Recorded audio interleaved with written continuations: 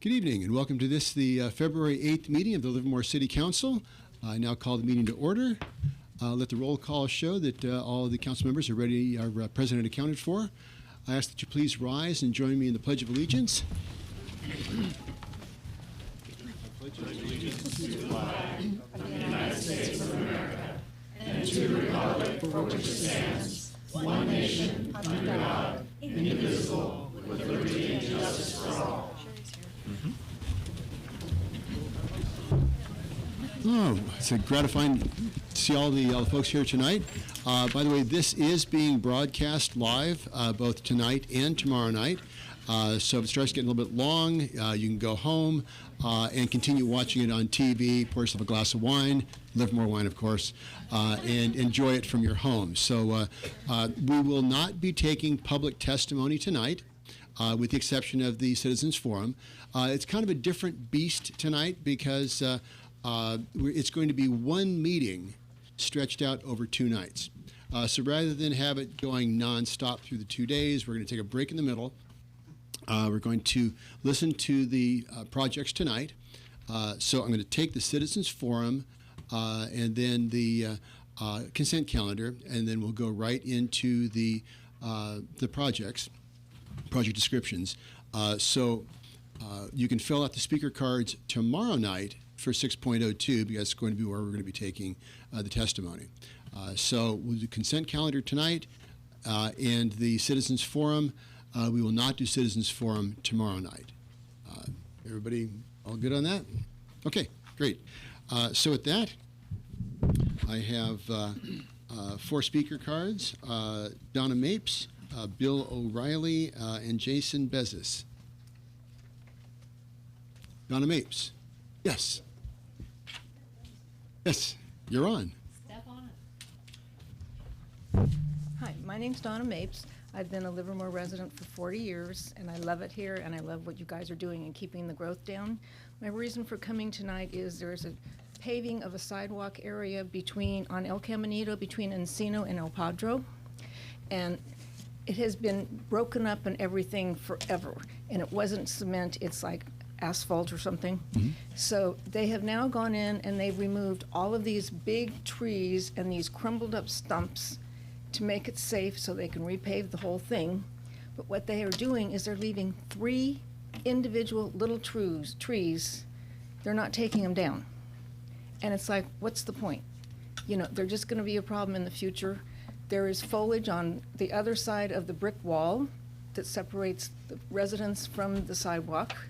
And I think it's just insane that they're leaving these 3 trees, which are only going to cause a problem in the future.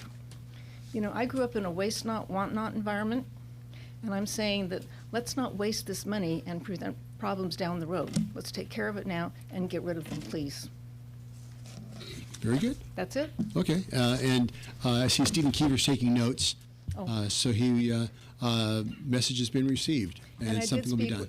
Speak with Kevin Dufin at the engineering department this morning, and this afternoon, he's the one that told me about this meeting, so thank you. Okay, Mr. Keever's giving you his card. Oh. So you can follow up with Stephen Keever. Yes. He's our... needs to be taken care of. Yes, so thank you for bringing that to my attention. Brian O'Reilly, Jason Bezos, and Don Meeker. Mr. O'Reilly. Good to see you again.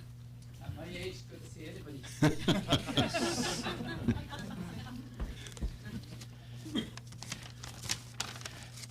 Brian O'Reilly, and I am a board member of Interfaith Housing. Interfaith Housing is a non-profit organisation that owns and operates 3 affordable communities in Livermore for low-income seniors. Interfaith Housing is an association of 8 local faith communities. There are 16 board members. Each faith community has 2 members on the board.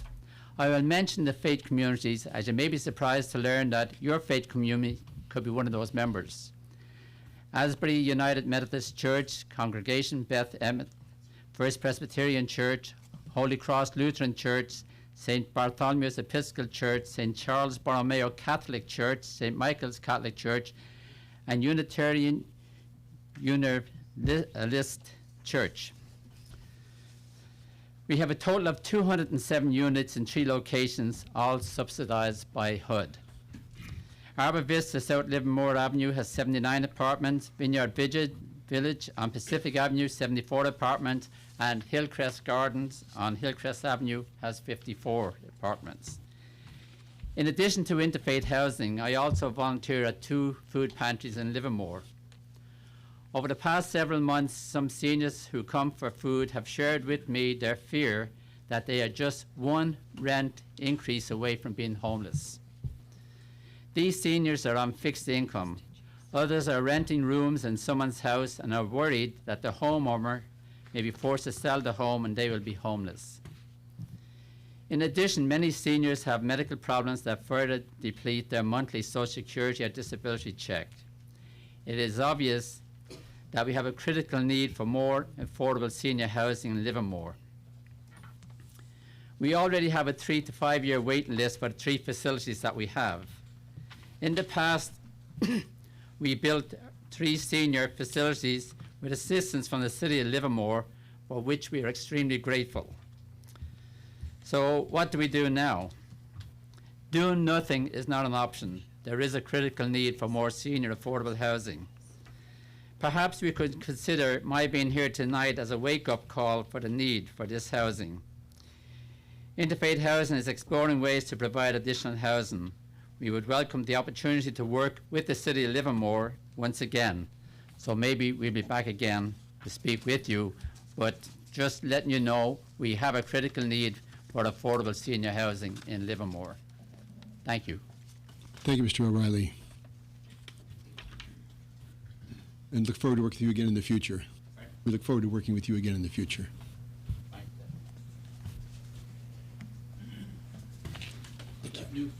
Beautiful brochures. Up to date. Yeah, thank you. Jason Bezos and Don Meeker.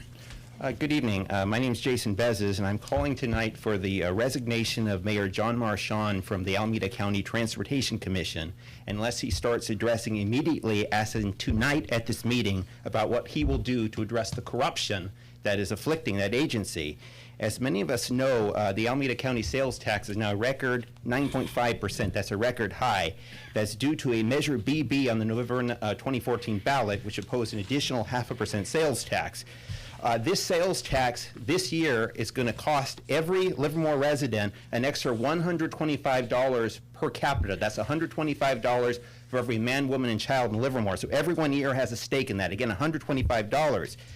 This tax increase Measure BB lost in Livermore, but it was supported unanimously by the City Council. So there's a little bit of opposition right there. As I presented in January, I believe that ACTC has illegally spent public money to promote the Measure BB election. That's illegal. To know the campaign brochures were produced with public money. They claim they're informational. They look like campaign material to me based on 3 Supreme Court precedents. The ACTC General Counsel was one in the same as the Yes on BB General Counsel. So you had the Yes on BB lawyer embedded as the General Counsel of the agency. I believe that's not permissible under California Rule of Professional Conduct 3-310. And I'm presenting a letter today that I just presented to ACTC earlier today, which I allege there's $50,000 of public funds that were spent for a campaign consultant, the same consultant, Clifford Moss, which ended up running the BB campaign. And curiously, the BB campaign is still going on at $72,000 in debt, and so it looks almost as if the taxpayers fronted the money to this campaign consultant, and now it's in the hole. There's a lot to look into. So how is Mayor Marchand involved? As mayor, he's appointed himself to the ACTC board. He's implicated in this corruption. He was a member of the steering committee, the smaller group that decided on Measure BB and how to get it passed by the voters. There was also a secret deal where $50 million of Livermore funds were exchanged from our local street funding, and I don't know where it went, somewhere else, but I presented at the December council meeting. It was referred to staff, and it's gone into a black hole.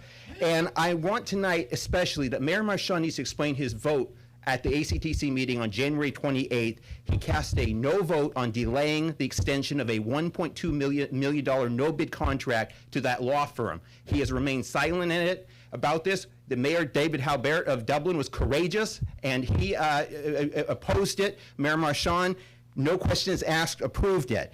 We do not live in Livermore. We live in Livermore, California, not New Jersey, not Chicago. This is about saving the city here. And so with $125 per person, there need to start being answers from the mayor. Thank you.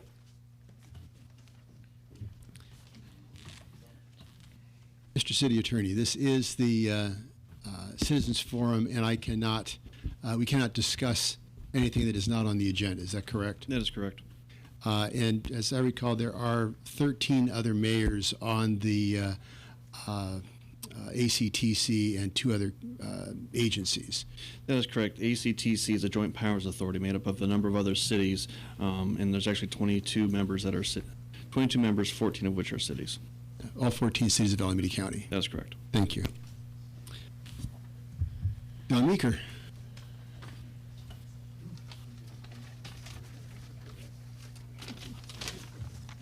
Well, good evening, Mayor, council members, and staff. Isn't it a gorgeous day today? Beautiful. I'm going to take you back to 1916. World War I was in progress, and Livermore had a National Guard unit called Company I. And the council met on February 7th, 1916, and you paid some bills. So I'm going to share with you some of the bills that you paid in 1916, 100 years ago. You had a utility man, and he was paid $75 a month, so that's kind of a benchmark. C.P. Leviever was paid $75 a month as marshal, and he was also paid $25 a month for as superintendent of streets. Town clerk would $40 a month. Salary of the town attorney was $25 a month. And Miss Katie Moy got 50 cents for typewriting. Now, the city council didn't have their minutes typed until 1920. You gave $65 to the Women's Improvement Club.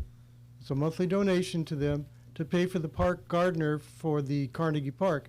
At this time, the gardener was not a city employee. $50 a month to Pogie for cleaning the streets. And you paid $20.50 to the Grand Spears Road Machinery Company for a street sweeper's cart. Now, there's a reason for having a street sweeper and a street sweeper's cart. You're paying the Livermore Commercial Company for feed for the team, and you're paying a blacksmith for shoeing the horses. And there's a charge here for fuel for the town hall. Now, I'm assuming it's coal, but I don't know that for sure. The other options are natural gas and firewood, but coal seems to make sense to me. And then you're paying $18 for 3 months to the Valley Garage for an auto hire for the fire department. Now, at this time, it's going to be 4 more years before you get a self-propelled pumper, that being the Seagrave. So this auto hire is for pulling a hand pumper to fires. At this time, you have hose carts, you have hose cart teams, and even today, there are hose cart races in fire departments. And that's what I have for you at February 7th, 1916 meeting. Thank you, Mr. Meeker. Okay, that's it for the Citizens Forum. Moving on to the consent calendar. I do have one card for 4.01 for the approval of minutes. Jason Bezos. Come on back up.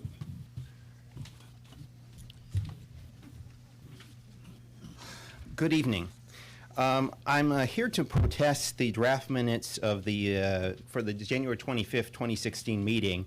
I believe they're inadequate because in item 6.01, there is no discussion, no mention of the fact that I had requested a speaker card to speak on that item and that it was refused that I would speak.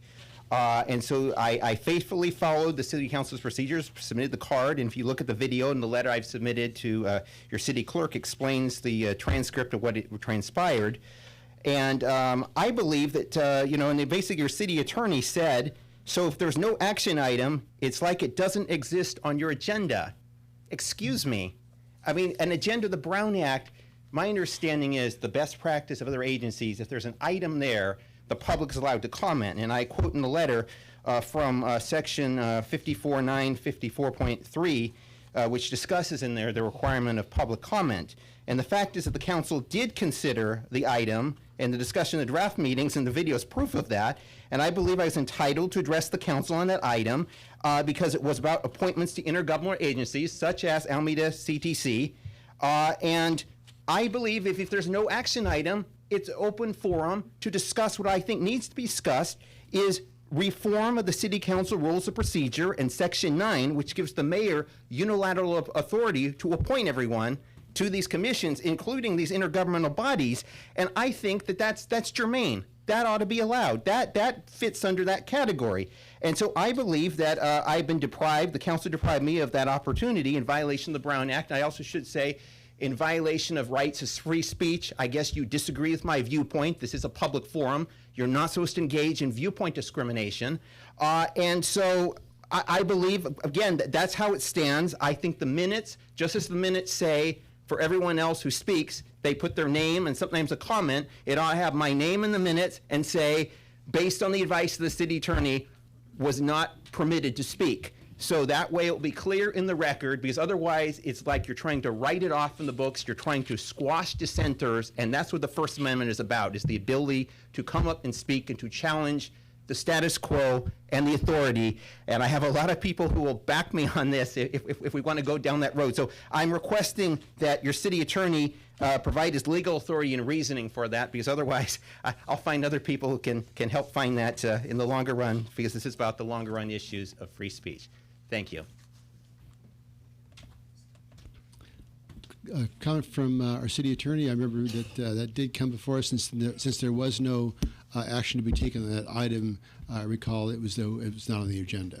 There was no action to be taken before the council for that item 6.01. The appropriate time and place to address the council on matters within its general jurisdiction is during citizens forum, as Mr. Business has done. Okay, great. Thank you very much.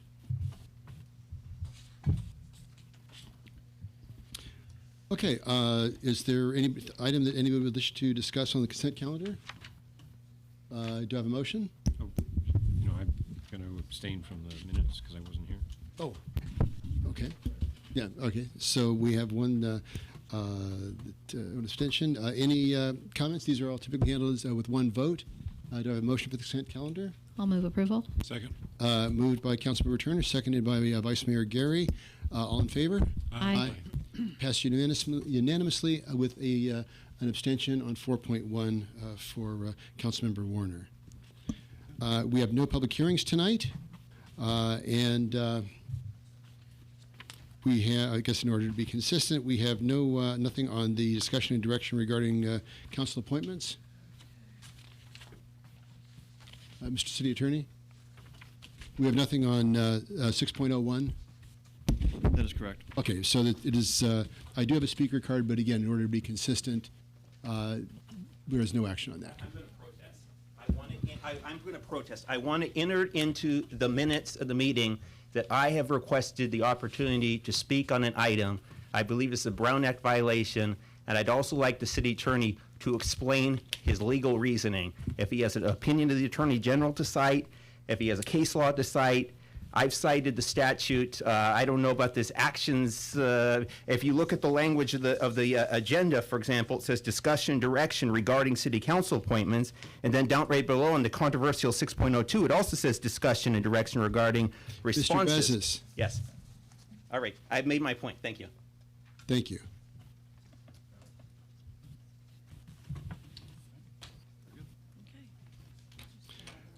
Okay. Moving on to 6.02, which is the main event tonight. We have the discussion and direction regarding responses to the request for proposals for the downtown marketing, sale, and development of downtown specific plan catalyst sites. So this will be Mr. Kiefer. Yeah. Good evening, Honorable Mayor and members of the council.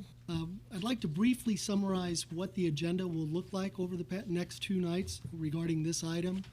We're going to start this evening with a brief staff introduction, which will include background on the downtown specific plan and a summary of the evaluation criteria that was used to determine the finalists moving forward.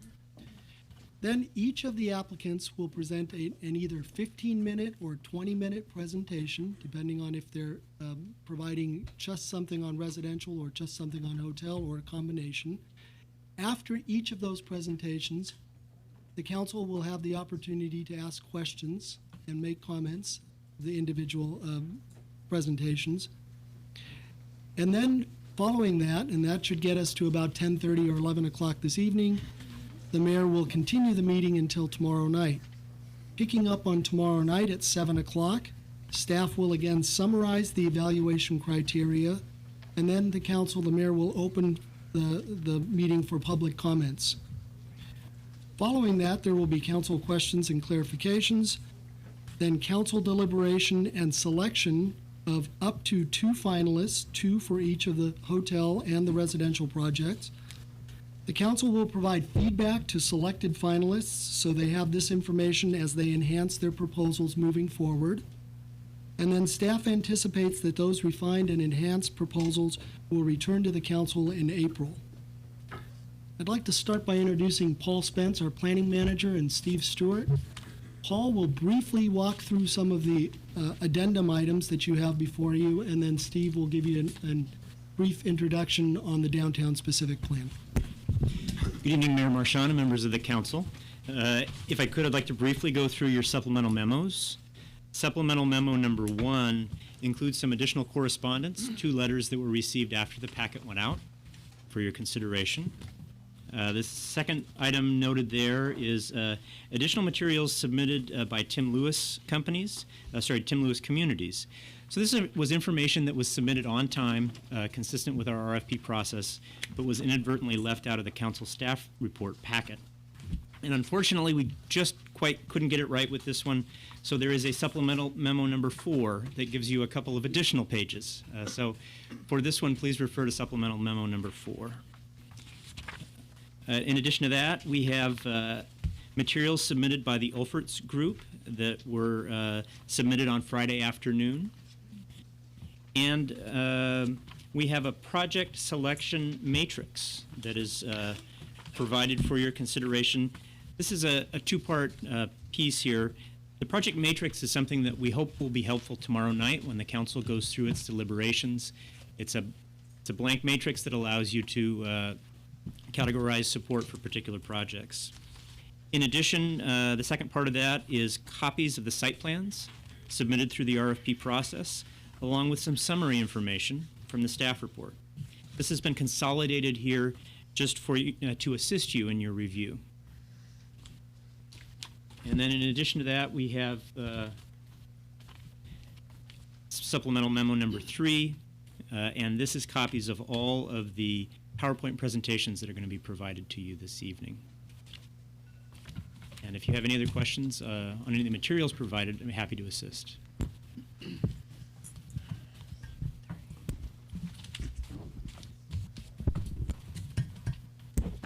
Good evening, Mayor, members of the council. So just a little bit of background before we get into the review of the applicant's presentations. Is my mic on? Okay. So back in 2001, the City Council launched the Vision Project, and you may remember this logo. That project created a broad-based public participation effort and reached community consensus on goals and policies that are guiding land use and development in the city. The community participated in the Vision Project through numerous public workshops and meetings, presentations to local organizations and community groups, and also a citywide assessment that was mailed to all residents in Livermore that had a high return rate. There was consensus that growth should not occur beyond the city's edges, and that growth should occur within the city boundary near existing services and infrastructure. There was also consensus that the downtown is an appropriate and desired place for new development. You may also recall that the Vision Project was launched on the heels of the passage of Alameda County's Measure D, and Livermore voters passing Measure K, which established the South Livermore Valley urban growth boundary. Then later in 2002, the council adopted the North Livermore Urban Growth Boundary Initiative. So again, the Vision Project set the stage for the city's comprehensive planning effort to develop the new general plan and the downtown specific plan that would implement these publicly crafted visions for development in the city. The City Council adopted the general plan and the downtown specific plan following the Vision Project in 2004.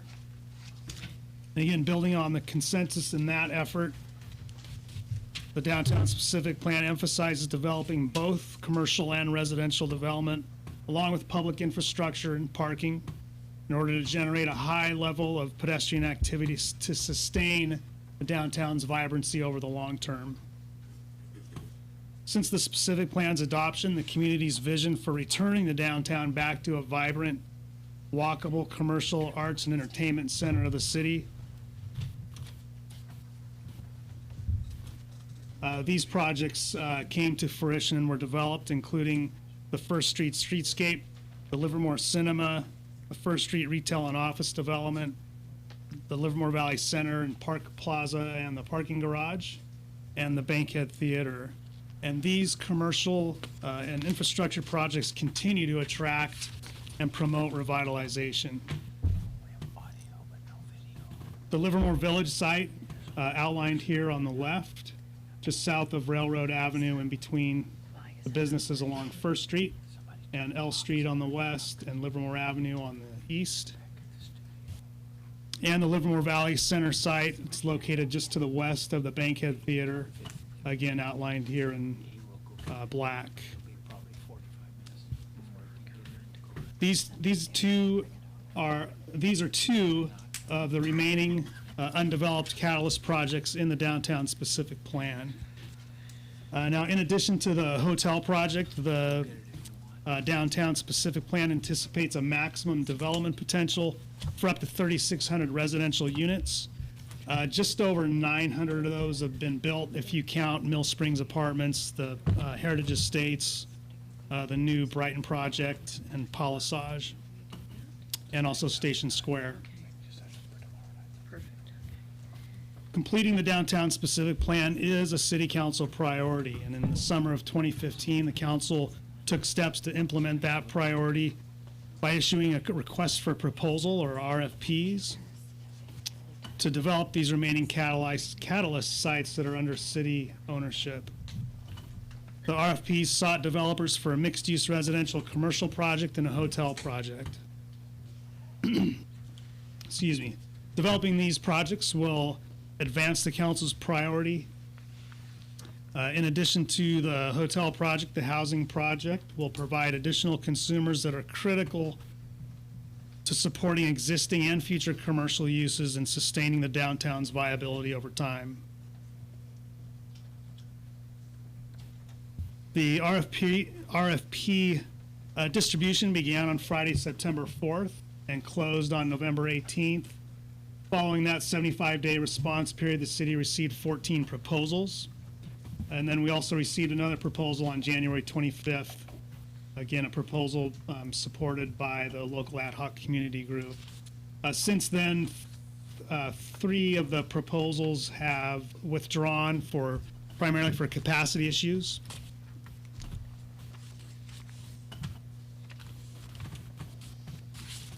Following receipt of those, staff followed the process outlined in the RFPs and also presented to the council at their June, July, and November public meetings.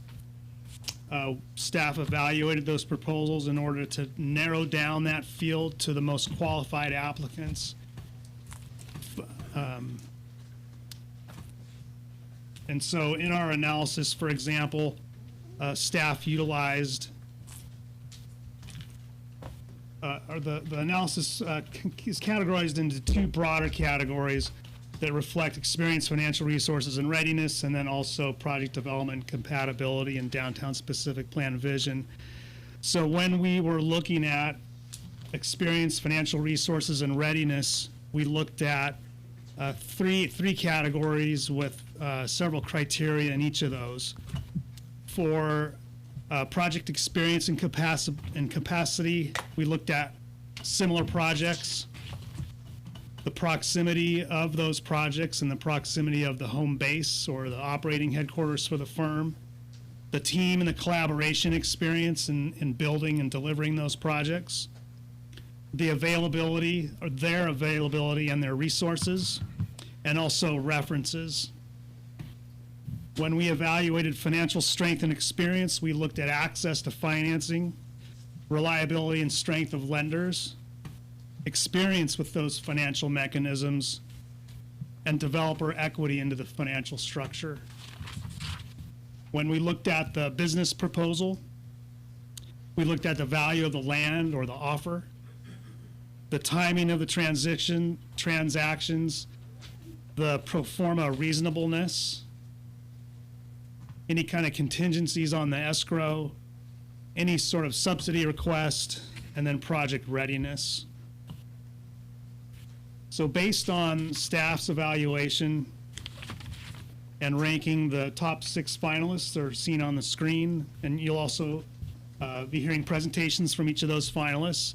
You'll also hear a presentation from the group supported by the ad hoc group. I would just like to note on page 108 of your staff report, we referenced table 4. That table doesn't exist. It's actually attachment 2 in your report, which is this chart here, exactly as you see it.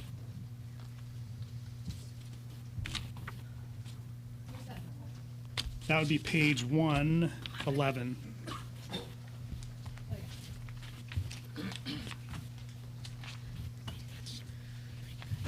So the next steps, as Mr. Kiefer explained, after tomorrow night, the council would review some refined proposals from the selected finalists. And we anticipate bringing those back to the council in the spring of this year. Following that, the selection of the finalists, city staff, and the consultant would negotiate a purchase and sale agreement or agreements. That would also be subject to city council review and authorization. So that concludes the staff presentation. We're all here available to answer your questions. And again, after the applicants' presentations and your questions and answers, the council would continue the meeting to tomorrow, where you'll have the public testimony, council deliberation, and selection. Thank you. Very good, thank you. Questions for the staff at this point? Just to reiterate, what we're looking for in this first step is what I used to refer to as technical, managerial, and financial capacity to complete the project, which you refer to as experience, financial resources, and readiness. So we're looking for the developers that are most capable to do this, and as we move closer to April, we'll be refining the project, ultimately what we want in that area. But we want to make sure we've got the right people to do it. That's correct. Okay, great. Thank you. So it's not really quite just a beauty contest yet. We're looking for their capacity. Okay. That's right. All right, so at this point, we've got, this first one is Alliance. Yes, that's correct. Alliance is your first presentation this evening, so we'd like to invite their team up. Great, welcome to Livermore.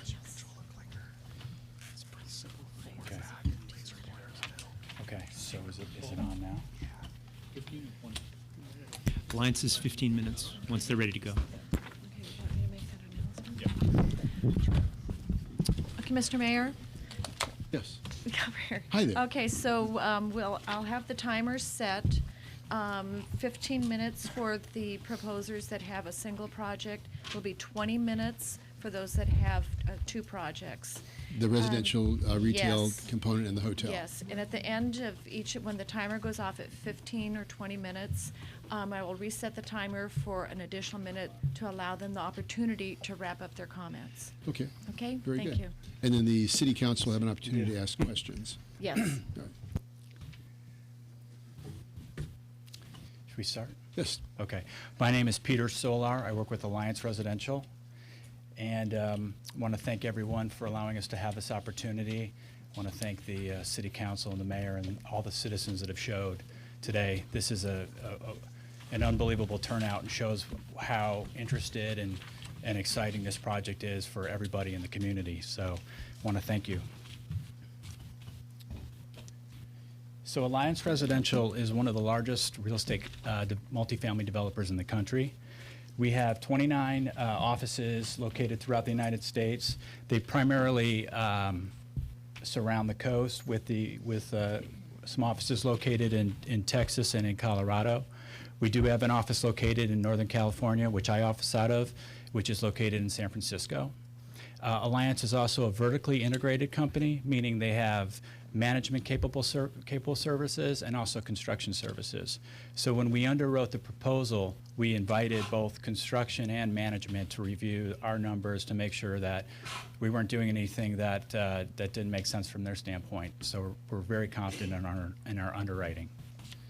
Currently, we manage roughly $9 billion worth of assets throughout the United States, which equates to roughly 80,000 units.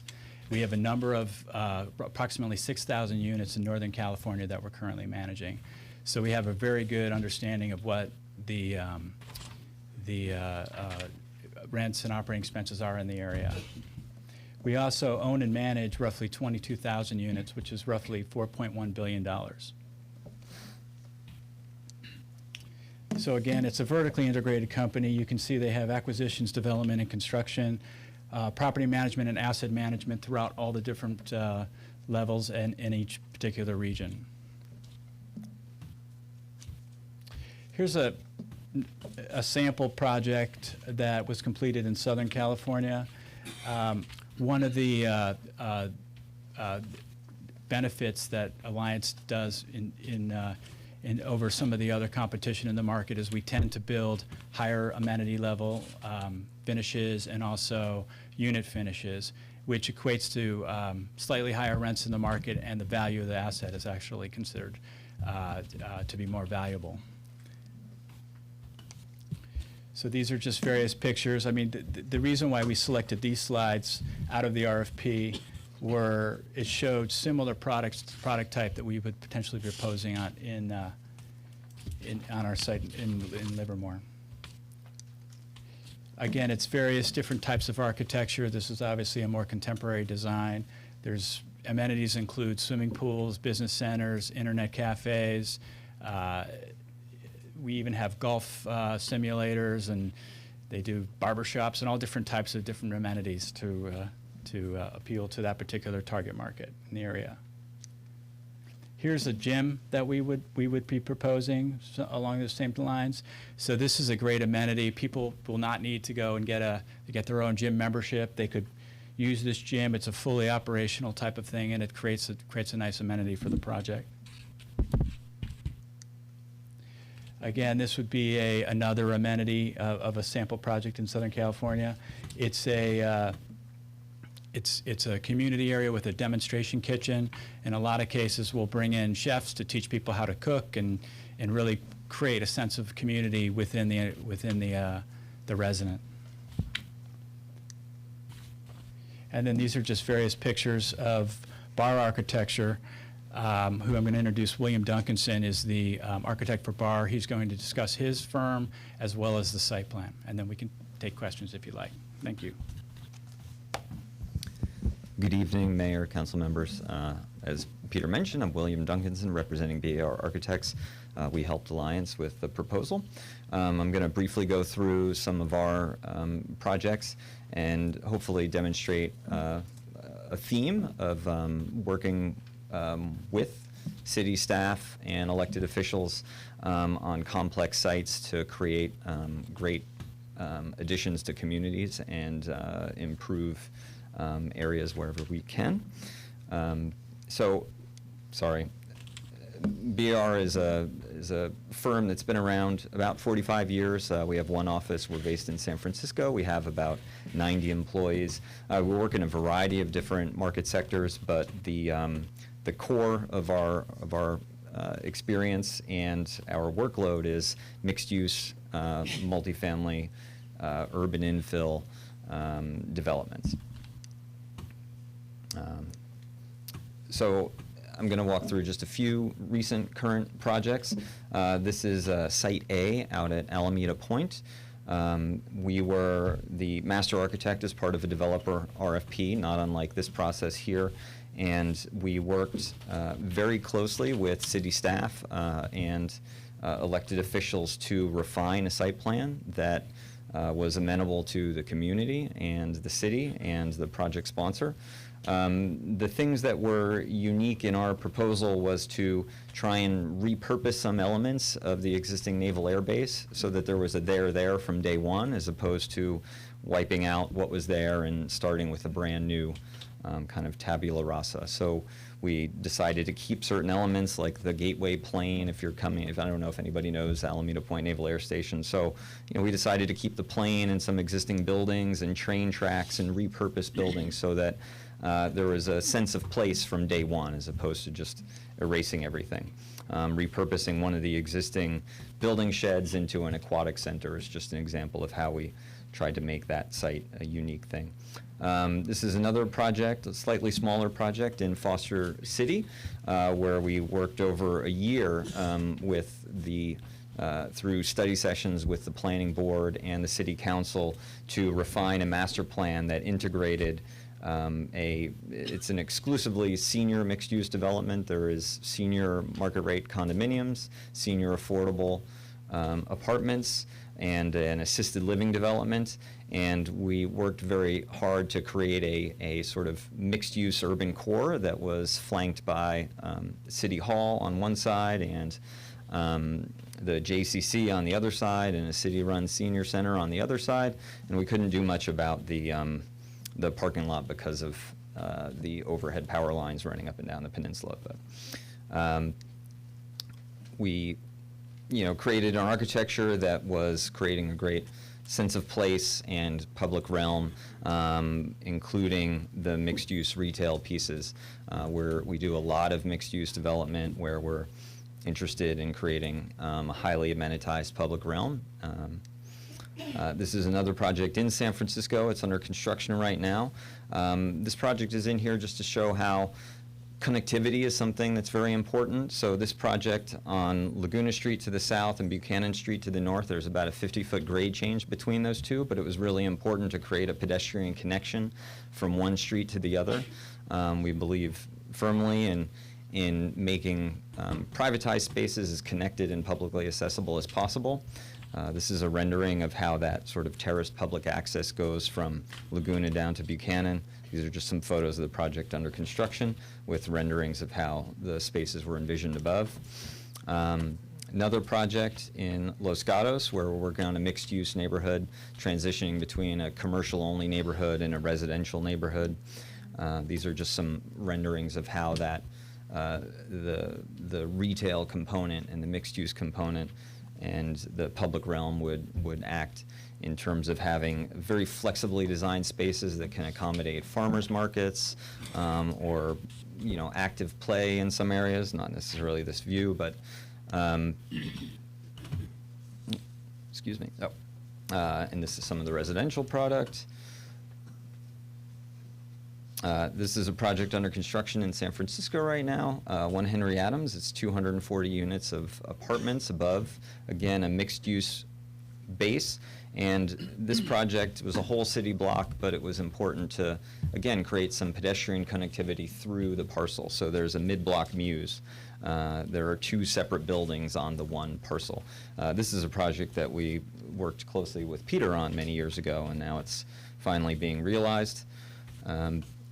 Here you can see an image of the access point. Is this a laser pointer? Yeah. So the pedestrian muse between the 2 buildings. Obviously, these buildings are a bigger scale than anything that's currently proposed for Livermore, but the attention to public space and public amenity is something that spans all scales of project in our mind.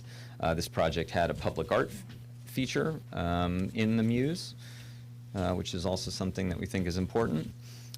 This project is in here just to show sort of a smaller scale of buildings. It's under construction right now, just finishing up. in Seattle, but this is a smaller scale of building that is probably more appropriate to what we're considering here. And last but not least, in terms of our quals, we've done a handful of the buildings out at Santana Row, which most people are familiar with, but again, it's just a testament to our knowledge and expertise of doing highly amenitized ground floor retail, mixed-use neighborhoods, and trying to engage the public realm as best as possible.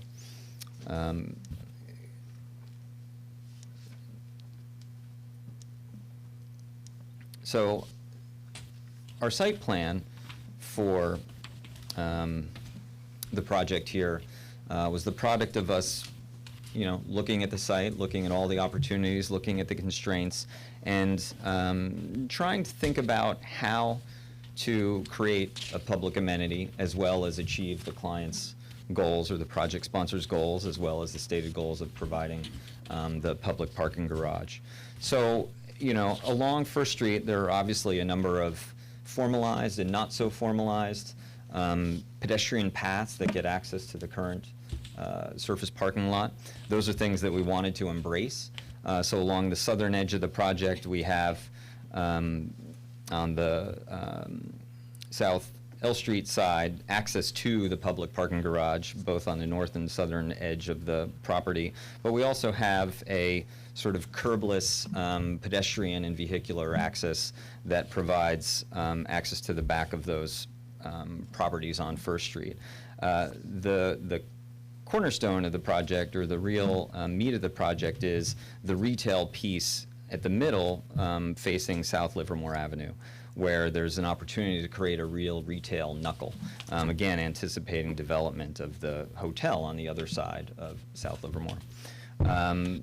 We felt strongly that it was important to create a sense of place and to create a public amenity.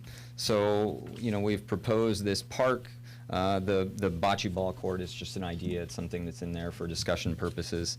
The formalized path that currently is accessing through the sort of pergolas, we decided to make that even more grand by bringing it on access with a bosque of trees and a potential secondary entrance to the multifamily building. The multifamily building has multiple entrances, multiple ways to activate both Railroad Avenue, South Livermore Boulevard, the new park, screen the residential parking. There are three different, for lack of a better term, product types. There's the residential flats, there are walk-up, tuck-under parking, and there are a handful of townhouses. This is a plan that we are extremely excited about. We know it's not the only way to skin the cat, but we're hoping to have the opportunities to continue the discussion. There are a couple of just illustrative renderings, just evocative of an architecture, not necessarily the architecture.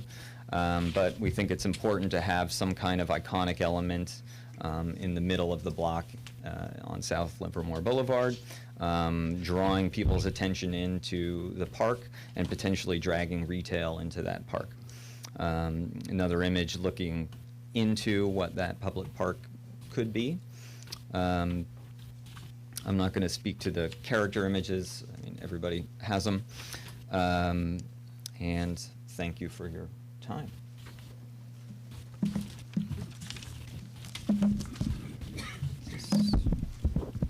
Very good, thank you. Questions at this point from the council? Okay, Councilmember Turner? Just a quick question of clarification. So your townhomes, I'm assuming if it's a 3-story townhome that a person has a first, second, and third floor in their home, but the garden apartments are all single floor and the wraparounds are single floor? Am I reading that correctly? That is correct. Okay. Yeah. So the town. So the only people that have stairs are the people in townhomes? Correct. Within their homes? Correct. The wrap building will have an elevator. Will have elevators. Right. And then the buildings to the left will have stairs going up to each floor. So the garden apartments won't have elevators, but the wraparounds will? Correct. The garden elevator. There will be elevators at the wraps, but the garden apartments will have stairs. That's correct. Okay, so if they're on the third floor, they just get really good exercise. Right. Okay. Or they And go then into the wrap apartment. And the townhomes are just a typical 3-story townhome where they have stairs and Correct. that jazz. Okay, Yes, you perfect. got it. Councilmember Warner. The question on how much retail is in that on Livermore Avenue? How many square foot? It's about 5,000 square feet, but it's a little bit fungible. And everything here is 4 story, nothing beyond 4. Is that what I see? Correct. And this is, to William's point, I mean, this is a first start, and we are open to hearing, your point of view and obviously the citizens' point of view as far as what they would like to see here. We thought that having this sense of place with this park that could have, it could be a passive area or an active area with maybe some public art would draw people from that center that's happening on First Street where you see the fountain. You could walk right into this area. We thought that was a kind of a nice match between the two. But again, we're just open to different ideas. Yeah, just to add to Peter's comment, from our experience, the best projects really begin after tonight, where we begin to work with staff and elected officials and figure out what's best for everybody. And one other question, while we're thinking about initial thoughts and things, did you consider and what are your thoughts on any retail on L Street? What was the thinking there? Well, when we originally were looking at the retail component, again, we were looking at, we literally stood at that fountain corner and could see this area ideally be suited for retail, and considering the proposal of having a potential hotel across the street, we felt this was a great corner. Frankly, we didn't study the other side. Well, we definitely could, and if we absolutely would be not opposed to putting in some additional retail if the city would like to see something like that. And if I may, one last question. On one of the big issues is trying to deal with the backside of the places on First Street and the access to all the needs for bringing stuff in and taking stuff out. What's the thinking there? Yeah, so the thinking there, I mean, it's a great point. The thinking there is that it should, I mean, our thinking is that it would be sort of a fleshless curb, more pedestrian-centric space where vehicles, I mean, fire access can happen, will need to happen. Vehicles can continue to provide access to those commercial spaces that are fronting First Street, but there is loading and staff parking. All those things need to continue to happen. But our thinking is that space shouldn't be primarily about the car, it should be primarily about the pedestrian. So, we'd like to continue to figure out what that means. There are a lot of, I mean, we've shown a couple different pedestrian access points running north-south, but there are, in fact, many more of them. And it'd be great to, I mean, it's one of those places where they could become really cool little spaces, and we need to be cognizant of how to facilitate that. I mean, we can't control it. It's not part of the project necessarily, but we'd like to figure out a way to create the opportunity for those types of fun folly-type moments that can happen in cities and do happen in cities happen here. Does that answer the question enough? Yeah, thank you. I had a question related to that, if I may, Mayor. So you're looking at basically the main pedestrian pathway from the public garage would be that rolled curb area that's in back of all the businesses on First Street. I'm trying to visualize, I guess you're not having people cut through the residential apartments, it looks like, or... Correct. I mean, there are a variety of north-south running pedestrian access points. This is, as you all know better than we, the more formalized one right now. So we've tried to celebrate that by making it more of have a series of destinations along that, should you choose to continue to walk to the north. But I'm talking specifically. Yeah, you're talking about over here. Yeah. So there are a handful of ways where people do now and could walk down towards First Street. You could also walk out and around. You could walk along this path, just as people do now, and kind of circulate through the corner plazas out there or come down there. I mean, we'd like for there to be as many options as possible. Another question that I had, I didn't see in your proposal any addressing of affordable housing. Do you plan on units on site? Do you plan on paying the in lieu fee? What would be? We were proposing to, I believe, to have units on site. And, Units on site, okay. Should have been outlined in the terms. Yeah, I don't know if I'm not seeing that, but okay. Then the last question that I have for you is, what would be the one local example? You gave many examples of what your team has accomplished, but what would be the one within driving distance local example that I can go and see for myself of something that you've built in the ground? So, I'm not going to Hollywood anytime soon. No, so I understand. It's, yeah. So I just opened up the Alliance office in Northern California back in March 2015. Okay. Prior to that, Alliance has done some developments. They were in Sacramento, but it was probably about 10 years ago. They recently just opened up the office, and I just happened to do it. So personally, I have close to 5,000 units that I've developed in the Bay Area that I'm more than happy to show you what I've done. Right. And I've actually built a project with BAR just recently. It's under construction. So I'm more than happy to do that. And we can talk about the projects that we're currently working on as well with Alliance if you'd like. Right. It's also more for the public in case anybody would like to actually go out and see something yeah, that's in the ground to get a sense of scale and style. And because when you mention things like iconic retail, it's kind of I understand the thought, but it's I don't necessarily know that the two I don't know how to really phrase this, but I guess I'll say it's just not my initial reaction is to think of a retail center as like the iconic center of a development. So I, looking for just any kind maybe of. the iconic wasn't real- the word we were looking for, but by creating, we were trying to invite. The idea behind it was to invite people into that open space area, and that's what we're referring to as kind of iconic, a central place where public can come and enjoy that area, and that was kind of the thought process behind it.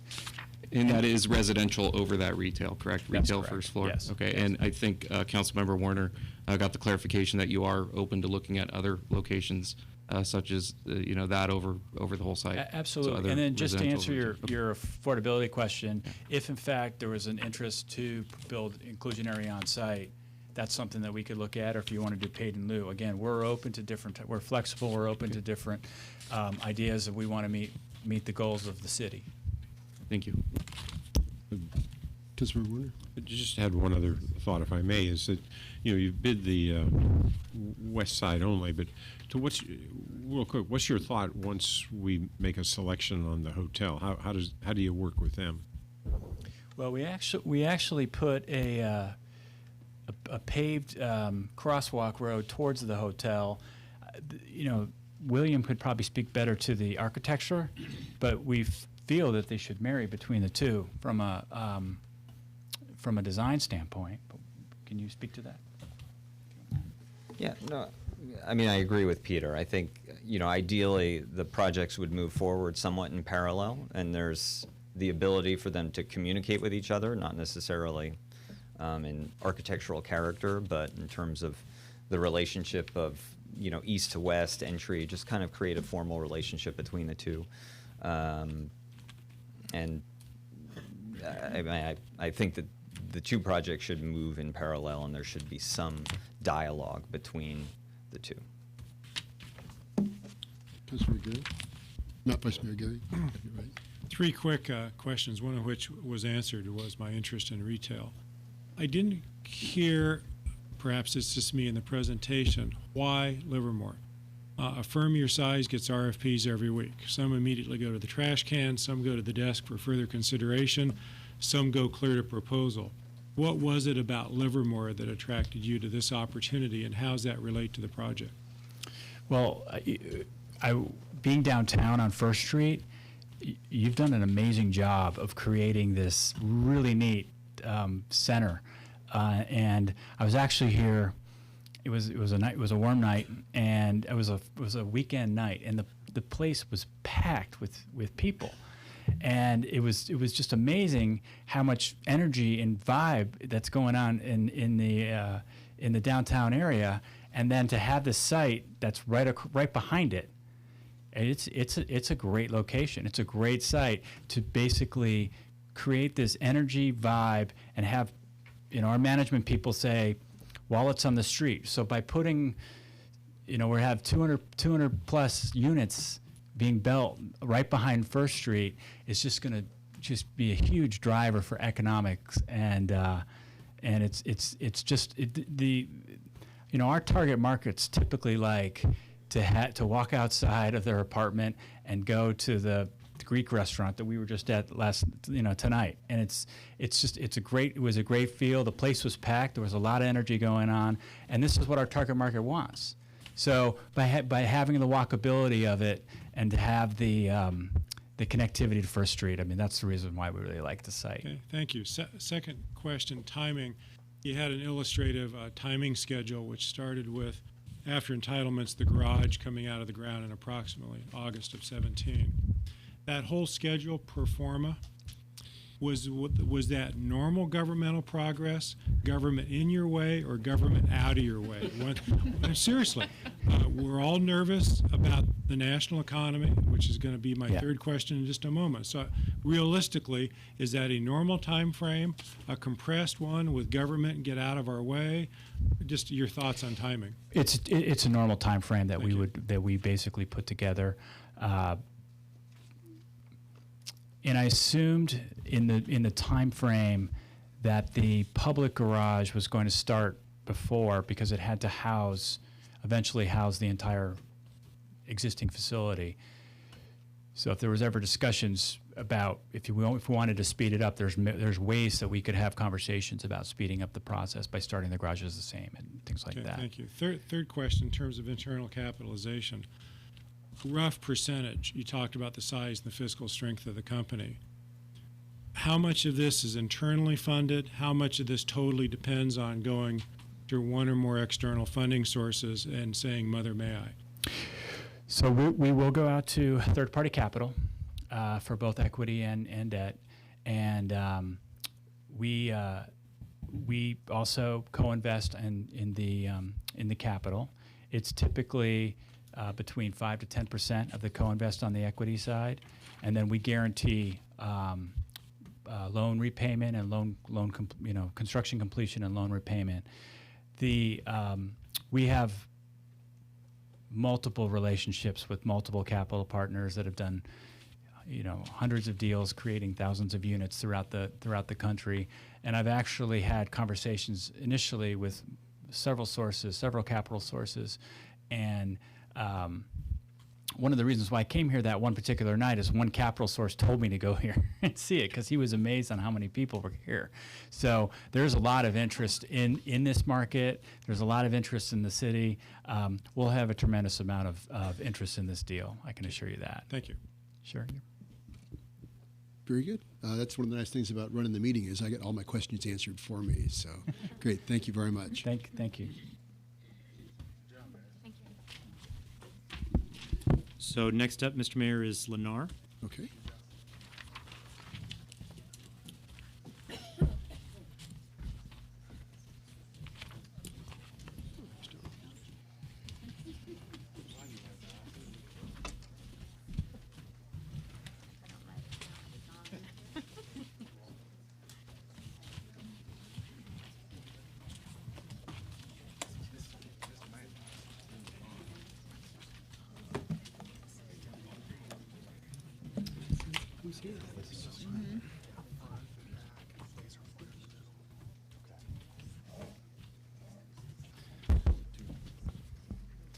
Good evening, Mayor, members of the council. My name is Alex Waterbury. I'm with Lennar Multifamily, and on behalf of our very large team that's here tonight, I wanted to thank you for the opportunity to present. We will keep it to our 15 minutes. We've got a lot to go through, so we'll just dive in. We're going to go through 3 sections, right? You guys know what's on the docket. We're going to talk about the project team. Your team is blocking our ability to We'll just do a little powwow. Indians. I'll bring them up when we start to talk individually. So, talking about the team, our capacity, the team's capacity, particularly with Lennar, and then of course ending with the vision for the project. Tonight we've got Lennar Multifamily Communities, which is really sort of the driver behind the proposal. Also Lennar Homes Bay Area, which is our for sale side. our hotel partner consultant, retail partner consultant, and of course our architect. Before we dive into the Lennar multifamily side, just a little bit of background. We benefit from going second, I guess, here, but why Livermore is something that we wanted to touch on. A number of us are from the East Bay, grew up in the East Bay, spent a lot of time out here. This is actually a site that I personally have been watching while in development for the last 12 years. Took a close look at it last cycle before you guys bought it back. So this is something that we've been watching closely. We're really, really excited by the opportunity. And again, and hopefully that'll come through. The team that we put together is one where this is a big project for any community. And we're not going to fool ourselves that Lennar Multifamily can build the apartments and the for sale and the hotel and the city garage and all the retail. So that's why we brought the team together that we did. And we'll try to touch on that. So Lennar Multifamily Communities, I run our Northern California office. We are the newcomer on the block for Lennar Corp. We've been around about 5 years. Last year we were, I think, the 5th largest multifamily developer by construction starts in the country. This year we'll certainly be in the top 5. As we go through our slides, you'll see we're very active here in the Bay Area. We have a number of communities that you could go and drive by and tour and see today, and Peter will get up and touch on some of those. We have sold nationwide short of about 1,000 units, and those are on the eastern and western seaboard. We have about 12 offices with sub-satellite offices throughout, and about 11,000 units total under construction currently, close to 40 communities, close to $3 billion. So this is it's a major enterprise for Lennar Corp, and it's a huge focus for the company, and we continue to grow and really focus on core assets and long-term holds. I should mention that too. And I'll speak for everyone real quickly before we get up and talk about individually our experiences. But Lennar Homes Bay Area, I failed to mention our offices in Oakland. Lennar Homes is here in San Ramon. Unfortunately, they couldn't be here tonight. They will be here tomorrow night if they're given the opportunity. But know the site very well, know the Tri-Valleys very well. One of the top home builders in the country, have been for a long time.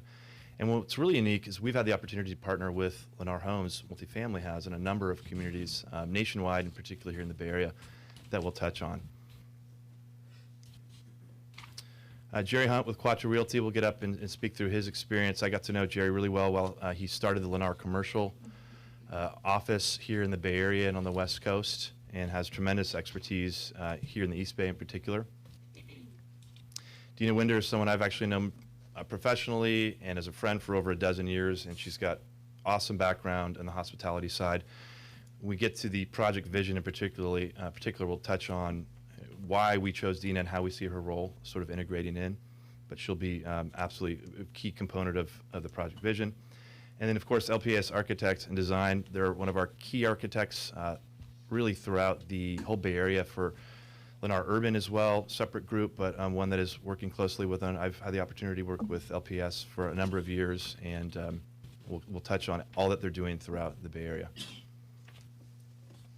So I'm going to hand this over to Peter really quickly because he's actually the project manager, and he would be directly involved on the Livermore Cornerstone project. I wanted to walk through these 3 communities in particular and touch on a little bit about your background. Then I'll duck. Good evening. Thanks for the opportunity. Peter Skellinger, Vice President of Development for Lennar Multifamily here in the Bay Area. This is a community that we purchased from one of our friendly developers here in the Bay Area, and we built this out in about 24 months. It's 149 homes in Mountain View. It was the first development that we did here in the Bay Area, so it's obviously one that we're very proud of. We just sold this. That's not our strategy. We are building our platform to own, but this is an opportunity that we saw to sell to another investor. This is a community that we have under construction right now in Redwood City. It was one of the first developments to come before the city right after the adoption of their Precise Plan, the downtown Precise Plan, that has completely changed the entire environment of that community. And we're very proud of this. This is 196 homes and an 8-story concrete structure. This development right here is about $100 million. And then this is another community that we have under construction right now, 155 homes in Berkeley. This is a a very complicated building. It's 4 stories of wood frame over 4 stories of concrete, 2 of which are below grade.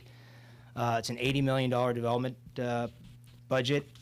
There's 30,000 square feet of retail anchored by one of the leading health and fitness clubs in Equinox.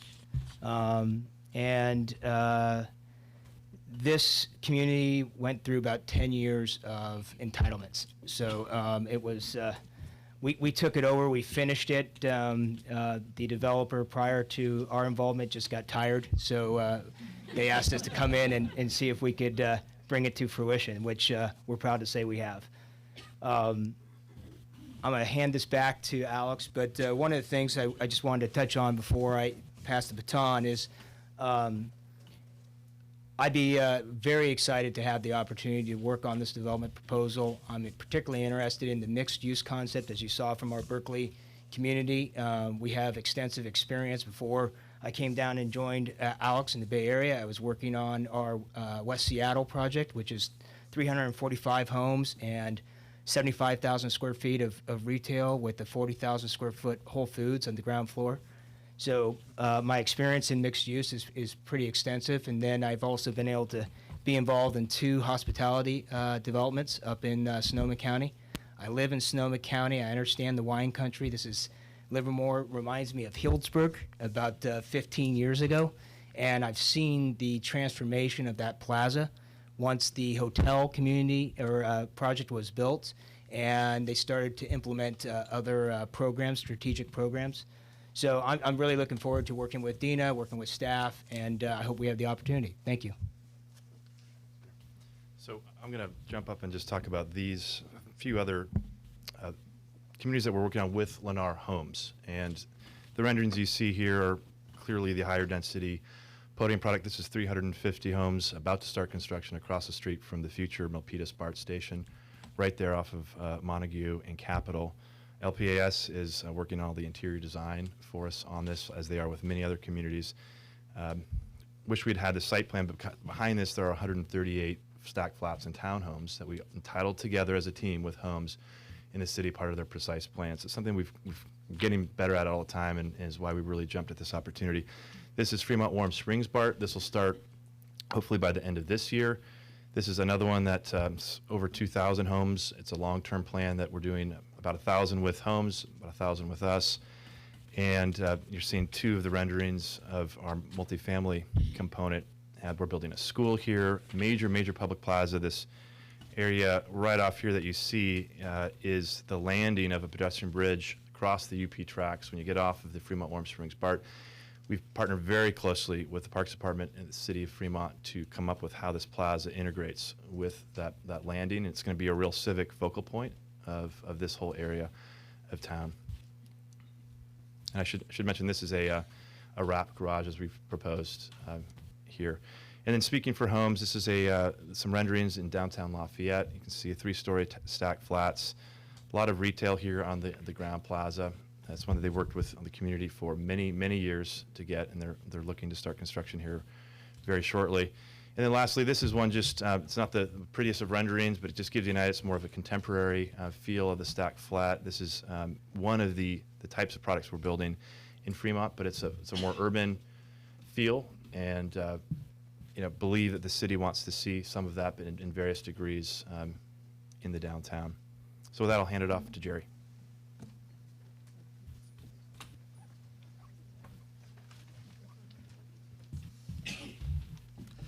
Mayor, council members, thanks for the opportunity here. I'll first start by saying I really am the guy that's in that picture earlier. It's just a little old. I don't think I could get through TSA with that picture. But anyway, council member Gary, you'd asked the question about why Livermore. I would say I'd start out by saying that I've been in the development business for 25 years. The vast majority of my business has been in the Bay Area. I've lived in the East Bay for 25 years, and every project that my firm's been involved with has been reuse of real estate, urbanization of suburban markets. Back when there were redevelopment agency projects, I did 6 redevelopment agency projects. So a really deep and rich public-private experience. Most notably close by, at least of the 4 slides that we have here, the left one there is Olympia Place, downtown Walnut Creek, the entire city block that has the theater, Cost Plus. That, everything we've done is just about everything has parking structures, and that was also one of them. It's 0.85 FAR project. The Urban Outfitters building is across the street from it. That's a reuse of real estate project, and where we re-tenanted a building, but it was really a redevelopment project. And then if I could see the next slide, please. I don't know who's, oh, I've got it.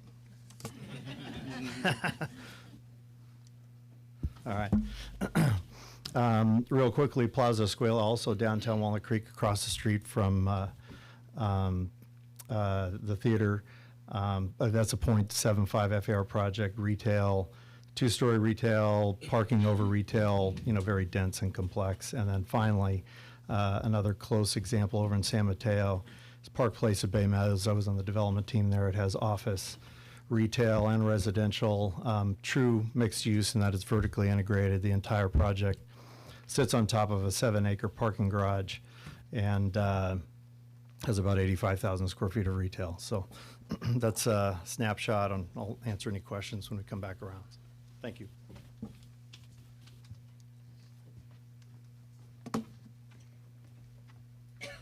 Hi, I'm Dina Winder. I also am an East Bay resident, and I've lived in the East Bay for about 12 years now. I specialize in mostly boutique hotel consulting. I've now worked with some global hotel brands as well that have merged into the boutique space. But that's really my specialty, and it's really what energizes me. I like bringing vibrancy and a unique solution to each hotel site. So it's really what makes me excited about this particular location in Livermore. Some projects that I've worked on, this was a 30% vacant office building in Waikiki that we converted to a hotel, seeing a better use for that particular space to energize that part of the city. I've worked on the top right is actually in Portland, small boutique hotel, about 84 rooms, high-end property adjacent to the downtown in Portland.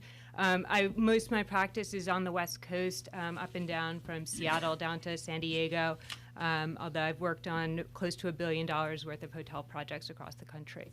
Most of my current work is in the Bay Area. I do a lot of adaptive reuse projects, again, focusing on sense of place and really taking advantage of the local resources that are in place to make a hotel project as appropriate as possible to that city.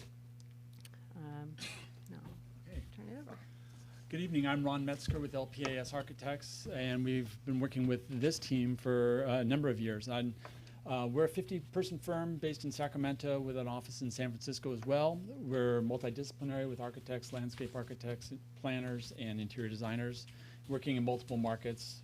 Our multifamily mixed use is one of our largest ones. So I'm just going to highlight a couple projects. This is a project we did in Sacramento. It's called the Alexan Midtown.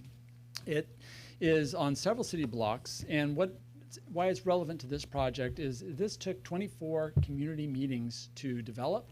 And it is a very unique project, and the architecture, as you see in the lower slide, reflects the bungalow single-family character across the street, and the building in the background is a more commercial building anchoring a commercial corner. So both the development pattern and the architecture was really a reflection of that community input that we got. Also a recently completed project, and a very dense infill project in downtown Walnut Creek. A new project that just completed in downtown Sacramento. This was the second type 3, but the tallest wood frame building in Sacramento. And it's pretty innovative in terms of what we were able to incorporate with reclaimed water, active solar, thermal solar. It is LEED Platinum, which is one of the first LEED Platinum buildings to get that rating in multifamily housing. And then also integrated mixed use, transit-oriented development with hotel, office, residential, and retail. And again, we do work in multiple markets, both residential focused mixed use, but also retail focused mixed use. Again, creating an iconic image for whatever project we're working on. We've also done work here in Livermore. You mentioned Heritage Estates. That was a project we completed in 2007 and started in the early 2000s. It's a senior campus.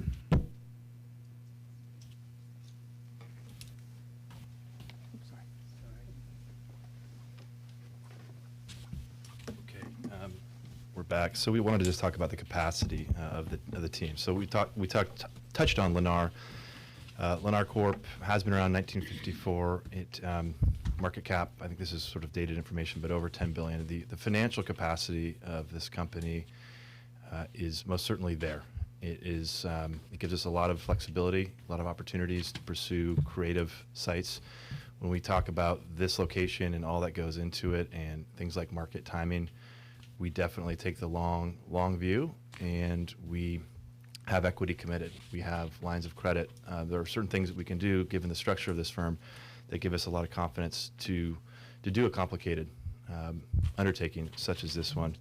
So most people on the residential side are familiar with Lennar, but we're active in almost every western state, certainly 46 markets, and based in San Ramon on the home side.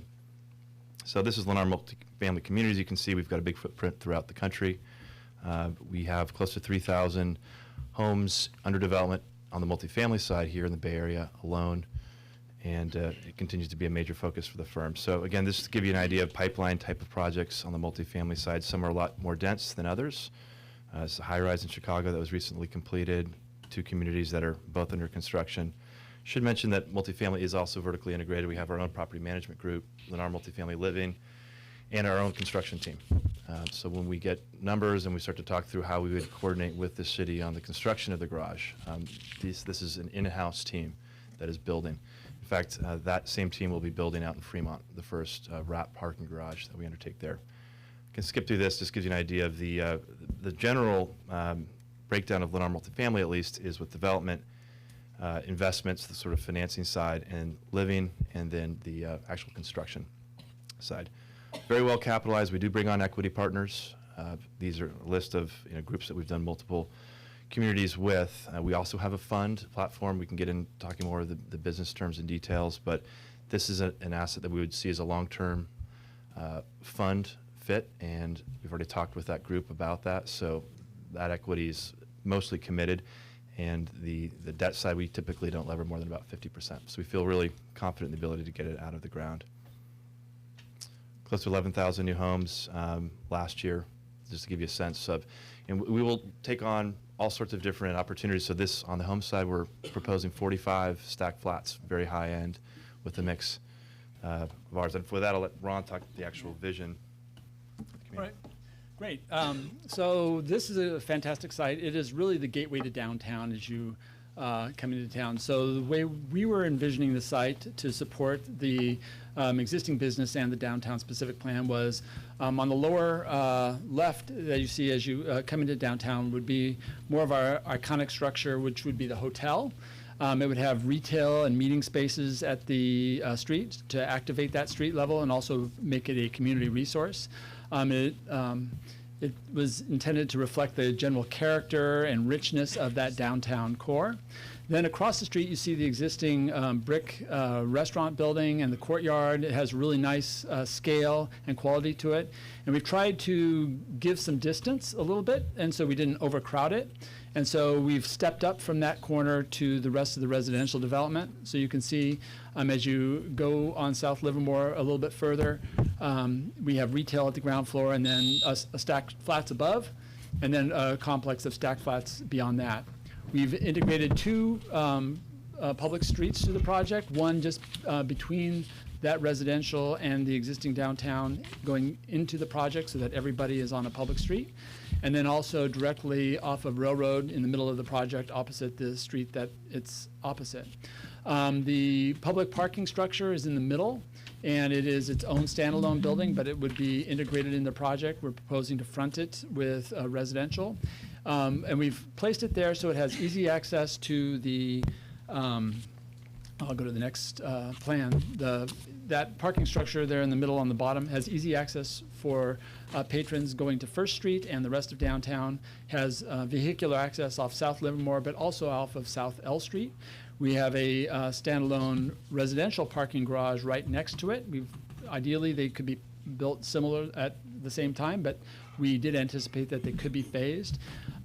We did anticipate ground floor retail. We have ground floor retail along South Livermore, kind of trying to connect a fabric to downtown, but also in the residential building there at South L and Railroad, we showed some there along the Center Street, but based on your comments, it is also possible to create live work or other retail along South L. Honorable Mayor, the 20 minutes and the 1 minute rundown have run at this point.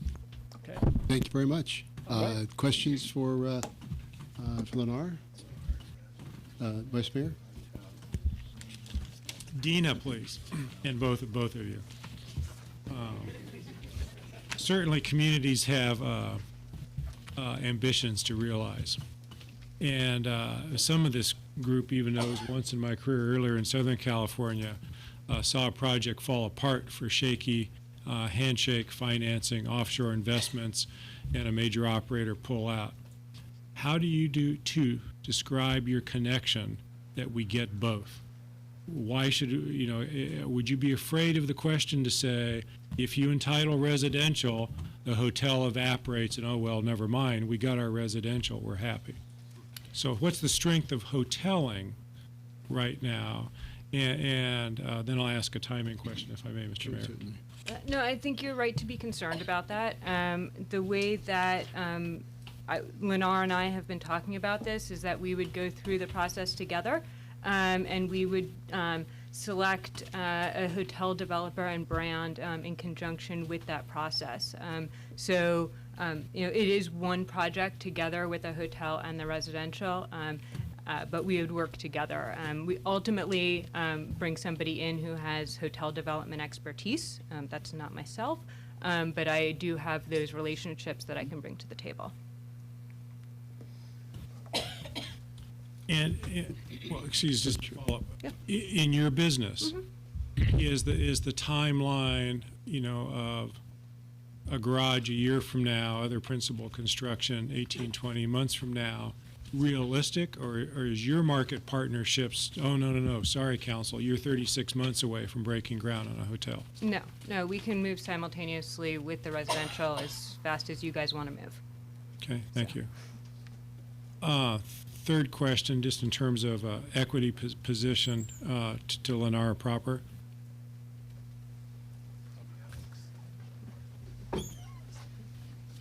Again, time over distance. Government not inordinately getting in your way. What's the timing look like, and how much of this can you self-fund to get started versus, oh no, we've got to have full entitlements before we can even go talk to an equity partner? We are assuming a year from now, effectively, which I'd say leans more towards government out of your way. It's pretty darn fast.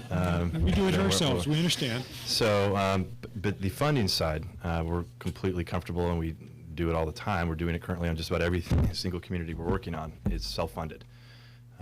I mentioned the fund that we have that's already there. It is something that we have, for the most part, full discretion on how we commit those funds. So that is not a big concern as it relates to the timing. Really, because it's long term, we certainly want to get going as soon as we can. And there's certain, particularly on the debt side, considerations that we want to stay in front of. But as far as when we can start spending real money to go out and spend pursuit dollars, that's immediate. In your economics right now nationally, what if it is the sand almost out of the hourglass?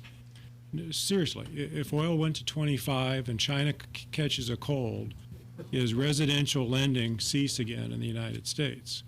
Or no, multifamily infill urban development's a little more resilient, and here's why we have the resourcefulness to see this through. It's definitely, in our opinion, the latter. There's just have been for 30 years, a chronic undersupply of housing in the Bay Area. Everyone knows it. Everyone feels the pain of whether you're buying or renting.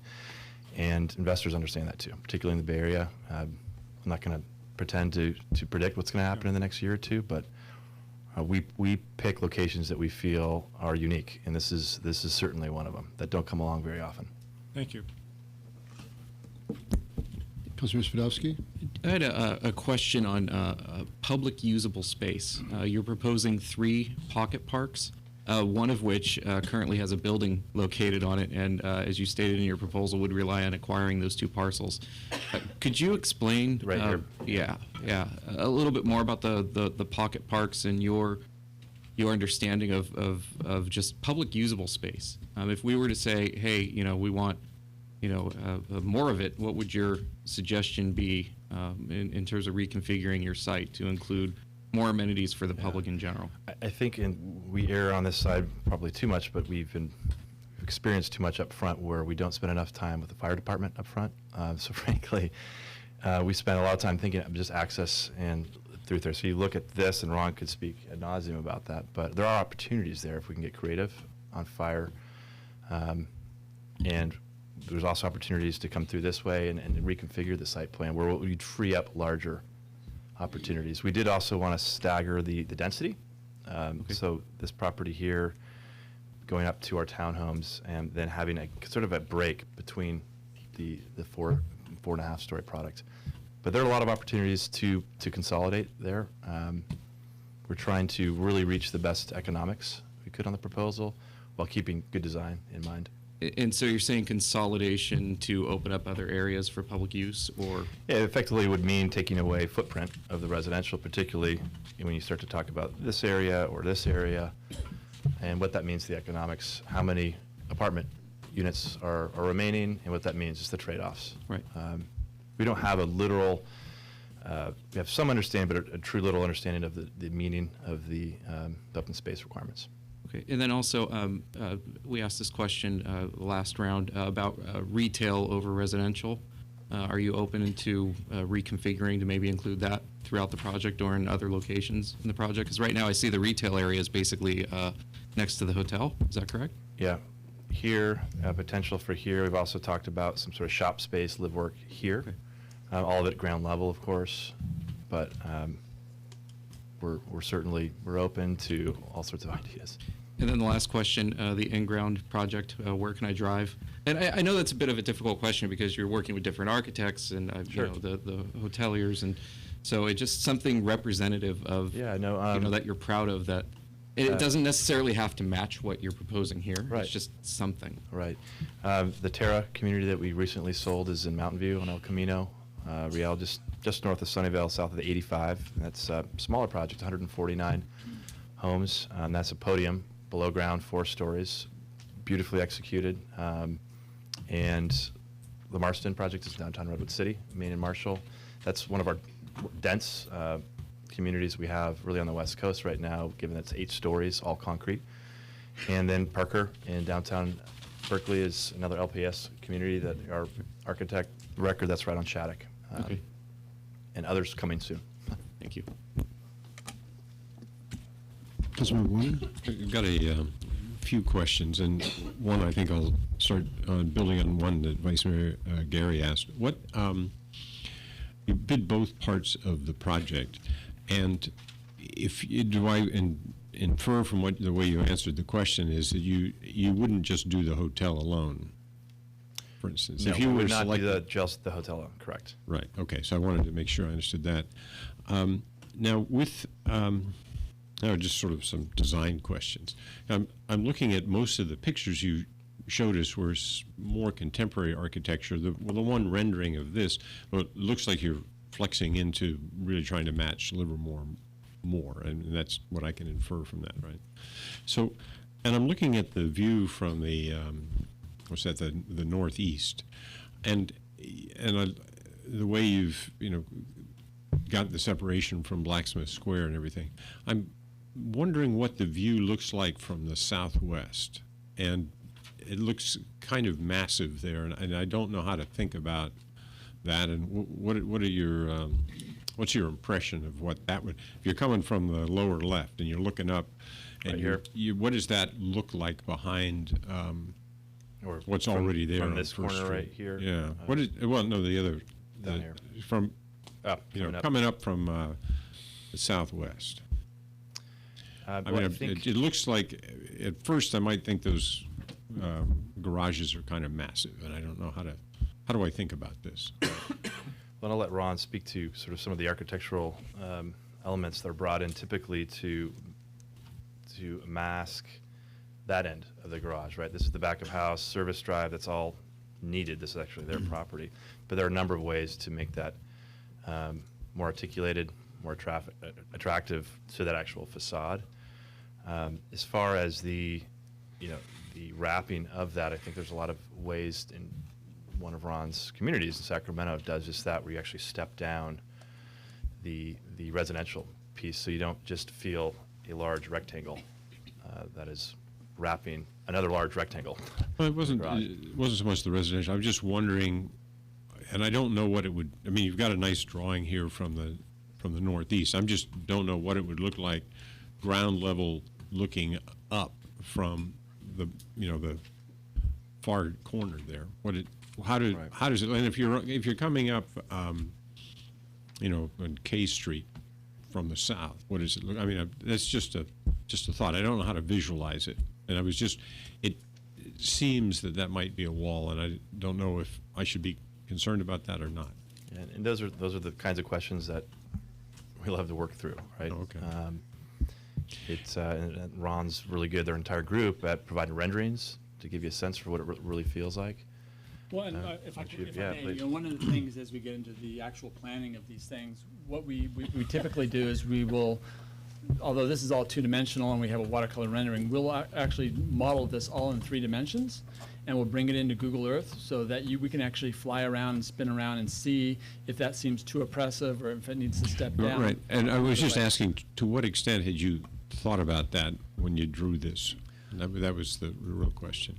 We did anticipate not just extruding everything completely 4 stories as a blank wall, and in fact, if you go back that first building there off of South Livermore, the idea was that it would come up similar in height to the building just across the driveway, and then it would step back, and then much like a lot of the buildings you have in downtown, something happens at the 2nd floor or the 3rd floor, just to create that step back. So there's ways to treat it architecturally, and there's ways to physically move the building back and forth. I was just, it wasn't the Livermore side, it was the First and L corner. Yeah, that'll be one of the interesting things. Right, to so develop. I don't want to keep going through it. So then I wanted to switch over to make sure I understood the hotel concept, and how do I think about how upscale you're thinking about here, and is there a spa, what's it like, those kind of, what are the real amenities in this hotel?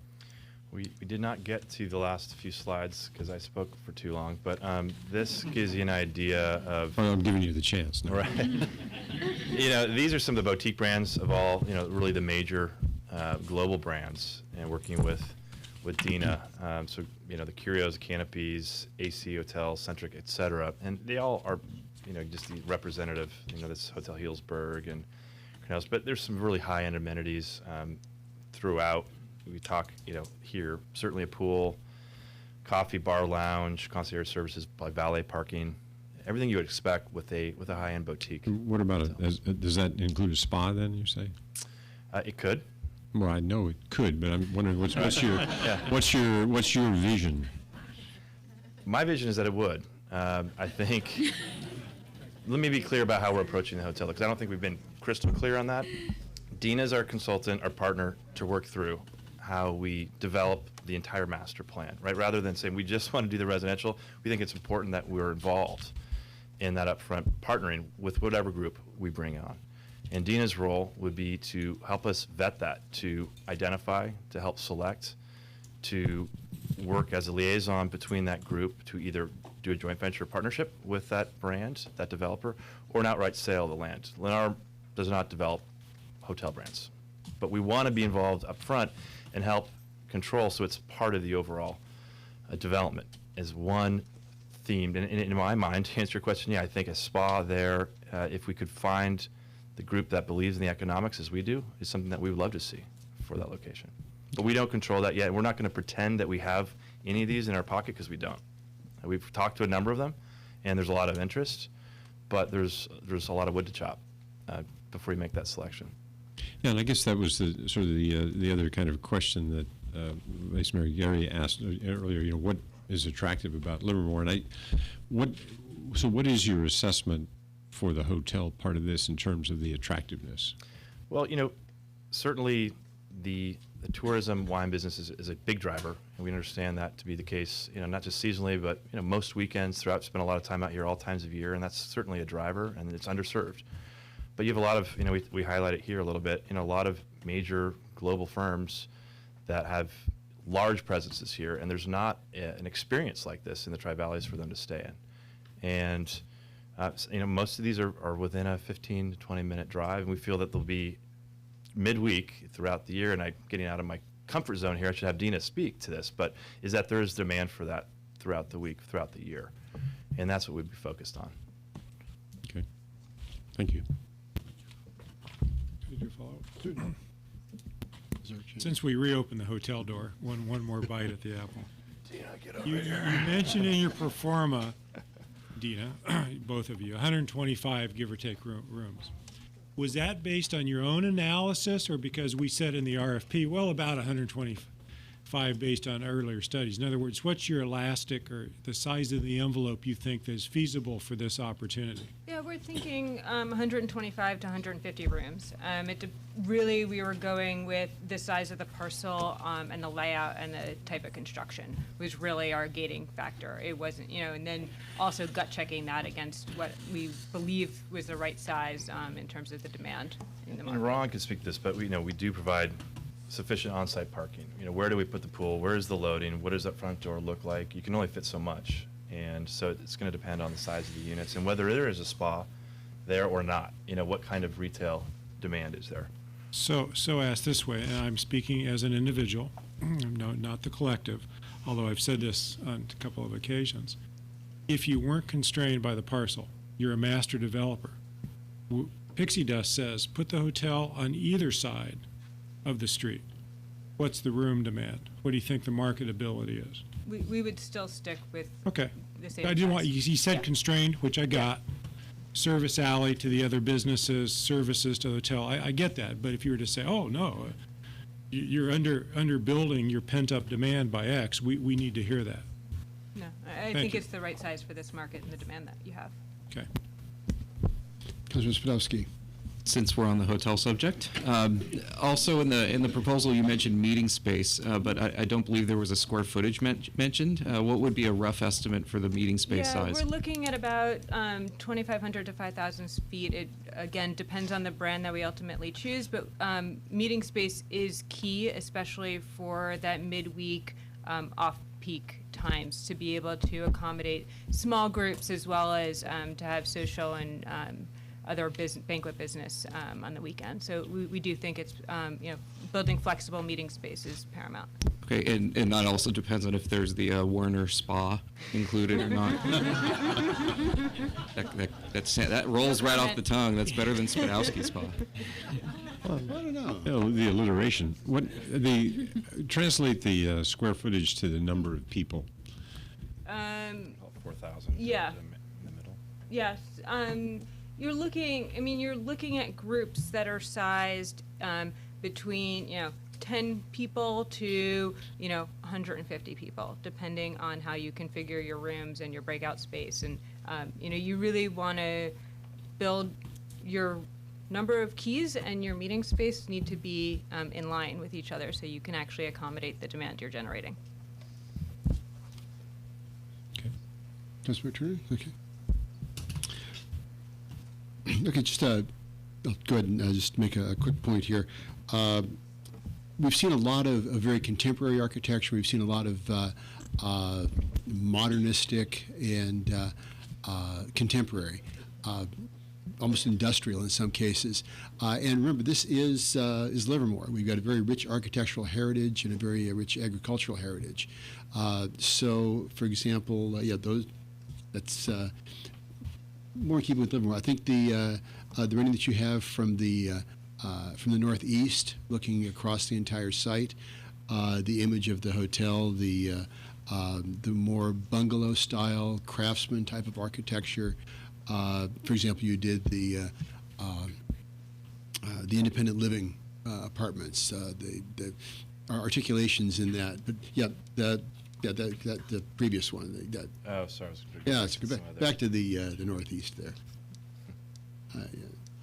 Yeah, Councilmember Warner. So, yeah, again, you're factoring in some of the agricultural heritage and the more the feel of Livermore. So that's sort of the flavor I'm personally. Of course, I'm just me, but I think that's more in keeping with the community than the more industrial stainless steel contemporary tower type look. Yeah, we agree, and we often propose this, and the city politely asks us, no, we want something contemporary with a flat roof. And I'm old-fashioned. I'm old. It works. I'm a dinosaur. So no, this is what's part of what's really exciting is something some really excellent design that Ron and his team are really, really good at responding to.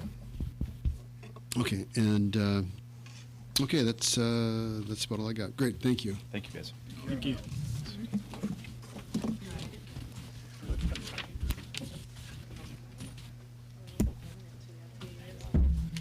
Thank you for hanging on as long as you did.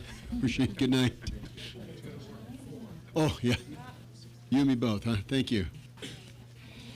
Okay, let's go ahead and take another one. Next up, we have RSVP with Meet Patel.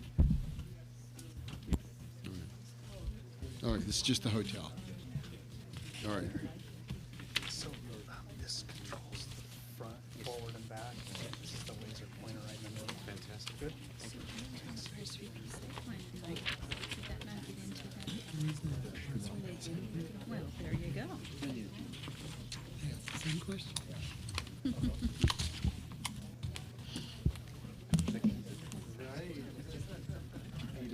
All right, you're on. Fantastic. Mr. Patel? To begin, we would like to take the opportunity to thank the mayor, the council members for taking the time to listen to our presentation today. We're excited to share our vision for what a downtown Livermore hotel could look like. Let us begin with a little, with a little information about our company, RSVP Investments. My name is Meet Patel, and my wife, Simi Patel, and we own RSVP Investments. Myself, I was born and raised in Castro Valley, where I attended grade school. I continued my higher education at UC Berkeley, earning my bachelor's degree. My wife, Simi, was born and raised in Toronto, Canada. She earned her bachelor's degree from Western Ontario and further her master's degree from the University of Buffalo, New York. Since we got married, we have lived in San Ramon for more than 10 years. Therefore, we know the Tri-Valley area thoroughly. To give you an idea of our experience in terms of a hospitality industry, I was practically born into the industry from day one. Growing up in the hotel business resulted in my working every position from front desk agent to a laundry detergent to a laundry attendant, from sales to engineer. I've worked pretty much every position. My parents started from humble beginnings and built a strong hotel collection with hard work and perseverance. At the time of my birth, we owned a single hotel with about 17 rooms, and now have grown that portfolio to about 6 hotels with over 500 rooms, all of which are located in the Bay Area. Here are a couple of images of our Hampton Inns that we own in the East Bay and the South Bay. Here is the Hampton Inn Fremont. We were one of the first visionaries for the Hampton Inn brand. Back when we built it, I think we were probably the first of 2. And since then, the Hampton Inn brand has grown to be the #1 franchise. This is the exterior view. Here's a view of the lobby that my wife designed. Here's a view of the breakfast area. Here's the Hampton Inn Milpitas. We're located right across the street from Cisco Systems. The Fremont property is located right across the street from Tesla factory. Tesla Motors, that is. Here's a picture of the lobby and the breakfast, in the breakfast area. We are currently in contract to add over 350 hotel rooms to our portfolio, also located within the Bay Area. One of which is the Home 2 being built right here in the city of Livermore. one staple of our business is to build and hold long term. So till this day, we've built every hotel we own from the ground up, and we still operate them till today. My wife has a strong entrepreneurial background, a magnificent taste and talent for design. She owns and operates an interior design and event planning company called Decorators Lounge, located in San Ramon. Since we wed, she has had a heavy influence on our business, as she's been called upon to renovate all of our properties over the past years. She is a Hilton pre-approved designer and is the lead designer on all of our current projects. We have a passion for the industry, and we have our own unique expertise.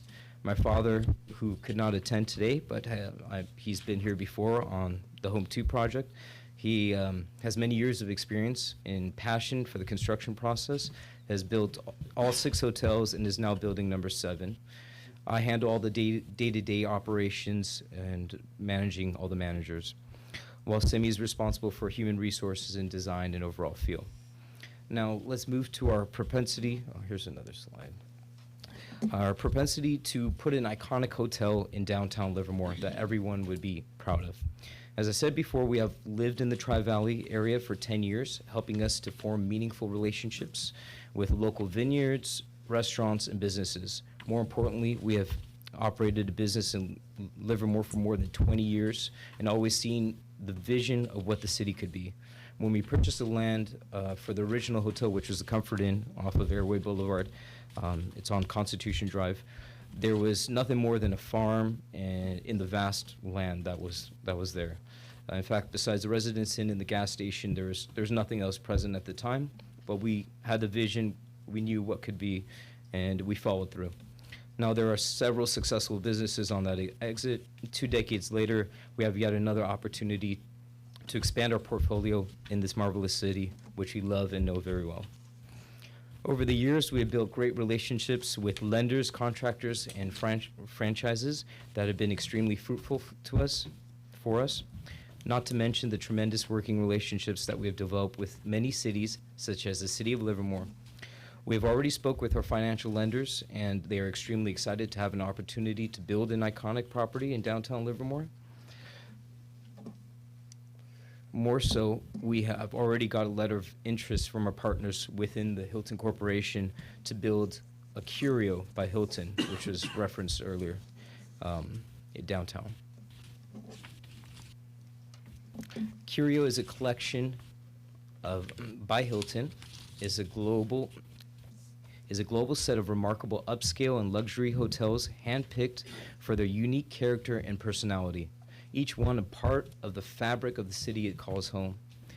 Curio guests are passionate, independent-minded travelers seeking local and authentic experiences who value the added peace of mind that comes with the Hilton name and award-winning Hilton Honors program.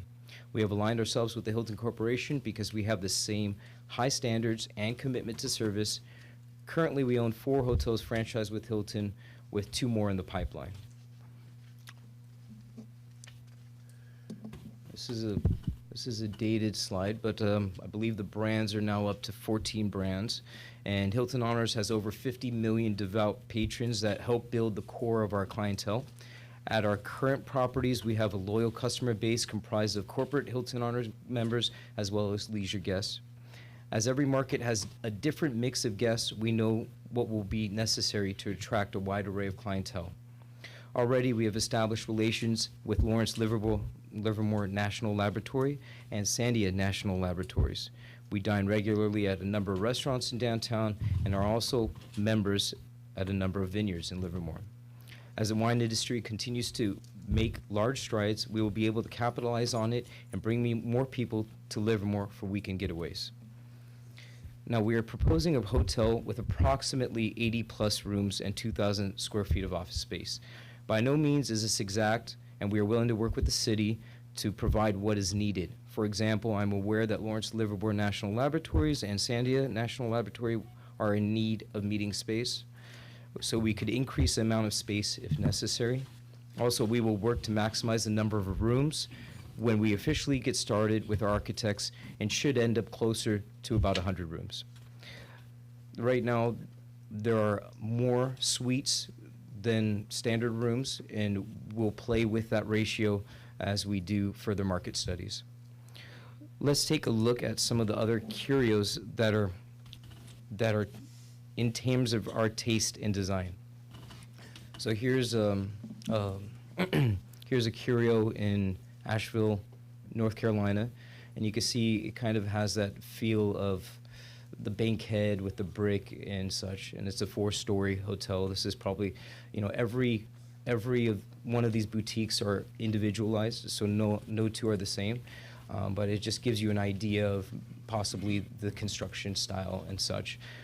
We are one of the only hotel-only developers, so we would work closely with whoever you choose to do the residential aspect of it, the retail aspect of it. The architects that we work with is a firm called RYS in in San Francisco. They've done our project in Livermore in the past, and so they're very familiar with the standards that the city has. But again, we're flexible, and in terms of design and style, we would present it in any which manner that needs to be. Let's see. I'm not saying that our hotel will look exactly like any of these images, but we would create our vision, which may incorporate elements from these images. So I'll just show you a few. Here's a lobby and a bar area of a curio. Here is also a lobby area, lobby space. This is a suite, and you can see it's a larger scale room, but if patrons are coming for a weekend getaway, typically they're going to want a suite. For your standard rooms, these are the rooms that would appeal more towards your corporate clientele, the people who are there Monday through Thursday, and they don't need the extra space and they don't need the extra cost. This is an example of a bar. While it's simplistic, it's elegant, and it would form as another attraction, because I know the bar scene, the nightlife scene in Livermore is strong, and it would just add to the array. Here's an example of a pool. We're projecting to put a pool on the roof. It's probably the best place for it, especially with our beautiful weather that we have here in Livermore. So this is an example of a pool on the roof. To finish, even though our company, we may not be as large as some of the other developers, we feel that we're the right fit for this development with all of our experience and all of our knowledge of the community and the people that live within this community. We feel that we look to be a pillar for the city, support the community, and create something that everybody will be proud of. Thank you. Thank you, Mr. Patel. Questions? Vice Mayor? I may be overreading, but just in case. We heard Hilton family of brands, Hilton Curio. If you get into this and find out something's a better fit with another brand, is your proposal married to Hilton, or if necessary, will you tack left and get the brand that ultimately you think it will be more successful? Excellent question. So the reason why we felt Curio was a great selection for this, and also Hilton consulted us. Canopy was another option, but Canopy is they want a larger footprint. It's only 1.4 acres, so it's on the smaller side. But Curio at least will give us that unique feel, because of course Livermore, downtown Livermore, has its own unique personality. So we felt that it was a good marriage. But we have great relations with Starwood, Marriott, Hyatt, and so we could easily set up meetings, and I'm sure there'd be a number of people who would be interested in this project. But again, we're loyal, and so we went to Sure. our patrons. Well, and you're to be respected for that. No disrespect intended, but you Yes. might get into something and go, oh, wow, somebody just excellent opened question. up a blah, blah sub-brand that we just think now fits. Right. Second question that I've asked everybody, what's your sense of time over distance, both economically and just in terms of your ability to proceed best pace? Fantastic. First, we're currently in the process of construction on the Home 2. That property should be completed by the end of the year. Beyond that, we are in agreement to build 2 additional hotels in Milpitas. It's a dual brand concept. So all 3 of those hotels are already financed and ready to go. We're just finalizing some last minute approvals and such. So all that is in the pipeline. Those would be set ahead of this project. But I foresee all those hotels will be constructed within a 2-year time frame, which would give us plenty of time to start working on this project. And I don't imagine us breaking ground. I mean, if necessary, we could do it earlier, but within 2 years, getting all the approvals and working with the other residential developer. Obviously, it's a complicated project. Okay, thank you. I have a couple of questions. On the design, how does that happen? You mentioned your own design capabilities, but then you meant Hilton, and then the city is probably going to have some influence. So, could you say a few words about how we'll actually come to the design? Okay. So my wife would help design the interior, but in terms of the architectural facade, we would hand that over to our partners, RYS, and they would work closely with the city, again, with the requirements.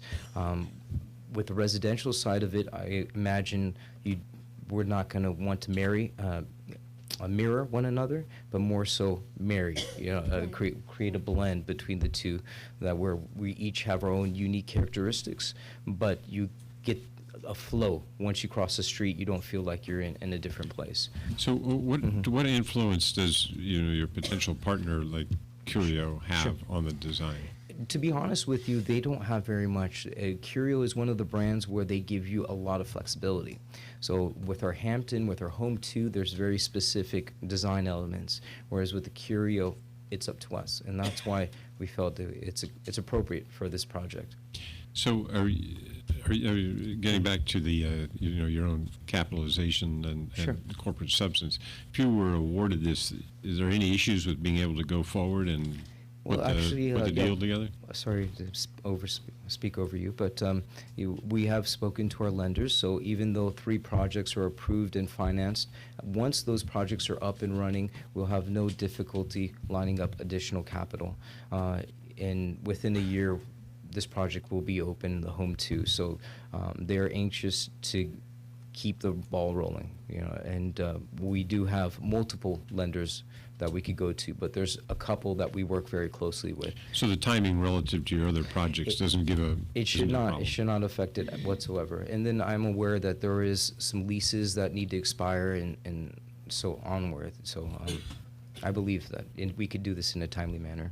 And we have the general contractor lined up, we have the design firm lined up, we have the financing lined up. So. And then getting back to the design or the amenities in the hotel, how upscale is this? Is there the spa question I'm asking? I asked that. What's your vision here on what this? Who's the target market? Yeah, who's the target market? How are you? What is this really about? Excellent. So we would like to target a mix of clientele. The leisure market is not terribly strong to support us all week. We would target the leisure market on Fridays, Saturdays, and Sundays. But the core of our business would be coming from corporate clients Monday through Thursday. So you would need to blend the design to appeal to all of them. So in terms of your question for the spa, for example, initially my urge is to say yes. But of course, we sit down, we design it all out with our architects, and they'll tell us what's feasible and what's not. And we may have to subtract a few rooms in order to create a spa space. And so we're flexible in that manner. But I think wine country, spas, they go hand in hand. So you said yes. that your target market is mostly business. Weekdays, so you don't see that many people making this their weekend destination. Well, for a vacation kind of thing. Well, that's the corporate clientels typically check out on Friday. They're going back home to their homes, and they're only here visiting local corporations, businesses during the weekdays. So that's where this is a great opportunity. Most of our hotels are located in heavily corporate-based environments where we're busy weekdays and weekends we're terribly slow. So So here, we could have the best of both. But my wife would like to say a word, please. Sure. I just wanted to add that the way Livermore is, we would like the building to flow with Livermore, because I love the look and feel of downtown. So I would like to keep it relative, and that would not be me, of course, that would be the architects, but it's really important to me that it works with the city because it's more inviting. And I also feel that the spa is a great idea, but we also have to deal with what's necessary right now, which is the conference area. So they need rooms to house things, and that will bring more weekend travelers too, so they can have events. And I don't think there'd be any problem with people wanting to come to Livermore if this hotel was there, because it would be more inviting. So we would have a lot more weekend business versus what we get out in Silicon Valley. So because of the vineyards and everything. So I think it would be good. Councilmember Turner? Just a couple questions. First off, for our downtown, we have a lot of owner-operators, and obviously, which makes you guys quite appealing. However, your plate seems very full right now, and with lots of new projects coming. And this seems to be a project that's a bit different, of a different level of quality than any other project you've done before, because we don't want a Hampton in our downtown. Correct. I love Hampton. I stay in them all the time, but yeah, if I'm going to go on a business thing, I'll do it. I love the thought of the hotel, the pool, and certainly can do massages by the pool and do an outdoor spa that won't take up meeting space. So I'm thinking up on the roof, you can have your rooftop spa. Now we're being creative. Okay. It'll be the Turner Spa, and I want to sit there and watch the fireworks. But while I'll be getting massaged and pedicured. But I am slightly concerned, just wanted to throw it out there. First off, about what I brought up, and I, and that's just something, would have to work through. And also with the proposal for the meeting space might not be quite enough to make the laboratories happy. Because I'm thinking 2,000 square feet of meeting space, you're going to be pushing it to get 100 people in a room, right? 100? We're thinking, per fire codes, probably about 75 per 1,000 square feet. You split it and you could, open it up into a larger room. But we could increase it as well to 2,500, 3,000 square feet. Okay. I think our ideal number is about 250 occupants, because you could host corporate meetings, you could split them up to have smaller meetings, or you can host weddings or private functions. Right. So you're thinking a total of a banquet seating total of 250. Yes, that would be ideal. 200 to 250. 200 is fine. Okay, I just was thinking a little bit smaller than that. Okay. Yeah, because the meetings typically, when we used to host them at the other property, they would be anywhere from 50 to 100 people, and that's pretty typical. And meeting space is necessary because that also entails guest room nights, so you could package it all together. We would also have a full bar. We would have a food menu. Some Curio hotels have James Beard Award winners, but at this property we probably wouldn't go to that extent, but we would have, a very well-known chef on premises and creating great food. Not to take away from those other restaurants downtown, because we frequent them a lot, and we have great relationships with them as well. So. Okay, thanks. Yeah. Sure. So you mentioned that you're flexible in terms of the number of rooms and the meeting space. Sure. In your proposal, you have it's 317 in the packet. You have the sentence: "We would accommodate close to 40 parking spaces with underground parking, and would need the city of Livermore to help with the remaining spaces." That's so. something. If you could kind of define what that means. Does that mean we would be helping you expand the underground, or? So my understanding was that on our property, we probably would not be able to accommodate the full capacity of cars necessary. Now, the city has a certain ordinance of how many parking spots to room counts. Maybe the city would be willing to work with us to lower that number, because numerous corporate clientele, they drive together. They share a car. People Uber. People take and taxis and shuttles. So maybe we could dwindle that number down. What we're projecting is that we'll accommodate as many spots as possible. 40 is a very low estimate. We should be able to squeeze in more. We have experience with subterranean parking. We have a Days Inn in San Francisco that we built, and the city required underground parking. So we've done it before, and it's not a difficult thing to do. It's just kind of like a jigsaw puzzle. So we will make it work. Yeah, and the architects are the ones who will define that. But I don't believe we will fully be able to contain 100 plus cars. So we would need some of that burden to be shifted to the public garage space or something of that nature. And if we have valet service, then that's something very easy to do for our staff. Just run across the street and park the car. Okay. But it probably wouldn't be more than 40 cars. Maybe it would be less in terms of what we would need help with.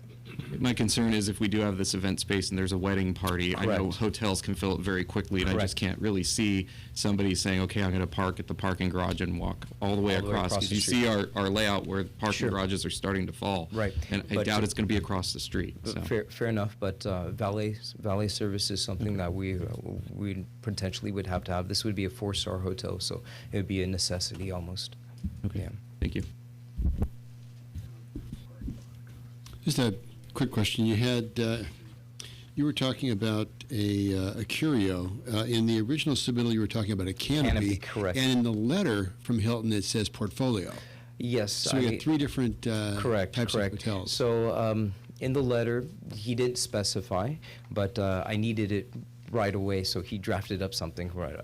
Again, Curio is the one that he specifically recommended. So by he, I speak of Patrick Spear. He couldn't be here today. He's the representative of the West Coast for all Hilton development, and he's the one who's helped us develop the other properties as well. So Canopy was our original idea, but Curio turned out to be a better choice. And once he explained it, Curio's upper scale. yeah, Curio's maybe a step above a Canopy. Okay. But let's say a Canopy is a 3.5 star, a Curio's maybe 4 stars. Okay. All right. Very good. Thank you. Just looking for clarification. No, that's why we're here. Okay. Any other questions? Great. Thank you very much. Appreciate it. Thank you. I think we're going to take about a 5-minute. Enough? Let's say about a 5-minute break. Get back here in 9:25. Just a quick 5-minute break. Let's get back to work here. Those that had an opportunity to sneak out, see a few extra seats here now. All right. And next on the agenda? Next up, we have Summerhill Homes. Okay, very good.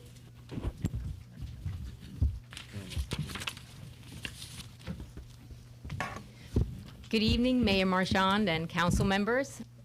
My name is Katya Kamangar. I'm Executive Vice President for Summerhill Housing Group. And I want to thank staff. It's been a very well-organized process to date. We're very excited to be here this evening with our team to lay out a site plan and a proposal for a comprehensive development of this downtown site. And obviously, it's a landmark in your core downtown, and we're very excited about that. Joining me from Summerhill is also Chris Neighbor, who heads up our acquisitions team. And I also have in the audience Joe Head and Jeff Zeisler from Summerhill. And then I have Manny Gonzalez, who's with KTGY. They're our architect on the residential component, and we have decades-long experience with them doing successful projects together. And then I have Ryan Phelps, who's vice president with T2 Hospitality, and they're our hotel partner. Our presentation really is going to cover and focus on 3 topics. I'll cover the Summerhill Homes experience and our capacity. And Manny will review our site plan and talk about how it conforms with the downtown specific plan vision. And Ryan will discuss the hotel component in greater detail. So I'll start with a little bit of background on Summerhill. Summerhill Homes and Summerhill apartment communities are managed by the same upper management team, forming a company called Summerhill Housing Group. We're part of the Marcus and Millichap companies of real estate. We have headquarters in San Ramon, and we're a privately owned company. We're just going to be celebrating our 40th year in business here. shortly, and we're excited about that. And over that time span, we built 7,200 residential units here in the Bay Area. We also have 4,000 units currently in the pipeline. About half of them are for sale, about half of them are apartments. And I did want to mention that we specialize in infill projects. When you ask what interests us in this particular site in your downtown, well, first I would say probably just why not? It's a fantastic site. But really our focus is on infill, close to transit, close to services, as many times as we possibly can. And now there are some exceptions to that rule, but these are like our landmark types of projects. And I also want to mention that our architectural styles are fairly well regarded. This shows our past projects. The for sale product by Summerhill Homes are shown in red, and the apartments are shown in blue. And this represents a total of 70 projects over that 40-year time period. We really strive to develop good working relations with city staff and the communities that we work in, because we want to be welcomed back to do more business. And as you can see, we've done a lot of repeat business in these various cities shown here. And so as I mentioned, our quality of architecture is well regarded, and I would just say that over that 40-year time period, we've received over 100 awards from a National Association of Home Builders, as well as the PCBC, which is the Pacific Coast Builders Conference. Here I picked some examples of townhomes we've completed. And I just want to point out that you can see the variety in styles that we are able to deliver, because we really come up with the design for each site that fits with the community, their desires in terms of the style, and we do the same here in your downtown. These are examples of our apartments.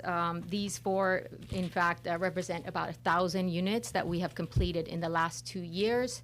There's a picture from Redwood City, Walnut Creek, Fremont, and Mountain View.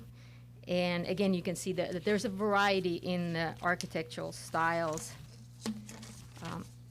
All of our apartments are designed really to what we call a Class A standard, which means that they're institutional investor quality. And with that comes amenities that are swimming pools, spas, fully amenitized fitness centers, club rooms, and a bunch of things where the residents of these apartments can really do some fun things, and gaming and business centers as well. Next, I wanted to share with you 4 projects which I feel are good representative examples of our capability in these larger scale projects like your downtown. This first one is in San Jose. It was the Mirasu Winery site.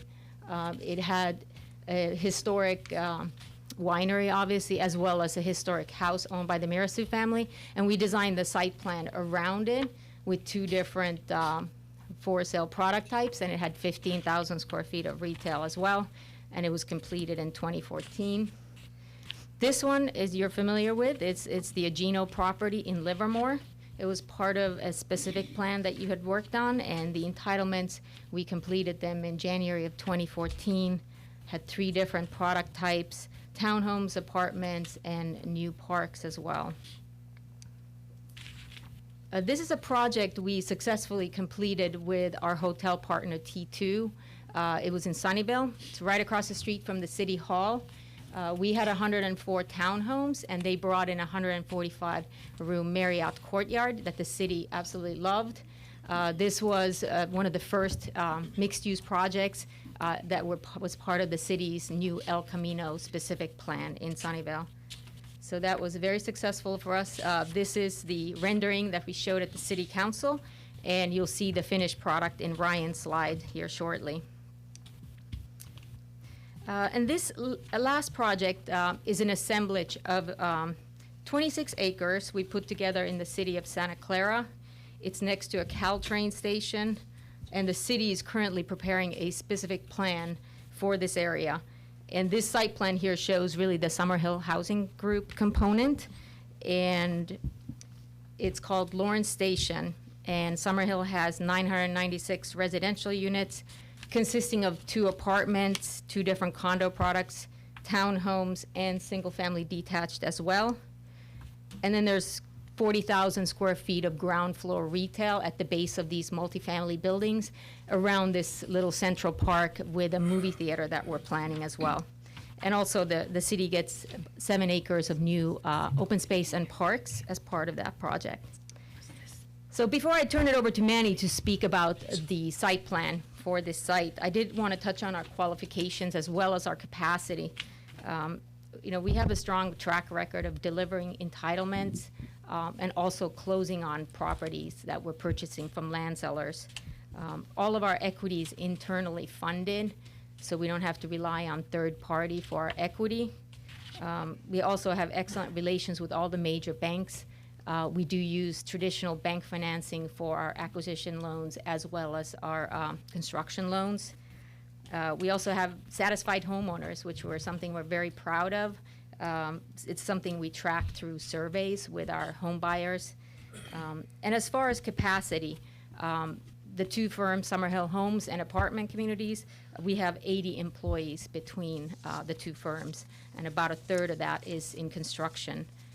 So we have the capacity. We see really this site as a great match for our skills in doing infill. We have the people power and we have the capacity in our business plan to accommodate it. And together with T2 and KTGY, we feel like we bring forward an experienced one-stop shop with the whole team together. So next I'm going to turn it over to Manny to talk about our plan and how it meets your specific plan vision. And at the end, we're happy to answer your questions. Thank you. Good evening, Mayor and Councilman. I'm Manny Gonzalez, principal with KTGY Group Architects. We are entering our 26th year, 360 employees, and it goes up every day, fortunately, with the economy we're in. We have 6 offices, including the local one up here in Oakland, and 1 foreign office in Pune, India. So we're an international firm, but we do an awful lot of work right here in the Bay Area. And I want to start by talking about our team and working together with Summerhill Homes. Katia didn't mention it, but in a lot of the communities you saw up there on her screen were ones that we were the architect for. In fact, many of the ones she showed are the site plans. So we have worked together as a team, and I do want to show you that ability as we go forward. One of the things that we do as an architect is take advantage of the city that's there, the surroundings that's there, the styles that are there, and read the specific plan and understand what the city's looking for, not just some vision that we have as an architect, but a vision that we have along with the city. You can see some of the historic buildings that we have in Livermore right now, and we're trying to take some clues from those as we go forward. The building right next door, train station, and some smaller townhomes. The great downtown area, the First Street area, the residential feel and the pedestrian feel that you have that makes it inviting, and that's something we want to recreate and reestablish on the site. You can see the plan. We actually are one of the few, the one team that actually does have the hotel component and the residential component included in our design. And you can see the relationship of the two here with our hotel and our retail, our wrap building here, and townhome buildings on this end, with the parking structure, the public parking structure there, hidden in the center. One of the things that we're proposing on this is to have a pedestrian and a vehicular street that goes through the center of the site and a connection of the former K Street coming into that. We feel if you look, just go over to First Street, which isn't that far away, it's a vehicular boulevard, but it's slow traffic and it does have a pedestrian scale to it, and we would like to bring that into play here. One of the other things that we still need to work on with the fire department is what they're going to need for fire access around buildings. So you can see some of these areas that we have in here may have to be a fire lane. If they're not, then they can be truly pedestrian paseos. But our hope is to create all this pattern and all these through connections like you can see here that will connect everybody from Railroad and be able to walk through the community all the way down to First Street, and the same thing on this other side. So we're connecting the hotel down here. There's all sorts of ways getting through, and there's pedestrian connectivity even through this paseo that comes down the middle of the residential area. So these are 3-story townhouses. That's a 5-story wrap building, and there is a retail frontage that's a little over 6,800 square feet. There's 134 units in this building, and there's 85 townhome buildings or townhome units in that portion. You can see a little larger version of what we're proposing here with the streets coming through and the connection going up and down, connecting through and down to First Street. A little park here on Railroad and the amenity for the community as well along Railroad. These are the statistics. I don't need to go into too much detail, but you can see how we're wrapping the parking garage. So that parking garage is hidden. That parking garage includes all the parking necessary for the retail and for our residential units in that building. The townhomes are self-contained with their own internal parking. What I did want to do is show you some communities that we've actually worked on with Summerhill. Some are up here in the Bay Area, and this one's actually in Monrovia. But I wanted to represent the fact that we understand what the city is looking for in their specific plan. Oops. And these are items that they mentioned. Clearly defined building base at the first floor, which you can see. Four-sided building. This building goes all the way around. This is also a wrap building similar to what we would be proposing. And the facade subdivided into increments of 30 to 40 feet. And you can see how that happens along this street.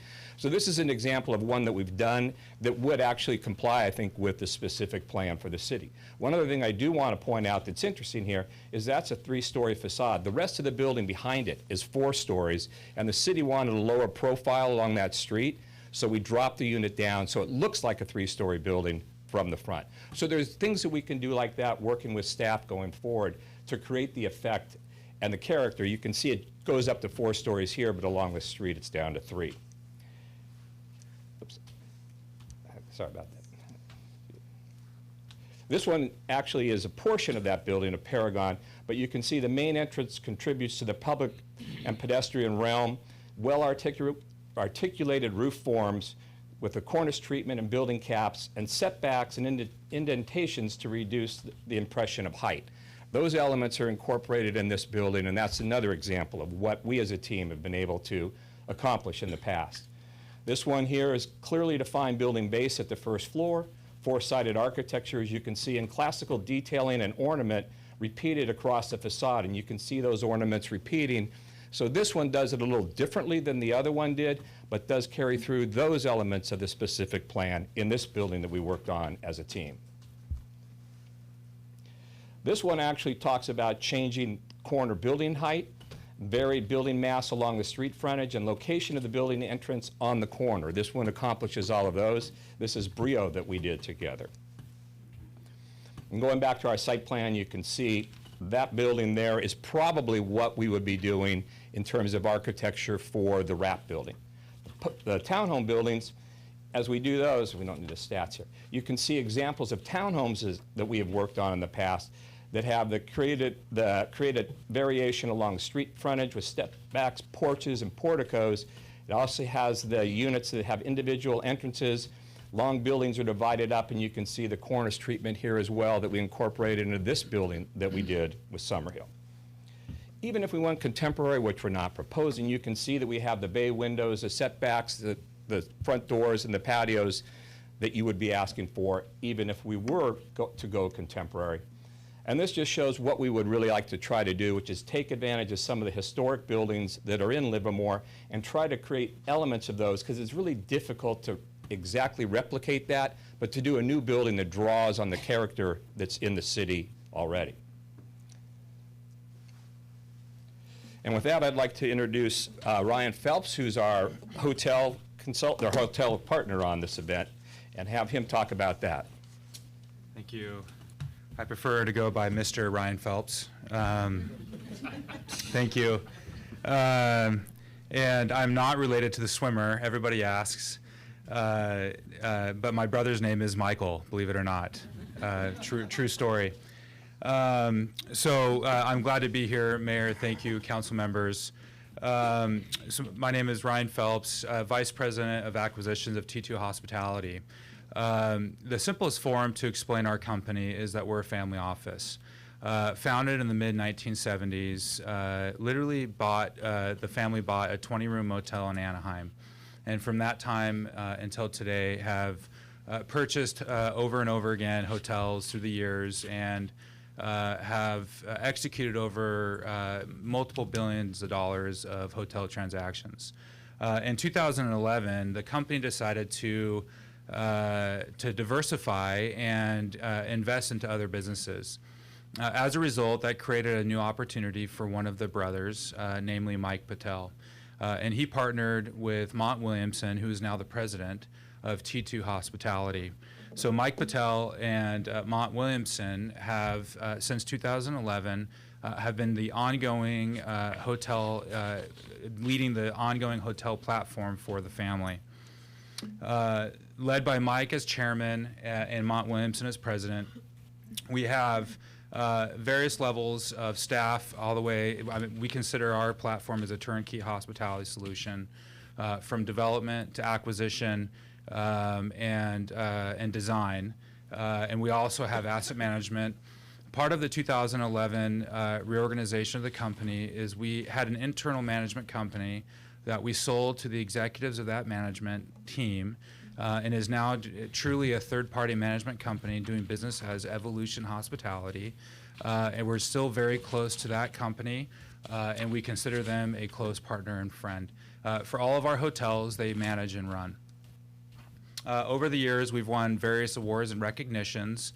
Many different operators can tout the same, but we feel proud for the things that we've done over the years and are strong in developing and managing hotels. For our current portfolio, we have a very strong focus in California along all segments of the hospitality brands, from limited service all the way up to full service. We've developed hotels all the way from Hampton Inns to full-service hotels and independent hotels, including the Hard Rock Hotel in San Diego, which is a 420-room hotel in downtown San Diego. The most recent development that we've opened is a Hilton Garden in Old Town that I wanted to particularly call out, which was a unique development because it created, or it required, a development that was unique to that area. Old Town is a very specific style and uniqueness to San Diego, and it required us to play into that design, to the design of Old Town. This is the actual photo of the courtyard in Sunnyvale, which you can drive to and go see today, 145 rooms. Sorry, I'm breezing through these quickly. And that was built on just under 2 acres. Currently, we have 6 hotels that are under the entitlement. Well, actually, 4 of the 6 hotels are fully entitled, and we're about to break ground in the next 3 months in Silicon Valley. Sunnyvale, Santa Clara, and Palo Alto. We're building an AC and courtyard in Palo Alto, an AC and courtyard in Sunnyvale, another AC in Sunnyvale, an AC in Santa Clara. And this is our layout of the hotel in Livermore.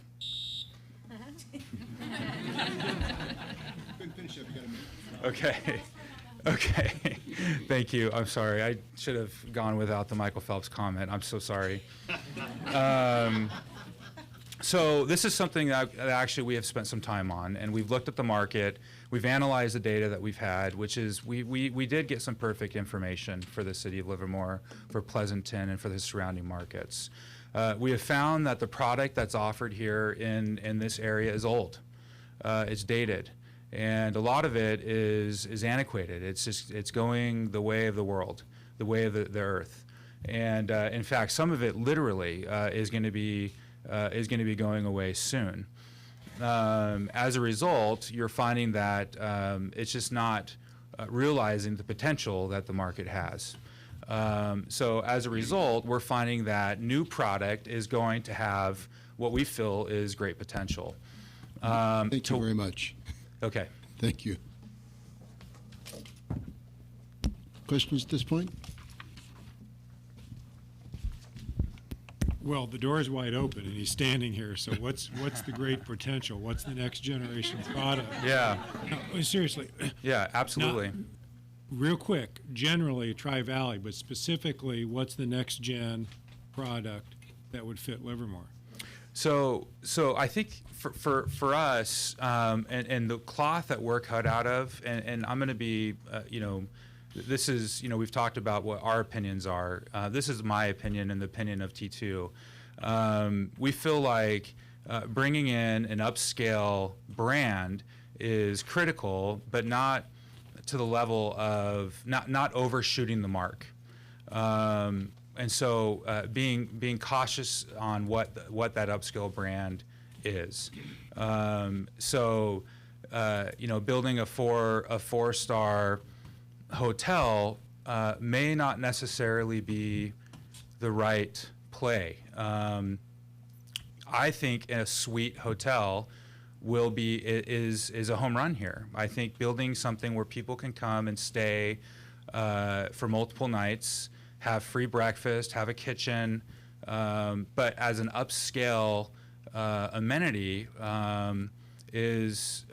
will provide, I think, the potential for the most success for the hotel, and frankly that's proven in the numbers of the hotels surrounding the area. Councilmember Warner? Yeah, so my question is, so what you're talking about scale and 4-star, not necessarily right. So what's the answer on the spa thought? Yeah.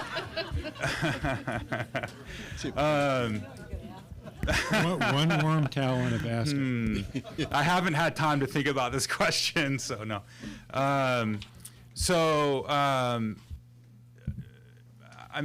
No spa. All right. So then the other question that I've got is it comes to the architecture on the other side of the place, where you've got the 5-story right next to Blacksmith Square, and I presume from the earlier architectural discussion that there's some kind of some gradual way to go there, not just looking at a 5-story wall. Is that my presumption right?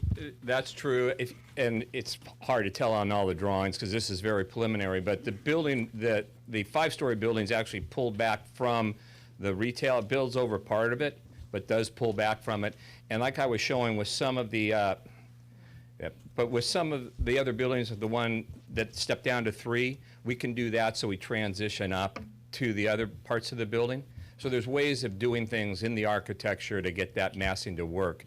But we were hoping, our intention was to have this help step down so that it had a relationship to the surrounding community there, and we would be looking to do the same thing here on that building to step toward it. So you could, and the way as drawn there, they've almost got a shared wall. There's no distance between the two. Is that the way that it? Is there a zero? No, there'd be distance between it. We'd have to have distance to have any openings in it. Okay. Yeah. Councilmember Turner? Mr. Phelps, more of a comment than a question. Thank you for being honest with us.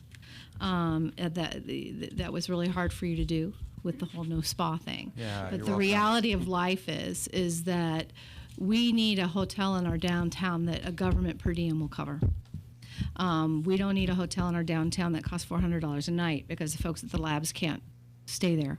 And that kind of hotel is probably going to be the kind of hotel that does not have a spa, but that is nice enough for our CEOs to stay at.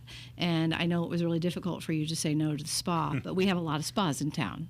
I'd like a spa, but I don't need a spa. I just wanted to say, and also for the comments of not overshooting the market and overshooting the thing, because the people that are going to be staying in this hotel, the majority of them are business travelers.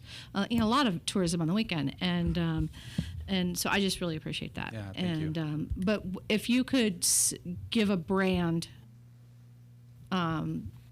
what's your vision? If it's of one of the brands that's known, are you looking at a Courtyard? Are you thinking a Homewood? Are you thinking a Hampton? Are you in your head? What do you think fits best at that site? So I'll tell you what we drew here, which is a Residence Inn. Okay. Yeah, and I don't know if you've seen the new Residence Inns, but they're not anything like the old ones. They're nice. Yeah. Okay, because I don't want you to think about the Gen 1 Residence Inn that you're against the highway, because that's, yeah. Councilor Spadowski. Sure. This is, so I'll assume that Las Palmas in Sunnyvale is a good place for me to drive. You highlighted that as one of the, joint. Yeah, I mean, Okay. for the hotel and certainly for our townhomes, but there's closer places, like we have a 24 townhome product on Driscoll Road in Fremont. Great. And we also have apartment buildings in Fremont in their downtown on Walnut. What we can do is give you brochure sheets Yeah. for them with a map and says, here's where these ones are if you want to go see them. So you Yeah. can see towns, you can see Right. wrap buildings, and you can see hotels. I'm interested in that one project that you think kind of best represents. So I just, picked up on that on the. Yeah, I mean, the one in Sunnyvale certainly has both the hotel and the townhome, so. So, proposed mid-block street. You mentioned that it would be similar to First Street. What I'm looking at, and this was another question about the public usable space within this project. Are you open to the idea of residential over commercial in that area? Would that be an option? Because what you mentioned, First Street, I can, I enjoy walking up and down First Street, but if it's townhomes and apartments, it may be landscaped nice and it's inviting, but I need kind of a reason. We're certainly open to opportunities here. I think that if you were going to do anything, you'd probably want to at least have it here, maybe coming back a little bit on the sides, or even bookending this. But it's a question of how much the capacity is and what you really have, because you've got some very nice retail on First, and it may be, I'm not sure that pulling these people here, there may be other opportunities. We certainly knew we wanted to do it here so that it had some relation to the hotel. Right. But this is a preliminary concept, and Sure. we're looking forward to working with the city and staff if we are selected to move forward. Okay, and then I see that you have the one open green space and then the one plaza area are pretty much the two. Well, the assumption is that with this paseo that's going through here and these frontages here on the street, that there will be private open space for those residents. It's going to be this building. They'll have a balcony, but it'll have more of the community space like Katia showed with the pools and the spa. When she said spa, she wasn't talking about the spa that you're looking for. It's Right, a right. spa by the pool, but Right. we will have a spa. Right. And then the amenity courtyard for the residents, you'd have that, I guess, screened, or along Railroad Avenue, you're not going to have somebody up against the fence. It will have a and pool, so it'll have to have a fence of some sort, and we Yeah. tend to want to screen it with landscaping as opposed to building a solid wall, so you can somewhat see through it, but you don't really notice it unless you're really trying to look in. Yeah. But the residents inside can actually get some light on the outside too, so you don't feel like you're stuck behind a wall. Gotcha. Okay, thank you. Vice Mayor? You know what's coming, timing and money over distance. So All right. is it an outrageous ask? We've clearly said we need a front-loader garage. And you've heard me already ask tonight, the two projects have to go together. We can't be baited and swapped. So what's your sense of your equity position and ability to get all three core projects out of the dirt?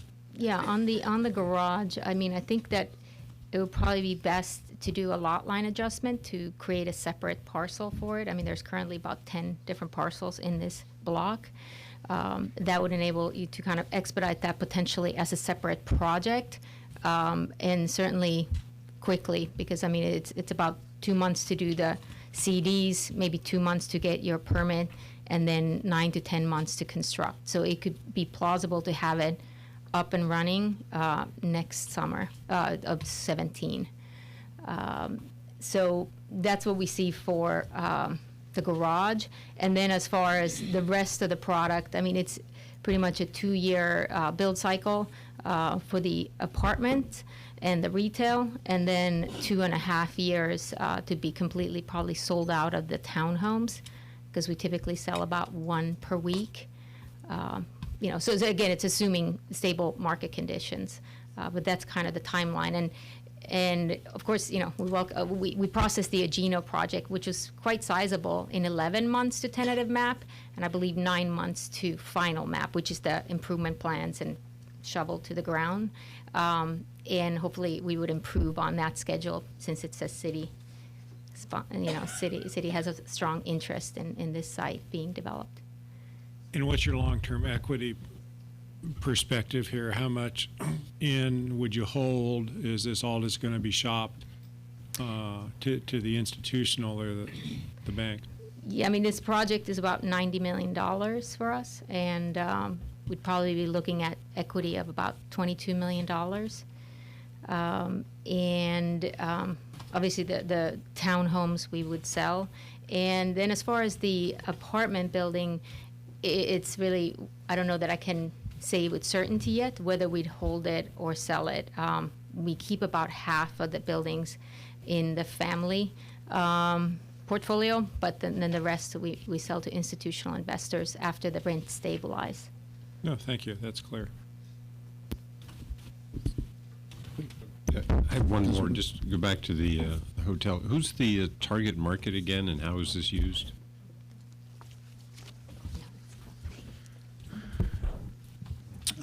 So target market, I think, is going to be, corporate business traveler midweek with, I mean, I don't want to sound like a broken record, but with weekend business being your transient, hopefully some transient business midweek.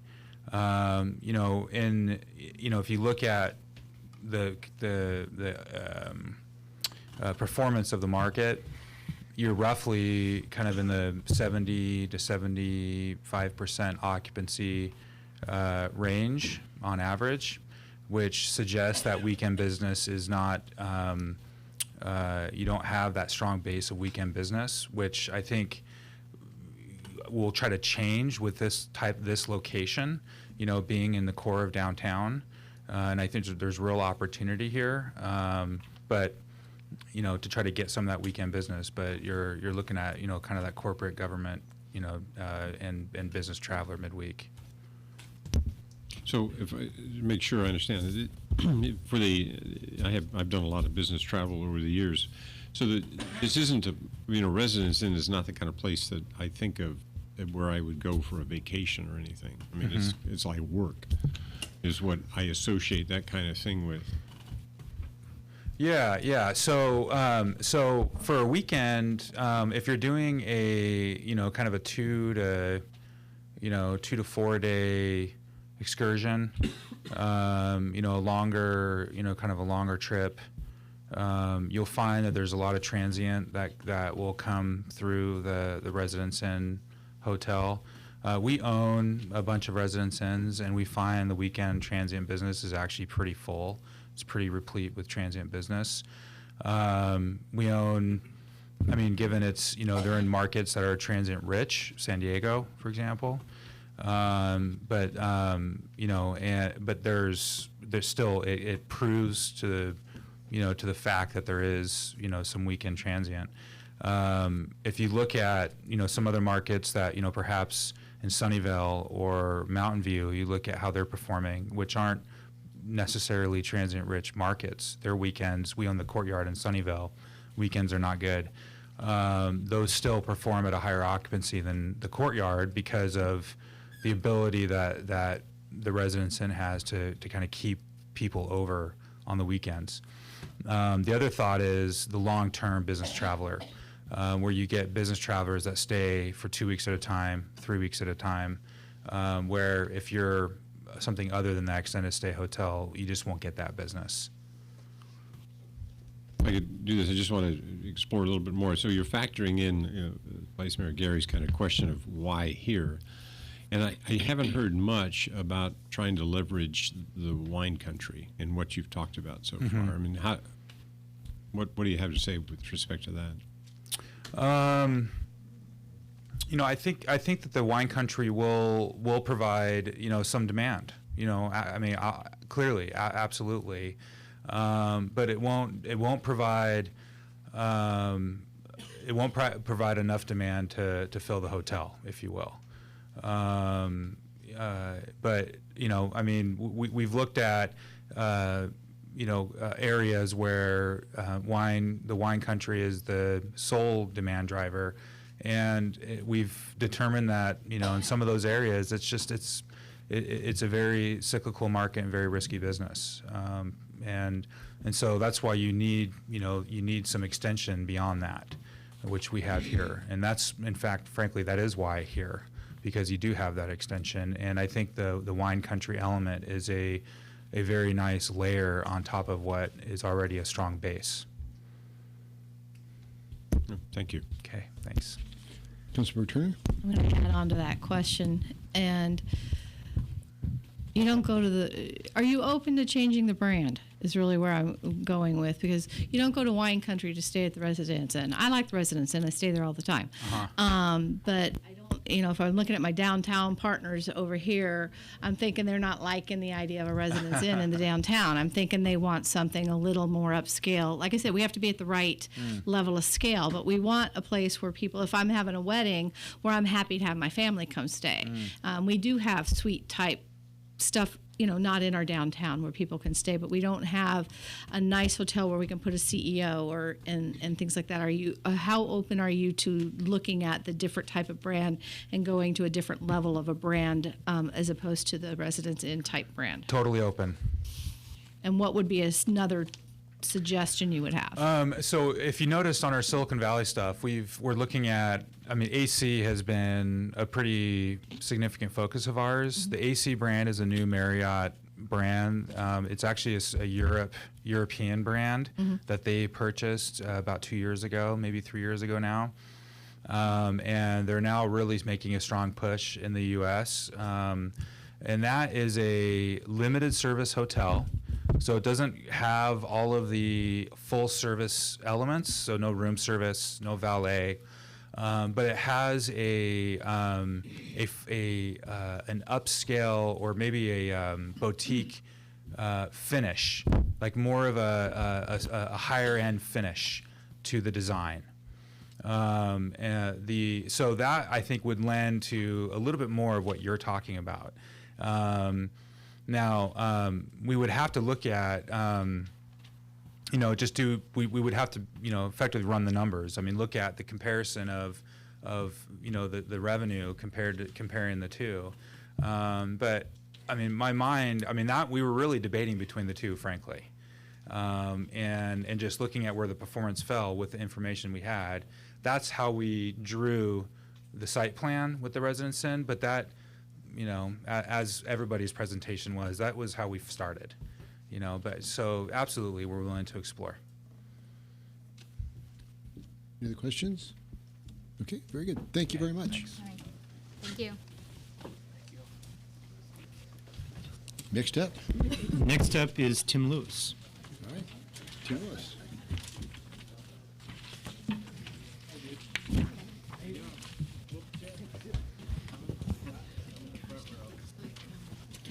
Good evening, Mayor Marchand, members of the City Council. My name is Mike O'Hara. I'm the Director of Forward Planning for Tim Lewis Communities, and we are thrilled to be here tonight. I realize we're going to be covering some of the same ground that a lot of everybody that's been before me has, but I think there is some uniqueness to the Tim Lewis presentation that I'd like to get into with you. First of all, Tim Lewis Communities, for those of you that do not know, has been around for about 30 years, primarily in the Sacramento and Reno markets. Award-winning company, typically building in the upper price levels in those markets. We are based in Roseville and have won awards, J.D. Edwards a couple of times. But back in 2011, Tim decided he needed to have a presence in the Bay Area. So he hired some Bay Area veterans to manage the operation, but at a scale that allows executive management of the projects. We've entitled several hundred units in the last few years, and in a variety of areas. We started out with a couple of large lot estate home communities down in San Jose in the Evergreen Hills. We've done a couple of different small lot suburban and urban residential communities in Fremont and Dublin. And then the mixed use historic apartments is a project that we'll talk a little bit about over in Alameda. The Cornerstone team, you'll see myself, the Director of Forward Planning, Jim Meek, who's our Director of Land, runs our Bay Area operation. He's here with me this evening. KTGY, you just heard a whole bunch about KTGY and why they're a great firm. We agree. Jill Williams is the principal that I've worked with on a number of projects, and she's done an amazing job with in both our Dublin and Fremont communities. And Cultivate is our landscape architect. Amy McPhee is the principal of that firm. I've worked with her for a number of years. She was at Hart-Howerton for about 30 years, and that's where I first met her, and we've done a couple of great projects together. So again, our focus is really on selective projects in special settings, and this is one of those. When you drive into town and you see that big piece of real estate sitting there with, right behind it has some of the most vibrant retail corridor that you'll find in the entire Bay Area. Every time I've been out here, it's always been bustling. I live in Danville, so I'm an East Bay guy. Lived here for 20 years after having been in the South Bay for a number of years. But we use small collaborative teams and with vast industry knowledge and experience, and again, as I mentioned, veteran executive management on every project. Having small collaborative teams allows us to foster close working relationships with stakeholders. We're all about stakeholders. We have a number of communities where we've had to work side by side with the city staff and with the city councils, the planning boards, and some significant opposition or neighborhood input, shall we say, that we needed to work with. We pay very close attention to what the location requires. We pay attention to what the stakeholders are looking for. We understand the unique assets of a site, and we want to enhance those, but we also respect the challenges that we have, and we'll find creative solutions with our experienced team. So we work very closely with you.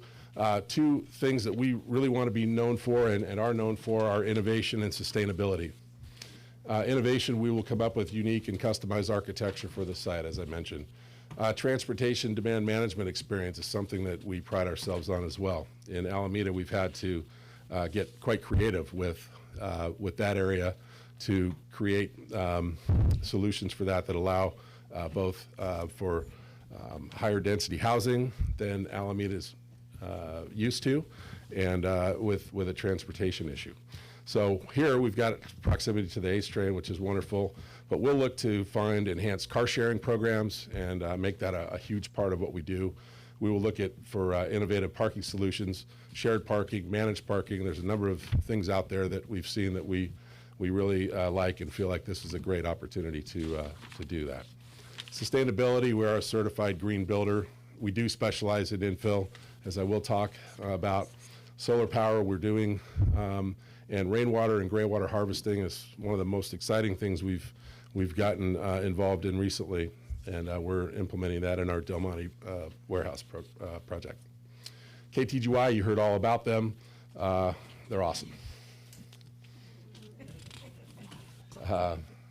And now an international firm, and as I mentioned, we've worked with Jill Williams for a number of years.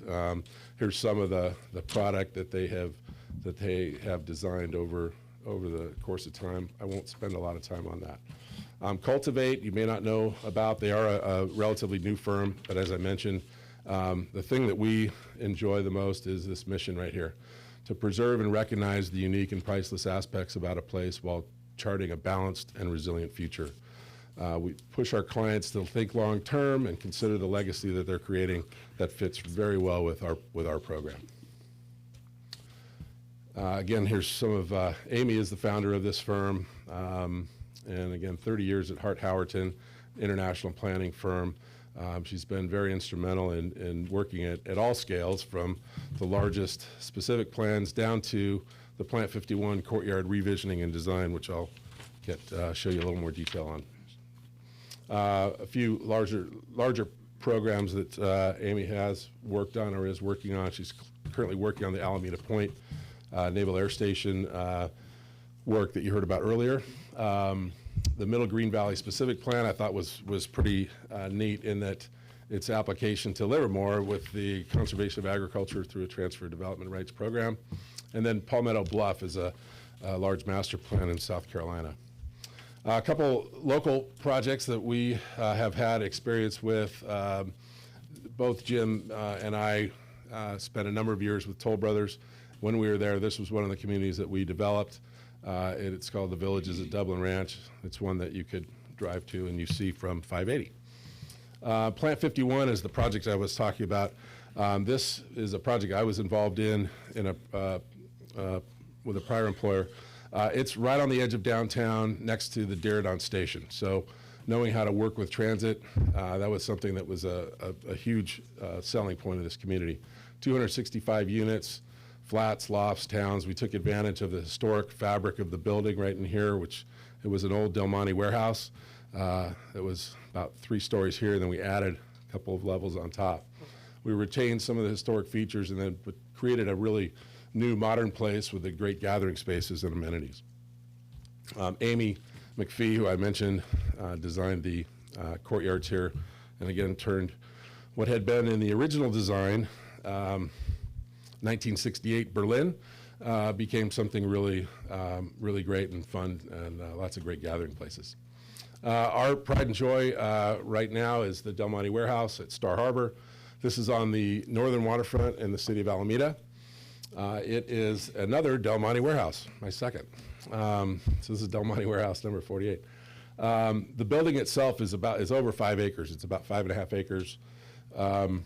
And we created a master plan for 380 residential units there, including 55 affordable units on site. And we incorporated 30,000 square feet of commercial space, which includes both retail and live-work units. It is the front door to the Encinal Terminal site, another project that we are currently entitling right now, which is 22 acres on the water with water on 3 sides, directly across the estuary from Brooklyn Basin in Oakland. This was a project that had a tremendous uproar. Because of the building, we had to define the development plan first, and that annoyed a lot of our neighbors who wanted to be in on the process. Once we opened the process up to them, we started to turn their opposition into project support. We got the project approved in December of 2014, and we're looking to break ground next year. Fremont Gateway, this was a project that I worked on with Jill Williams. Again, 63 lots in Fremont near the 880 exit there at Fremont Boulevard. Again, we sailed through with Planning Commission approval, and then a neighborhood group popped up and filled the city council chambers and demanded to be heard about a number of concerns that they had. The city council also had a couple of concerns with the design and wanted us to make some modifications. So we worked with both the neighborhood groups and the city council to amend our design. We created 3 new product types. So we ended up with a total of 5 product types in this 63-lot community, including townhomes on the front, some duet product, and some triplex product in the corner here. So that's just another experience for us. So here we come to this site. You know it well. We love it. As I mentioned, it's in the heart of everything. All those dots right there are just phenomenal. A lot of times when you come into a mixed-use arena, you have to create some of that drive and some of that, some of the foot traffic. We don't have to do that here. We want to be part of it. We want to build into it, so we'll be a part of it. We've talked quite a bit about the blacks. Sorry.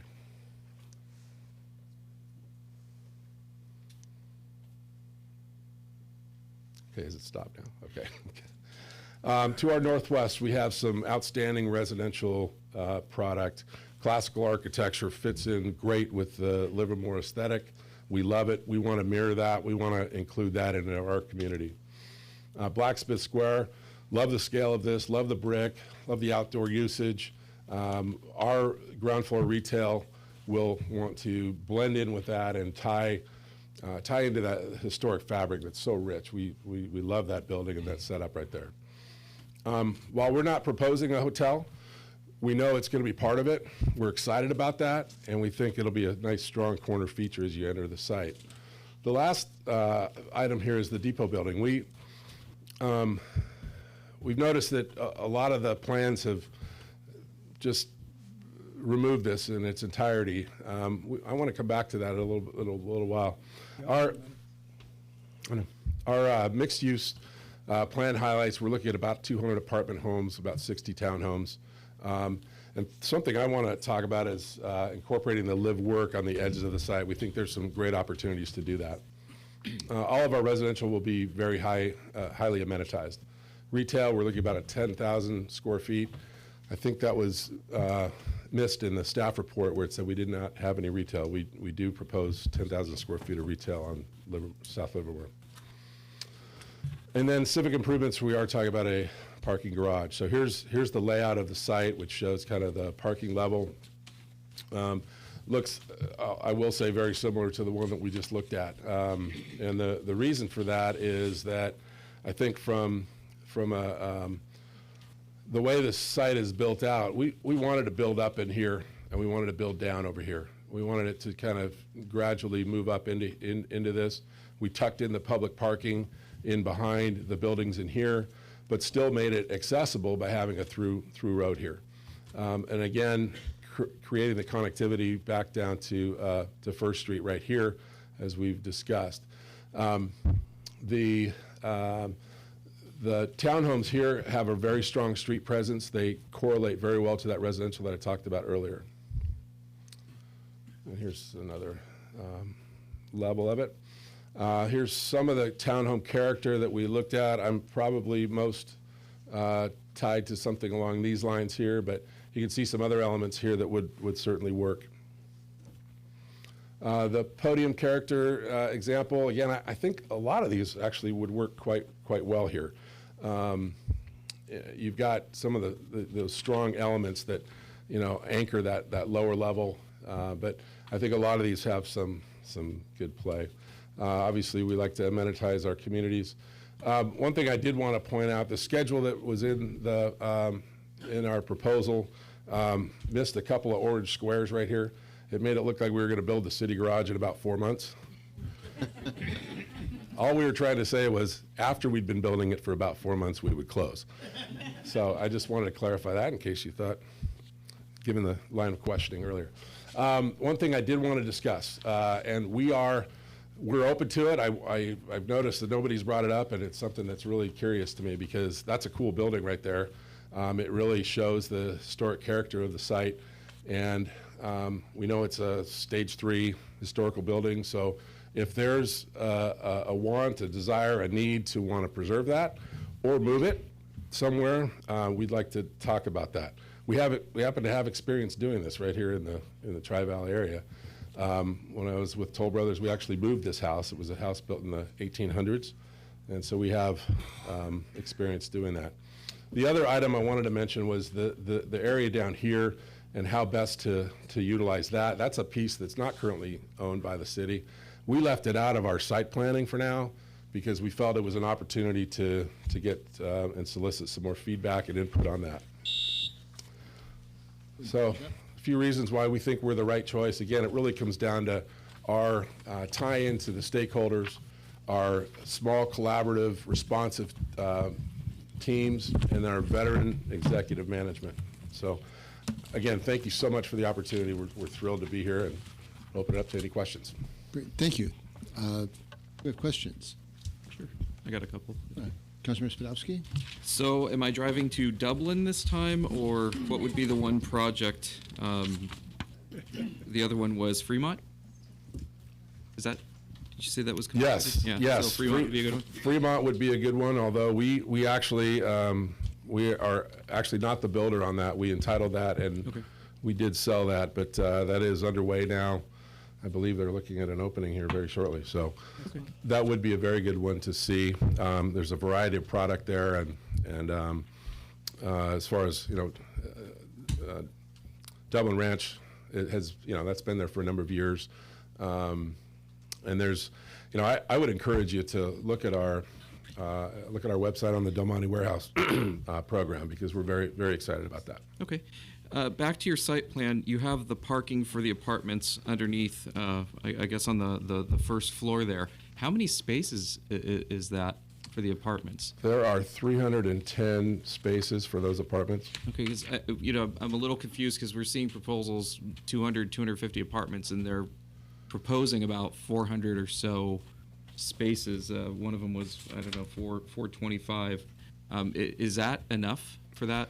It meets the requirements. I mean, we went through, we took a look at what was required for the retail and what was required for the units themselves, and it is a limiting factor on that, and it does require that we go to the 5th story in order to make that work. But we do have one of those stories of parking is subterranean.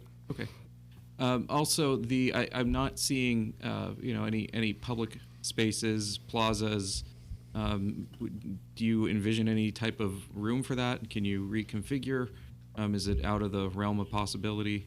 What's your thought on that? It's certainly not out of the realm of possibility. I think I wanted to highlight this space here because there's, the RFP asks for 550 space garage. We've got about 500. If we could certainly accommodate that in the 4 stories of parking by expanding the garage into this area here. I think there are some opportunities, though, to create something really special right there in terms of a gathering space. This area here, this is actually an EVA right here. So, as far as the entire width in here, we see this as a primary gathering space. And we feel like there's probably some opportunities to do something right in this area here, just because of where the ground floor retail is. We're kind of showing it filling up that entire space, but there might be opportunities to do that. And that gathering space, it's in front of residential. There's no retail down below. Because when I think of a gathering space, I'm not going to hang out in front of somebody's home. That's a good way to get the chief called on me. No, I'm talking about right here, which would be next to the ground floor retail. Okay, but the other area in front of residential, you're saying it's meeting space, but there's nothing retail. I'm trying to think, to attract the general public. That's probably not a primary spot to bring the general public. I mean, there've been,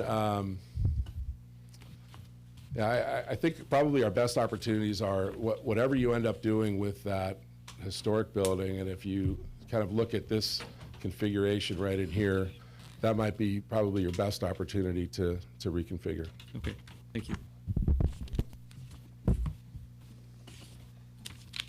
You answered the question in your schedule and also on your equity and financing, but since I've asked the question publicly tonight, why don't you briefly state your perspective of the timeline and government in your way, out of your way, and how you look for equity and the debt financing? Well, I think as far as the timing goes, we did utilize the timing that was given us in the RFP. We didn't really see a need to change that, and we felt like there would be a fair amount of cooperation and a good working relationship with the city in order to accommodate that. So we feel pretty comfortable with that. Where things get different is when you get into the building permit side of things. I mean, there are there's a lot of complications that come about because of that, but we feel like all of those timelines in there are realistic. As you noted, we front-loaded the garage. We front-loaded the public garage, so it would be well underway, if not completed, by the time we started the first of the residential. So we would see that as being a fast-tracked project. We would prioritize that, and that would be our fast track to work through that. As far as the equity goes, we do seek out partners, but we do have a fairly sizable equity stake, typically not less than 10%, and in some cases on the front end will be much higher, closer to 40 and 50%. So we're well capitalized. We're also working with some very well-known institutional capital providers. And so we feel very comfortable about this. We think the transportation orientation here, the downtown orientation, is just phenomenal, and we don't foresee any issues with having many suitors. Thank you. Councilmember Warner, questions? Okay, very good. Thank you very much. Okay, thank you. Thank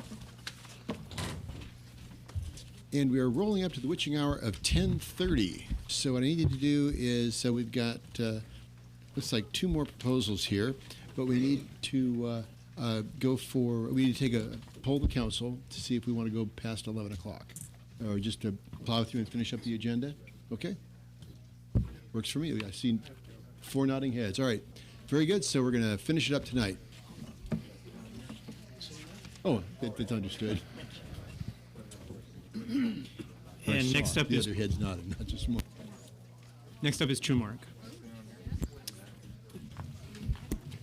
Good evening, Mayor, Vice Mayor, Council, and members of the public in Livermore. Thank you very much for entertaining us tonight. I'm the Director of Architecture with Trumark Homes. My name is Garrett Hines.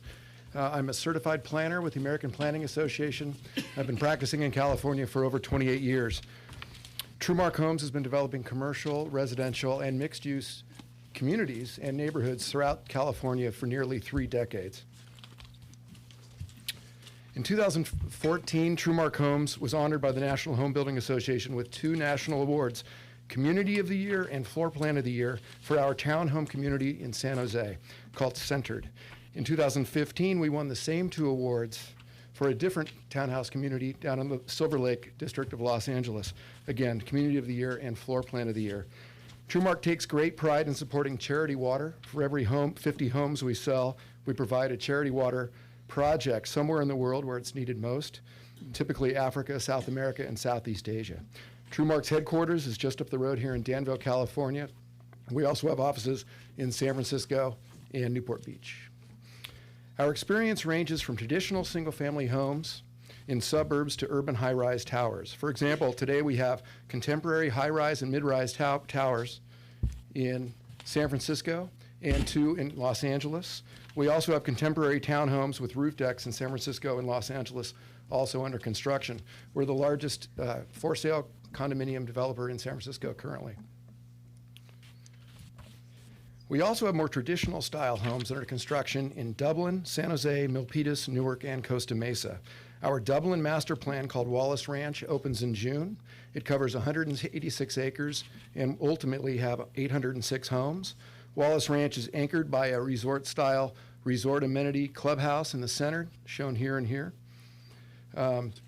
We also have an iconic replica of a 1912 schoolhouse that was on the property. Areas in the past, we try to embrace the past and also move forward with the future. The numerous awards and skyrocketing success of Trumark comes from our basic fundamental mission to always build community. Every Trumark community, big or small, tall or wide, will have a place to gather, a place to dream, and a place to call home.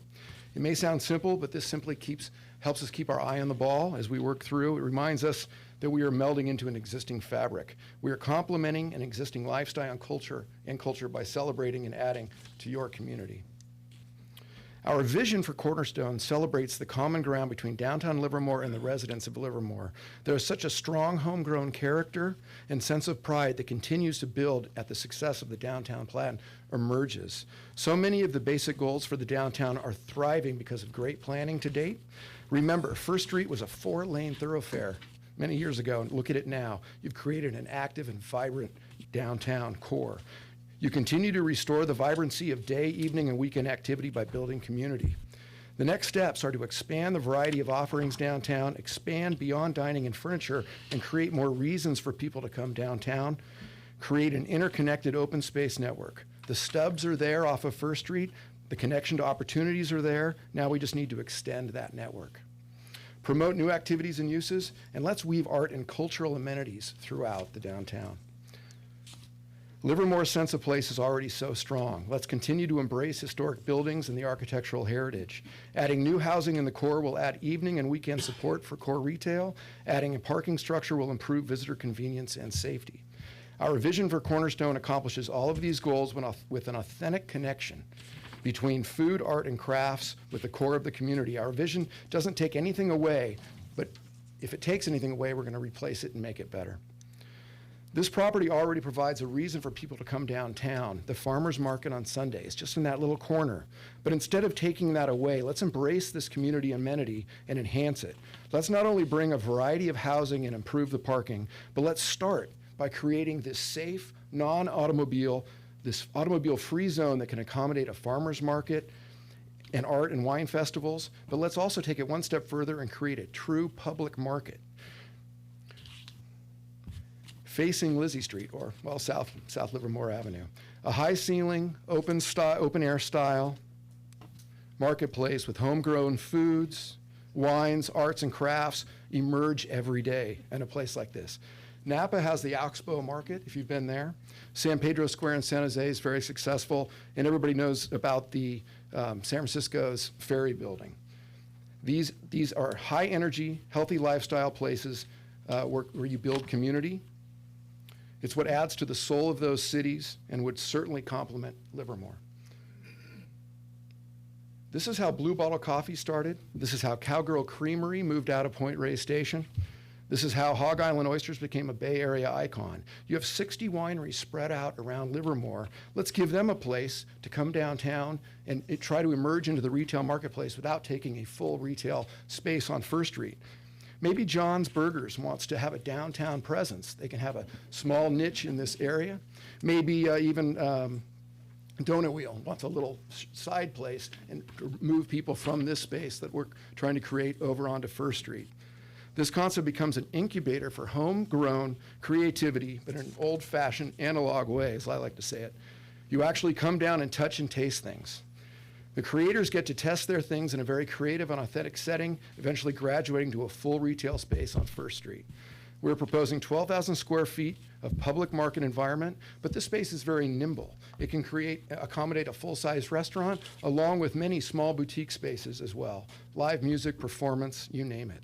The outdoor plaza that we'd be presenting out here would allow for outdoor dining, music, and it would really be a strong connection between, we love the Blacksmith Corner here, and connection to Lizzie Plaza.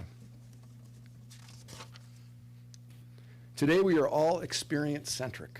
We seek experiences in our everyday lives. Cornerstone will complement and enhance this experience of Livermore. I'd like to turn the mic over here now to our landscape architect and introduce David Gates, let him offer some initial perspectives. David has extensive experience in placemaking, including Napa Town Square and the Danville Hotel. Thank you, Garrett. Good evening. I'm going to keep you in your car. I want you to look at City Hall, library, and the police facility, something we've done. We've been in the Tri-Valley for 40 years. And I want to jump to what I consider the Livermore outlets, not San Francisco outlets.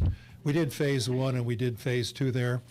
And phase 2 says a lot. What they wanted to do there was increase dwell time because of the Amazon competition. So get you to the site and then increase dwell time, stay there. There's more art there, there's more fountains there, there's the Via with a fireplace and other things. So I think that is important as a concept here, create the dwell time that you already have downtown. And then how do you do that? You create hotspots. And you create hotspots, and Garrett has already talked about those. I'm going to walk through our site plan. We spent a lot of time thinking about this, and we think there's a sinew and a fabric here that's really critical to building on the existing magic that you have going on. So as you come out of the entry, you're coming underneath the railroad, you look across, you see what's out here. We have a town square and a promenade, and this is the indoor marketplace, 12,000 square feet. So this whole thing is an active inside-outside town square. As you arrive, we have a connection. We'll do some street diet here, and you get a view to the clock tower. How many people know there's a clock tower sitting in Uncle Hugh's? It'll put that in proper place. So you'll arrive to all this activity, all the events, the car shows, the food, all of those things. There's a promenade that takes it back, and then we connect it back onto First Street. Whoops. The garage itself sits here, and we've absorbed it into the fabric of the community. We're not trying to hide it, but when you come out of the garage, we want you to come out here to a node of activity and come to First Street. We want you to come out here, and we want to, again, orient you to First Street along here. We've created a wider zone than what we have on First Street. It'll continue to have all the services, but it's retail. It's retail mixed use. We're going to take out the fences and the alley cats back there, open that up. There's already a lot of good eating and activity. So we'll basically create a First Street retail loop, a promenade. A second promenade will take you back to the residential sector. That's food to fork. We want eating nodes out there, agricultural nodes. Again, it's the marriage between your existing community and the future of what we want this to be. All sustainable, so this is a food service, walkable, and it's a connection. We don't want the car to interrupt this piece of neighborhood. We want to keep it on the perimeter. We want the parking garage to be visible but absorbed. We want people to know how to get there and know how to get out quickly. I've got a few other projects that we've done that are, you've seen some of these, but this is very similar. This is Bay Meadows Linear Park, mixed use. This is Pleasant Hill downtown. It started from scratch, created a main street, created a very similar situation with what you have now. This is one of the feature points of Linear Park in Bay Meadows. This I throw in because it's very fun. It's a new retail center, but it's all about Main Street. And it's very similar if you go up to Rockland area, Sacramento area, take a look at that. This is Emeryville, which we did, which is a farmer's market mixed use. This is what we want to do in terms of food and color and life and activity within those paseos and alleys and connections. This is Pleasant Hill downtown. Happens to be a farmer's market going on at that time. Sometimes it's in the plaza, sometimes it's in the main street. Very similar to the sizes and scale of space we have here. These are some of the vertical elements we have. We want the gardens to be green and vertical. Some of the edges to the garages, some of the paseos and walks we want to activate. We want to activate them visually. We want to activate them in terms of uses. And the last is the vertical edges along these edges here are critical to us. We see the garden hall, we see the bikes, we see the uses, the art. We see all of these as a major open space system that links directly to the Main Street. So at this point, I'm going to give it to back to Garrett. Thanks. I'd just like to introduce our architect, John Thatch from Dahlin Group Architects in Pleasanton, and David Gates, I forgot to mention, he's right in San Ramon.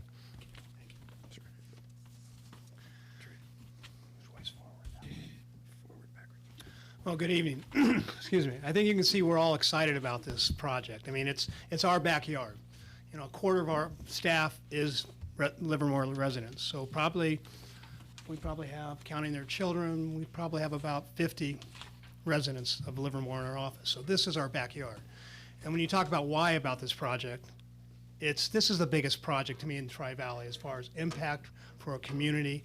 And I think what Garrett has talked to you about, what you've done so far with First Street, Bankhead, and all the things, improvements you've done, you've really created an outstanding community. And part of, I think, what we've done is we've gone back and looked historically, know enough about this area, but we've gone back to the turn of the century, and all the things I think that have happened, on First Street and South Livermore. There's so much has happened in the intersection. I mentioned 4 lanes, and really have the chance, I think, to really create, an entry coming into the community. So we're really, excited about that possibility. And again, it's, we have a passion in our office about creating place.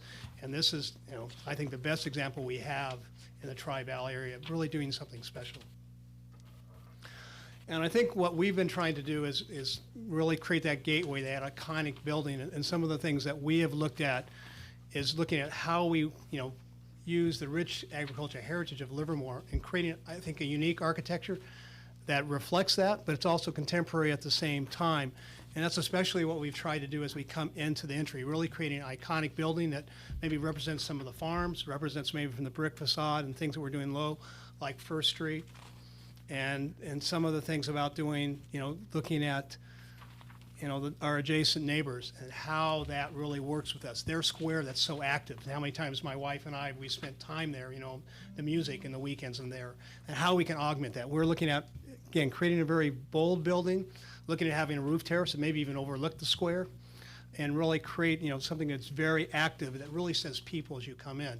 And along with that, really looking at different scales, from, 1 story, 2 stories, the dramatic marketplace as far as the glass and how we do that, but really create something that's very, very vibrant. And some of the things I've brought up here, we look really forward to working with whoever the hotel operator and their architect, because we think how these buildings flank is going to be really important, really at creating this place, this really fantastic gateway to Livermore.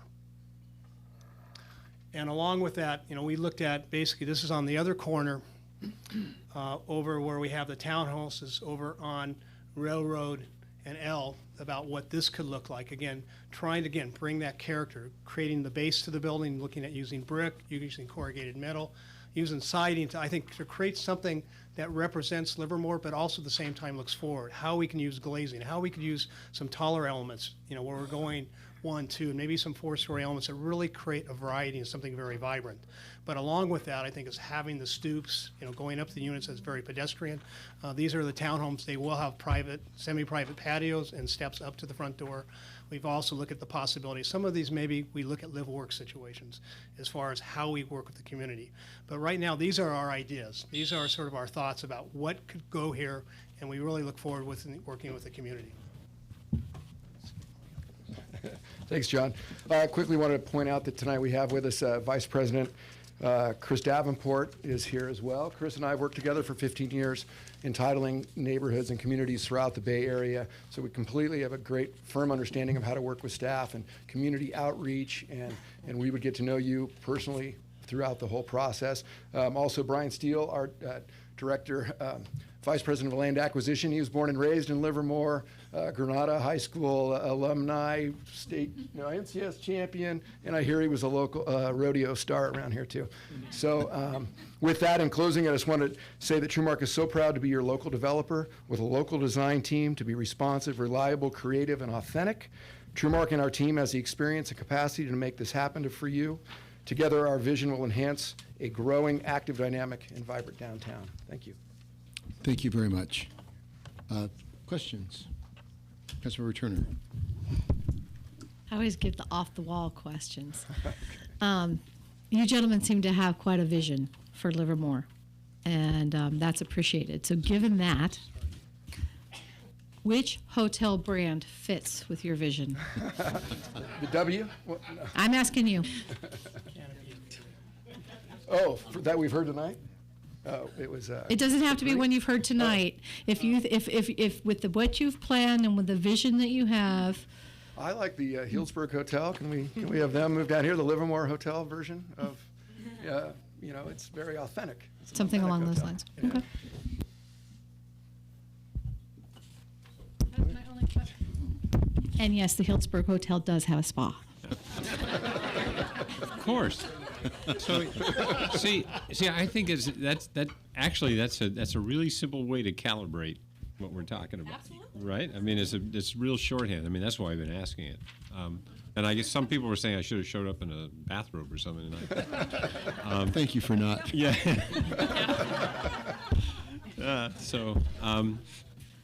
Again, I think I'm just struck by the way you did the presentation, and you spent a lot of time on vision, and there's a lot of elements here. So I don't and I work in San Francisco, and every day I'm in the ferry building. Oh, yeah. So I understand what you're talking about there.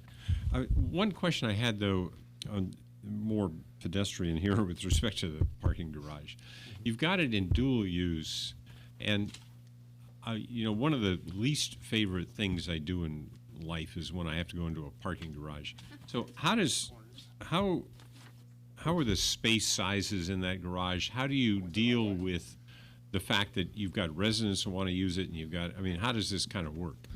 Well, we have an entrance that you go into the garage is our plan, and from that entrance, you got a couple different directions you go for the residents or for the users of the commercial spaces. So we're working at different things as far as how the ramps work, that the garage breaks into two pieces. But we thought it'd be much more economical to do the one garage and then look at how you enter the building or enter the garage, and then you go two different directions, and it would be gated for the residents. The other thing I want to point out is the corners that David mentioned briefly, is on these two corners, we're also looking to work with local artists. Part of this is like agriculture, is those towers, is maybe doing open stairs as far as how they could come down, and then work with an artist maybe creating a sculpture that goes up those 4+ stories as far as how they work. And that's something we really want to do, is work with local artists, work with, I think you said, the wineries and things like that. How can we really embody Livermore and what we're doing, and also bring art in it? Say the garage is this big structure, okay, instead of completely hiding, maybe there's things we can do like the green wall and art and really make it something unique. Yeah, I think that's good, and I like the way that you combine both the building architecture and the landscape architecture, and then you've got the walls on the gardens on the walls. I just want to get back though to just the way that garage would get used as proposed, because are you really saying that the residents and the people who want retail are going to be going in and out the same place? And Maybe Garrett can explain it better. Yeah, so this would be the main entrance for the retail component. This half of the garage could be constructed first. It could be a two-phase garage so that the retail support parking for Livermore could go first. The second half of this garage gets added on as second phase. So it's a dual construction. And then this access point is more for residential, but they do connect. So you can, and so there's a way out and a way in in two directions. But we would, usually the lower floor is more dedicated to the retail because it's more convenient for people not to get in the elevator or down the stairs, but we will have to go up. And then the residential, we like to have your parking space on your level of your home. And you can, so it's an easy carry groceries, easy way of living. Did that answer your question? Well, kind of. I'm just saying, it's just something to think through, because that's of any of these things, that garage is always the least pleasant of any experience. Absolutely. And getting back to the off-the-wall question, and I liked it about what's your vision for what the compatible hotel is. Do you have any thoughts as to how you would go about partnering with somebody like that? It would be the design side of it, of trying to merge our vocabulary of architecture, sure. Partnering through the city process. Well, that's true. Our Wallace Ranch project, we have more than one architect. We have a few builders working with us, so it is a collaborative effort. I still don't know if I'm getting to it. I don't have hotel experience, and so collaborating with somebody, I'm more than open to it. Vice Mayor Geary? Could we go back to the garage? Yeah, sure. And I'm not saying good, bad, or indifferent about the design element at this point, just trying to understand. You talked about a ratio of 1.5 spaces to homes, or maybe 0.5 to a guest space. That's the only monolithic singular garage that we've seen to date. How many total spaces is that? If you said, and I think you said in the document, 550 city spaces. Right, on this half. On this half. So what's the other half in total? Well, typically I would not want less than about 2.5 total parking spaces per residential unit. Of course, bedroom counts in the apartment side might be a little lower. Sure. So, but typically I want at least 2.6 for my for sale homes. And then now apartment complexes I've gone as low as 1.9 near a light rail. I think in this setting it's probably better to be in the 2.25, 2.3 range. We'd want to be there. Our buyers would demand the parking. So in total, what's your guesstimate on that other half? I'm going to be at like 340 dedicated spaces for the residential, and then the 550 for the city. And that's 3 stories, 4 stories, or 5 stories? It's probably 4.5, the way it can waffle its way up. But we try to hide it or absorb it. I love David's word. You mean hide the waffling better than the county did with the Dublin Park? I'm sorry, I can't believe I said that. Shoot me. We understand waffling, us locals. I try to absorb it with the residential wrapping around it so you can't see it, but I do like exposing certain points of it, the tower elements in the corner. And then also your comments, as long as I have the chair's indulgence. Just real quick, you also outlined a timing and an economic pro forma. Could you briefly restate that?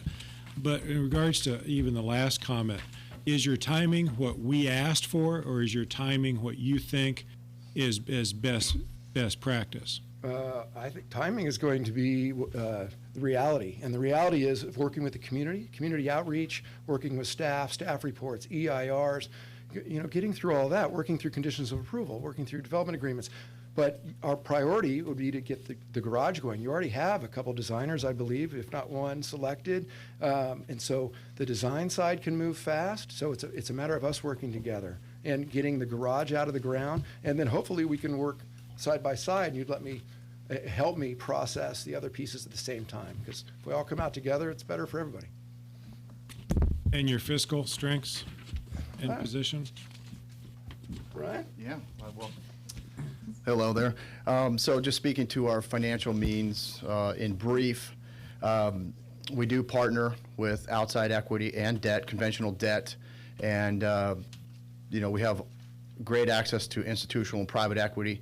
And because we do a diverse amount of development, we attract a lot of capital. And a recent experience of one of our closings was Wallace Ranch in Dublin, and that was acquisition equity and debt for over $200 million that we just did in the last 12 months. Okay, thank you. I'd like to add real quick too. We also front end the design work. We provide that equity up until a vesting tentative map point in time. So it's on us to get it to the finish line to where we have something that we can move forward with, and then we have people coming to us. Thank you. Mr. Spadowski? Yeah, I'm glad Vice Mayor Gary brought up the number of spaces, because when I looked at 860 spaces in one garage, I think, that will need to be thoroughly vetted and addressed. Absolutely. One of the slides, at least in the presentation, you have number 4, which is residential community spaces that are along the parking garage and also on the north side near Railroad Avenue. Can you explain those? The residential community spaces, would that be? Residential community. What exactly is that?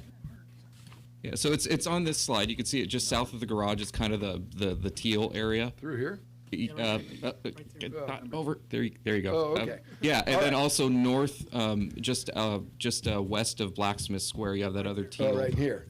Okay. Yeah, the at least in the packet, it's sort of Now I'm with you. teal. So as John and Dave were pointing out, I see this whole area as a network for a carless outdoor market space where you can have art and wine festivals. So this is just, David showed a couple examples of a meandering paseo with potted plants and trees, but there's also room for tents and outdoor activities, music, art. I also see this as a place where we can have rotating artists bring in sculptures and things and display. These are front doors on both sides of residential units, so it's a safe, eyes on the street kind of, eyes on the paseo kind of atmosphere. And then you come around over here to where it's more engaged with the public market. But this whole area is a wide alleyway situation. So you had, it specifically states residential community spaces along Railroad Avenue and First Street Promenade activate the building edges where public and private merge. Yeah, sure. So I was interested in the public-private merge. Okay. Is that the on- gyms for the buildings, or? Yes, I think we're just looking clarify. gyms, clubhouses. If you see all that area again, that's light color. And I think Right. we would like to work, with the square adjacent to us, how we can work with them. Again, we want to work with our neighbors, along with like Double Barrel, their outdoor patio and back, Right. how we can work with them and really create the the paseo, that we want to create in that area. Okay. So I think a big part of this is making the connections, how we can work with our neighbors and really amplify what they have and what we're going to have in the end in those areas. And we've looked at the possibility in the view behind the commercial right there, as possibly maybe there might be some type of small retail or live work as far as what that has. But these are things, these are sort of our initial ideas. And we're, again, like I said, we're excited about it and then working with the community, how we make everything better. This is just a great opportunity. So 2 more questions. So working with the neighbors, where would you envision garbage pickup deliveries? Some of the things, that's some of the things we're going to work out. But we've had situations where maybe deliveries and trash, how that's controlled, at certain times. We'd probably have some trash things that we were talking about as far as containers where they come out. There'll probably be more trash service than probably we presently have to make this work.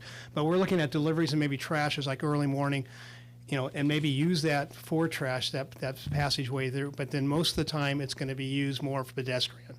Okay. So that's something, those are things, our ideas right now, and how we work through those with trash. Mentioned before, how exactly we work things with fire. Those are all details for this scale of building that we need to go through, but we have a lot of ideas. And that's what I'm a little concerned about is dealing with fire. Yeah. We heard from several other applicants that yes, we need this for fire access. We know how fire departments work. I would hate to see this go anywhere and without that. Yeah. Well, that would be sort of, again, part of our involvement as far as, when we say the community at large, it's also the different agencies, because we have ideas and examples we can show, but we got to make sure fire and safety, they're happy, they can work it. So I think there's things we can do with hardscape and different things to answer their concerns, but we need to get to that, those are things we are definitely going to have to cover. Okay, because I've never heard of an emergency vehicle access paseo before. You know, kind of. And we can the show two you, a little- they again, part of kinda the process collide. is for us, again, we can show you a million things here, but Sure. I think we can show you examples of where it's done, and we're very aware of doing these type of buildings, you know, how fire and trash are very, very important, and also for this is deliveries. Okay, Just a quick aside. There's a retired fire chief up here who's been doing fire access planning his whole life, it seems like. Actually, there's several new state and UC college designs. I could show you several pedestrian paseos that completely fit the safety envelope, and to look at them, you would never know it. So I think there's a lot of good urban design concepts out there to meld the access with the walkable, livable communities. Anybody else? I got to tell you, you understand Livermore. I mean, the whole thing about there's three-quarters of the audience out here, when you're talking about art and community and culture, you got their attention. I'll tell you that. The marketplace, really cool concept. People have emailed me about having some sort of farmers market component there. Do you have an idea who would operate that space? Because it's obviously sort of a private commercial sort of enterprise. Well, I'll let- Well, yeah, sorry. We do have a commercial business within the TrueMark umbrella of companies, so we do build, own, operate, and manage. Just as this morning, we would look to develop it and partner with someone, possibly, or manage it ourselves. We've got projects we've done and own, operate in Dublin. And this morning, I met with Mike Madden, who did have an interest in exploring that option with us. You know, we have nothing in writing, but he and I met and chatted, and he does have some interest in, you know, maybe partnering with TrueMark on the retail. And we've done an extensive amount of financial analysis as far as looking at what the rents are going for and what we think we can do in that place, and we think we've planned it appropriately. Okay. That's about it. And I think that architectural element that you referenced in Roseville, that's a really cool element. I like. That's a fun one. So, but obviously you guys did a lot of homework on this, so I just want to acknowledge that. Thank you very much. Thank you. Any other questions? Yeah. One more. Oh, Yeah, I was just, now that you Bob. mentioned Mike Madden, what do you think of your rooftop terrace idea overlooking the, I guess that's the Blacksmith Square? I didn't show him the plan. So we talked about it this morning. He had seen the documents running around, but we had talked about it, and I explained the program, and I'm exchanging emails with him now on our design.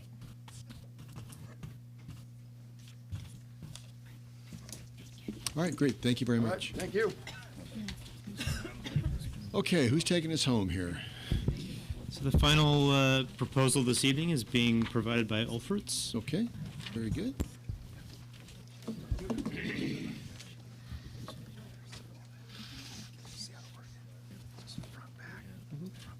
Looks like you're pretty well set there, I think. Okay, sure.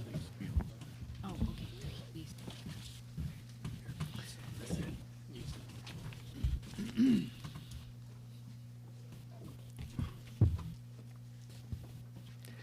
Good evening. Having listened carefully to all the voices from the community, from the Livermore community, from passionate citizens like those of you staying in this room this late in the evening, we are committed to realizing a vision for Livermore, to develop a gateway hub where arts and science live. The Ulferts Group is proposing a flexible use conference space and also an open plaza where laboratories and corporations can hold meetings, where community and educational groups can interact and perform, where wineries can showcase their produce in downtown Livermore, and where visitors can appreciate the full spectrum of what the Livermore Valley has to offer before or after they take the tour. And more importantly, we envision bringing sciences from the Livermore Lab, from the Sandia Lab to downtown.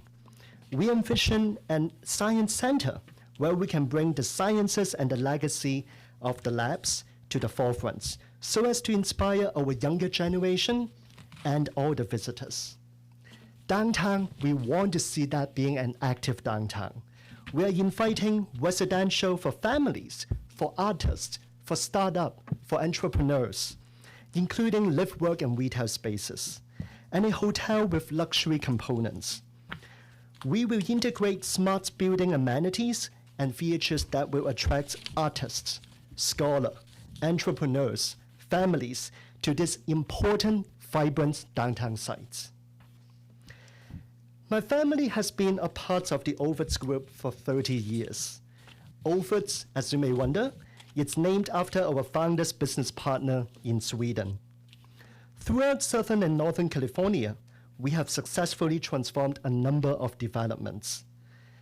And we are also very proud to to have references from a lot of the city mayors, from a lot of also congresswomen and congressmen who can speak to how we have been working for the longevity for those developments. I am Dr. Calvin Kam, passionate about the experiences and spatial of human experiences as a licensed architect. Yet at the same time, I'm also teaching smart building, technology, startup at the School of Engineering at Stanford University.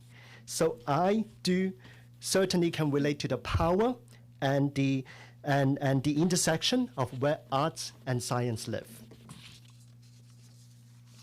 Our vision and proposal here is that we have heard and need to continue to hear from Livermore community members like you and all of you who may also be watching us from afar, from the TV.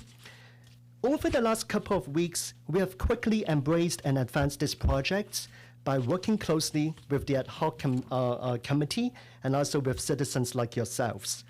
We are poised to develop a thoughtful, viable proposal, and we'll be committed to realizing the best possible projects, promoting some of the best Livermore qualities.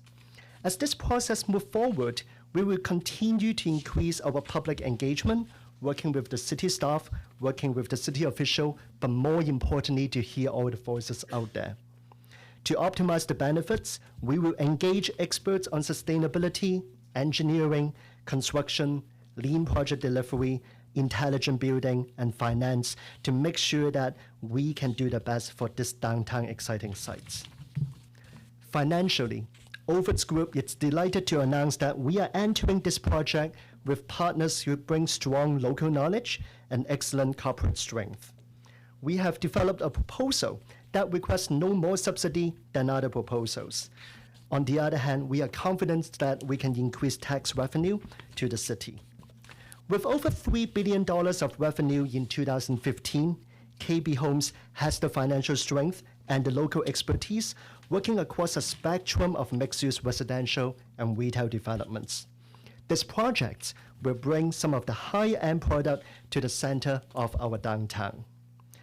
With over 4,200 locations and 93 countries of their hotels worldwide, the Hilton Group will also bring in world-class excellence and global reach to our destination. In terms of positioning, we will be working with the boutique brands that will help us to appeal to travelers seeking local discovery. The ad hoc community group has been instrumental throughout this development of this proposal. The members have brought in PKF, experts in hotel concept feasibility, and also engaged a locally known McCracken architects who can help us to turn this vision into practical and iconic proposal, in collaboration with Mr. Bruce Cousins to envision a creative hotel and mixed-use downtown concepts. Bruce and Steve.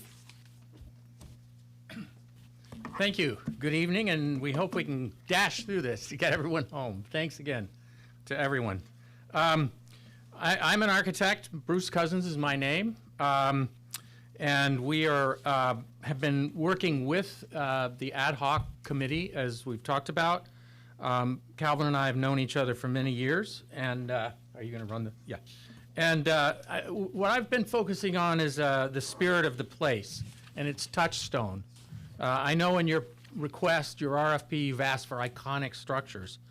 What we're trying to do is create a spirit that's a friendly, walkable space, including water features, retail, great food and wine, and it's the center, as we've said, of an international scientific excellence, a community of deep cultural experience in viticulture, ranching, art, heritage, and performance. Livermore's architectural voice is expressed in its late 19th century origins and early 20th century development, as well as its native landscape. Buildings are shelter, but they are also express aspirations and desires of your community. In this initial proposal, we go beyond simply solving the commercial problem to create a plan that reflects the vision of the unique city and the desire to create a great place. Steve McCracken, will take a moment with you now to walk through the plans, and we'll finish up our vision of the project with you and then questions. Thank you, Bruce. Good evening, Mayor Marchand and members of the City Council and staff. I'm Steve McCracken, McCracken Architects. I'm here with my colleague Sylvain Cambier. We were commissioned by the Ad Hoc Community Group to help with preliminary design of the Cornerstone project, where arts and science meets. We're pleased to be here again in Livermore, where so many wonderful improvements have been made to the downtown recently. McCracken Architects has a long history of work here, beginning in 1995, with the old Bank of Italy building, the Uncle Hughes building at 39 South Livermore, the Bankhead Theater, Park Plaza, and new retail on First Street and bordering the Park Plaza. The Cornerstone project site, similar to the Bankhead site in 2005, is an opportunity to bring much-needed amenities to Livermore. The project will stimulate arts and science, create downtown Livermore's largest pedestrian park in the heart of Livermore, and establish an exhilarating experience that helps to define the community. I'd like to just give you a brief tour of the development site. North is up. Livermore Avenue, Railroad Avenue, L Street, and First Street, and the hotel and flexible use conference center across Livermore Avenue. High-end restaurant, the corner of Railroad and Livermore Avenue. Artisan food and wine market. Family residential with private parking below. Park Commons. Live workspaces on the ground floor. 15,000 square feet of retail. And public garage, 550 space public garage and public parking below the hotel. The plan provides for a comfortable pedestrian scale with drought resistance landscaping and buildings that step back. In the Park Commons, garden walls, information kiosks highlight the history of Livermore, removable art display panels invite residents and visitors. The Commons circulation is primarily pedestrian and radiates from the core of the site where residential, food service, and retail intersect. So I just, the 3D views that we're looking at next. Sorry. There we go. Are extrusions, so they're box extrusions of the floor plan. There's no architectural articulation. So, we envision that the buildings would, of course, step. They wouldn't loom over, especially the existing buildings on the corner of Livermore Avenue and Railroad Avenue. But along the street, the buildings would step in, step up, and back. Vehicular access is kept to a minimum on the perimeter of the site, and ensuring the safety of pedestrian park, while also providing easy access and parking for vehicles with much needed ADA parking in the downtown area.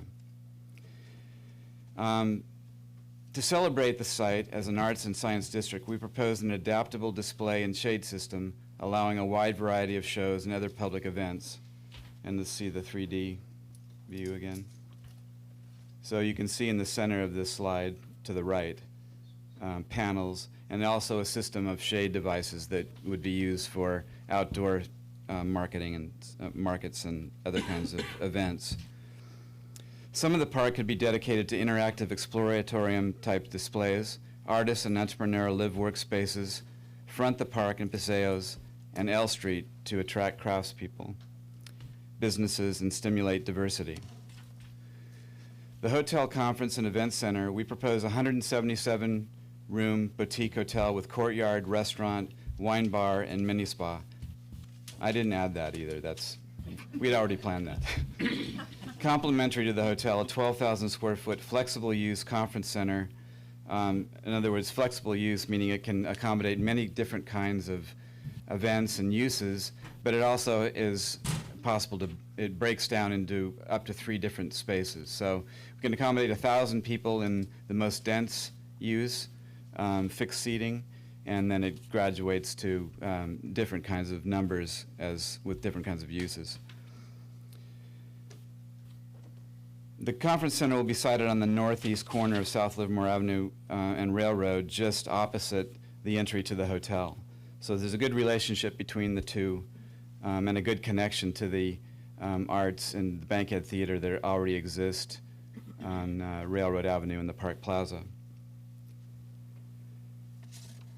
It will facilitate a wide range of events from meetings, conferences, to banquets, educational performance events. Adjacent to it, residents and visitors will experience a high-end 2-level restaurant on the corner that could also provide catering for the conference hall. Just to the south, we propose an artisan market with food and wine shops and restaurants similar to the Ferry Building in San Francisco and the Oxbow in Napa. Further activating the downtown, bus shuttle node for connection to wineries and the premium outlets on 580 will be paved near the hotel, opposite the conference center, along with abundant new private and public parking stalls. Residents and visitors will find 1,100 parking stalls spread throughout the site. 550 public parking spaces will be available in the 4-level garage on the southwest corner and in the underground parking beneath the hotel. 550 private parking spaces are provided underneath the residential clusters, extending 1 level below grade. Our proposal to provide underground parking comes at a cost, but it's necessary to maintain a comfortable and functional pedestrian experience throughout the development. We've conformed to the RFP, but it's a lot of parking on the development site at a premium cost, and we like the possibility of using city-owned property to the northeast corner of Railroad Avenue, which you can barely see on this slide. A parking structure in that location would also help provide some acoustic separation and buffer from train traffic to the north.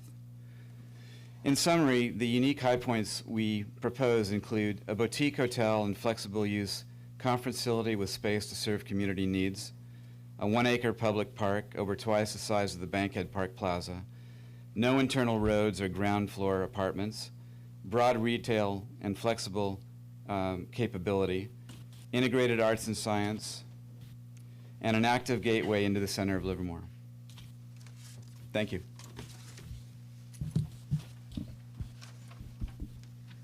Thank you, Bruce. Thank you, Steve. In closing, we have listened to many community voices and value all the inputs. This is an ongoing process, and we'll continue to listen and work with the community.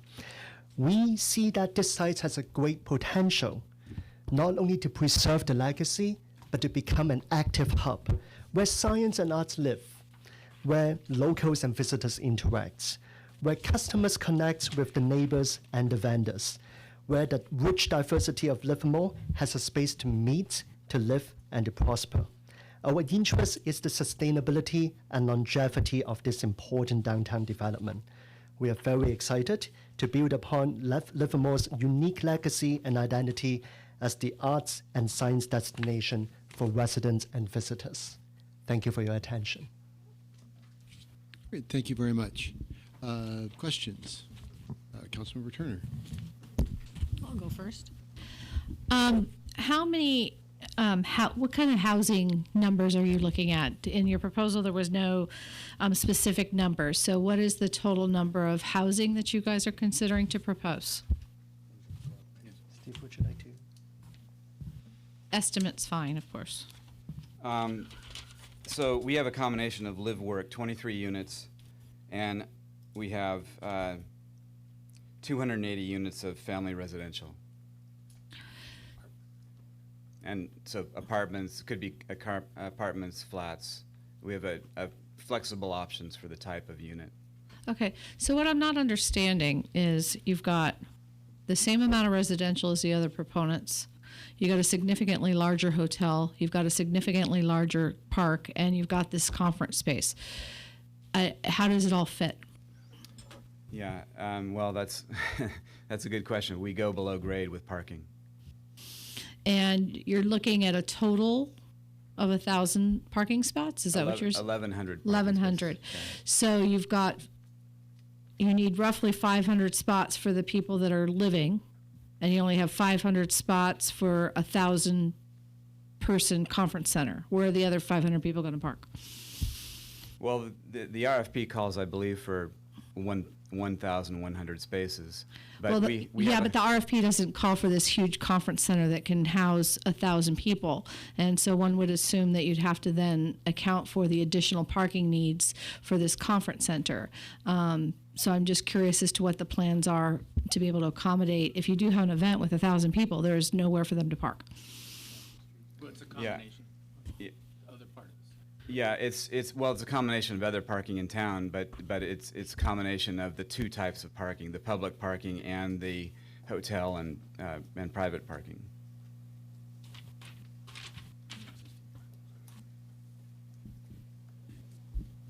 Did I hear you say that the private parking for the conference center? No, I misspoke. It's the private parking is private parking. What's left at the 550 is for hotel and public. So the 550s for the hotel and the conference center. So you've Yes. got 200 and some odd rooms at the hotel, and you've got 1,000 people at the conference center, and so those 1,500 people roughly have 500 parking spaces. For what we're developing, and we're suggesting that we get additional parking in a garage across the street from across Livermore or Railroad Avenue. And if I could add that we are in the early phase of the concept and the feasibility study, because what we also believe is that we cannot always design for maximum demand. Yes, we can, but that may not be the best and most sustainable activity. So I think what we should do is to take a look at the overall demand of downtown sites, do a downtown study of the parking, and also, as I think our team mentioned, to look into possibility of any potential expansion of those parking. But I think we are here to share the vision, to see whether we got the alignment that the celebration of civic spaces, the celebration of arts and sciences is something that we want to do, and also the celebration of more kind of like a public transit rather than individual driving cars to every single event. Councilmember Warner? Yeah, I'm still not quite understanding, because I think the 550 is kind of to replace the existing spaces for the current demand. Yeah. Right? So you kind of, that's, Yeah. right? Now we're talking about increasing demand. When we, So I don't know, so I'm quite not sure. You're saying the 550 is somehow not related to the 1,000-person when you conference say center, right? 1,000 persons, what we're looking at is actually the variety of times of parking. Even in your parking study that we were carefully looking at, they said that the parking across the street was underutilized now, about 50% in that parking study. And we basically said that there won't be one car per person because we see a lot of that demand for the conference facility coming from the labs specifically. And we basically, from their new expansion and a variety of other reasons. And so then the offset, we had about 300, 100 in the parking structure on this end of the site. We have the replacement parking, like we said. We have a podium of parking underneath where you see the E and the K.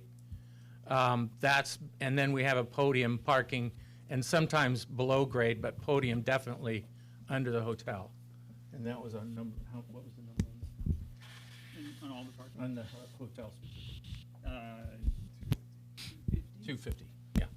So 177 rooms. It's basically 150 to 177. We're not sure. We're trying to get that refined as we go, but so we're trying to cover them all in a variety of spaces. And then we also recommend that we needed to spread it out across the site versus in one big structure. Once again, I want to reinforce that, like in Area D, there will be shuttles drop-off, pickup, like potentially opposite from H&E. Then maybe if the traffic study really comes back and demand for more parking, then maybe another potential utilization of cities' properties and location in which we, as I think Steve mentioned, that we can even potentially mitigate the noise and also bring more parking to both the bankhead and also where the event center may be. It had a parking related question if we're on that. Keep going.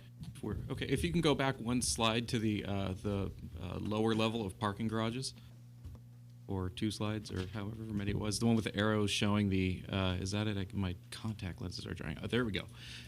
So on Railroad Avenue, you have 3 different entrances to parking, and then you also have one on the lower where the public parking is.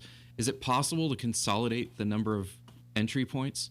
Either, I don't know, connecting them, or I am concerned about, you would have 3 on Railroad, and I take it that's also exit as well, because it looks like there's right there, your arrows are saying entry only. I don't know where you plan on having people exit, but I would, I'd be careful. It's both at this stage. It's entry and exit. So now you have 3.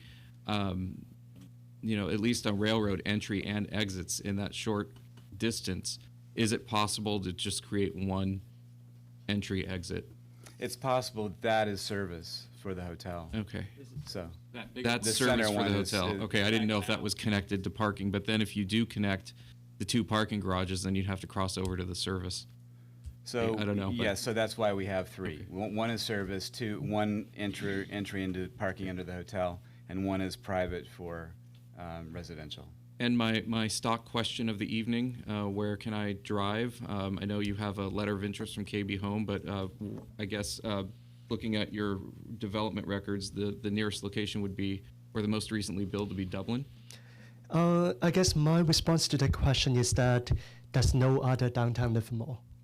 So we can not that easily drive around to find another downtown Livermore. So we do see that each location, just like our Dublin location, Milpitas location, Berkeley location, Palo Alto, each has a different set of challenges, and each will bring a different set of solution and partnerships to it.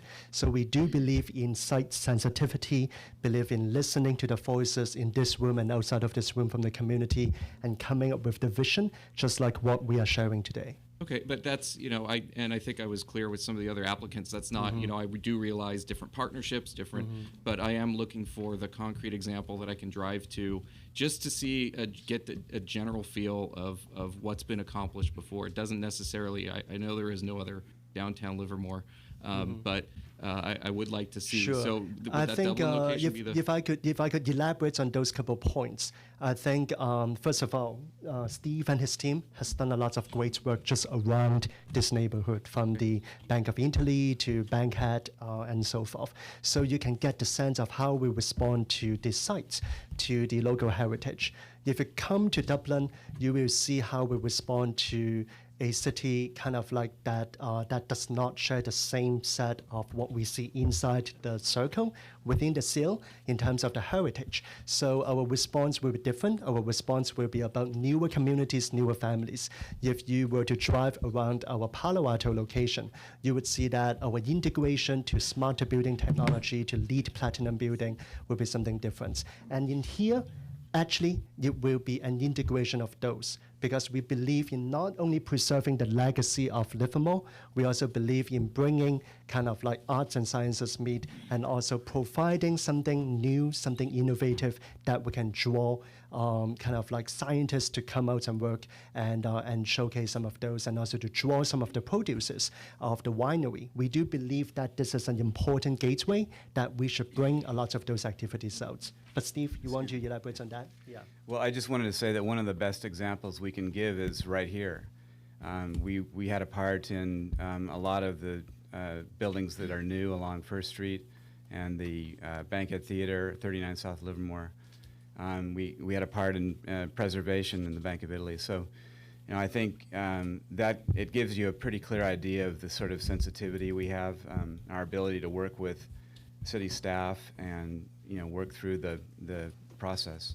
Okay, yeah, I was just looking for a larger scale because I understand individual buildings, but again, it's just, where I can go to see a larger project. Thank you. Mm-hmm. Sure.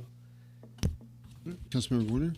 Yeah, I have another version of Councilwoman Turner's question about how does it all fit. How does it all pencil? Because my understanding of the economics is that you're talking potentially a significantly more expensive way to do things, but you're not really generating any more of the parts that would actually contribute to the positive economics here. So how does this, and then you've also made this statement that there would be no more subsidy than others, and I see the way staffs characterize these things as offers versus subsidies. Mm-hmm. So could you say a few words about how I'm to make sense of the economics? Sure. So I think, first of all, we need to agree on the vision for Livermore. And I think we are not only bringing one scheme, we are bringing a process. We are bringing a team. We are bringing a diverse team who is willing to listen, like what we have been doing, and continue to work with the staff, the community, and the elected officials. So in response to that, if the agreement is that we should be very, very financially kind of like sensitive and want to make sure that the city should receive a offer as with other kind of like apartment buildings and townhouses go.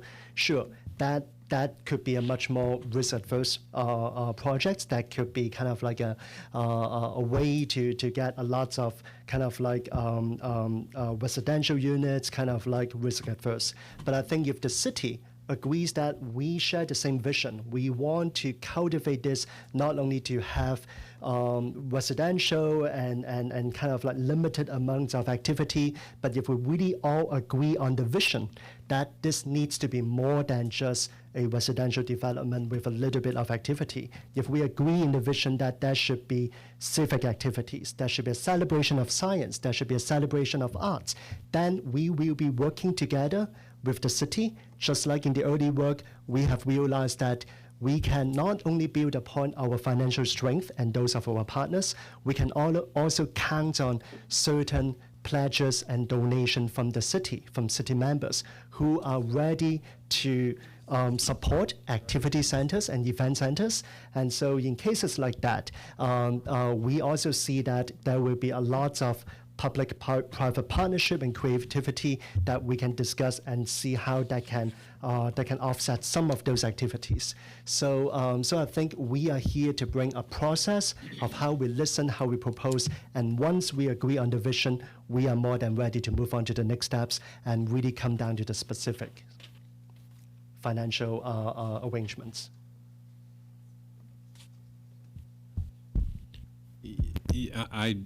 I heard what you said, but I'm not sure it's consistent with this, with the financials of no more subsidy.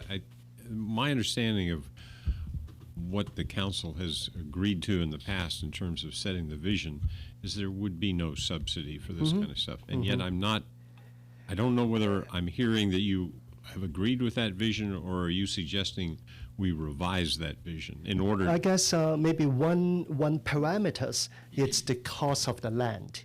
And maybe one simple answer is that if this site is purely residential or heavily residential, the cost of the land should be and would be higher than the site should also have some civic activities. So I think, for example, that may be one of the models that we can integrate into the proposal.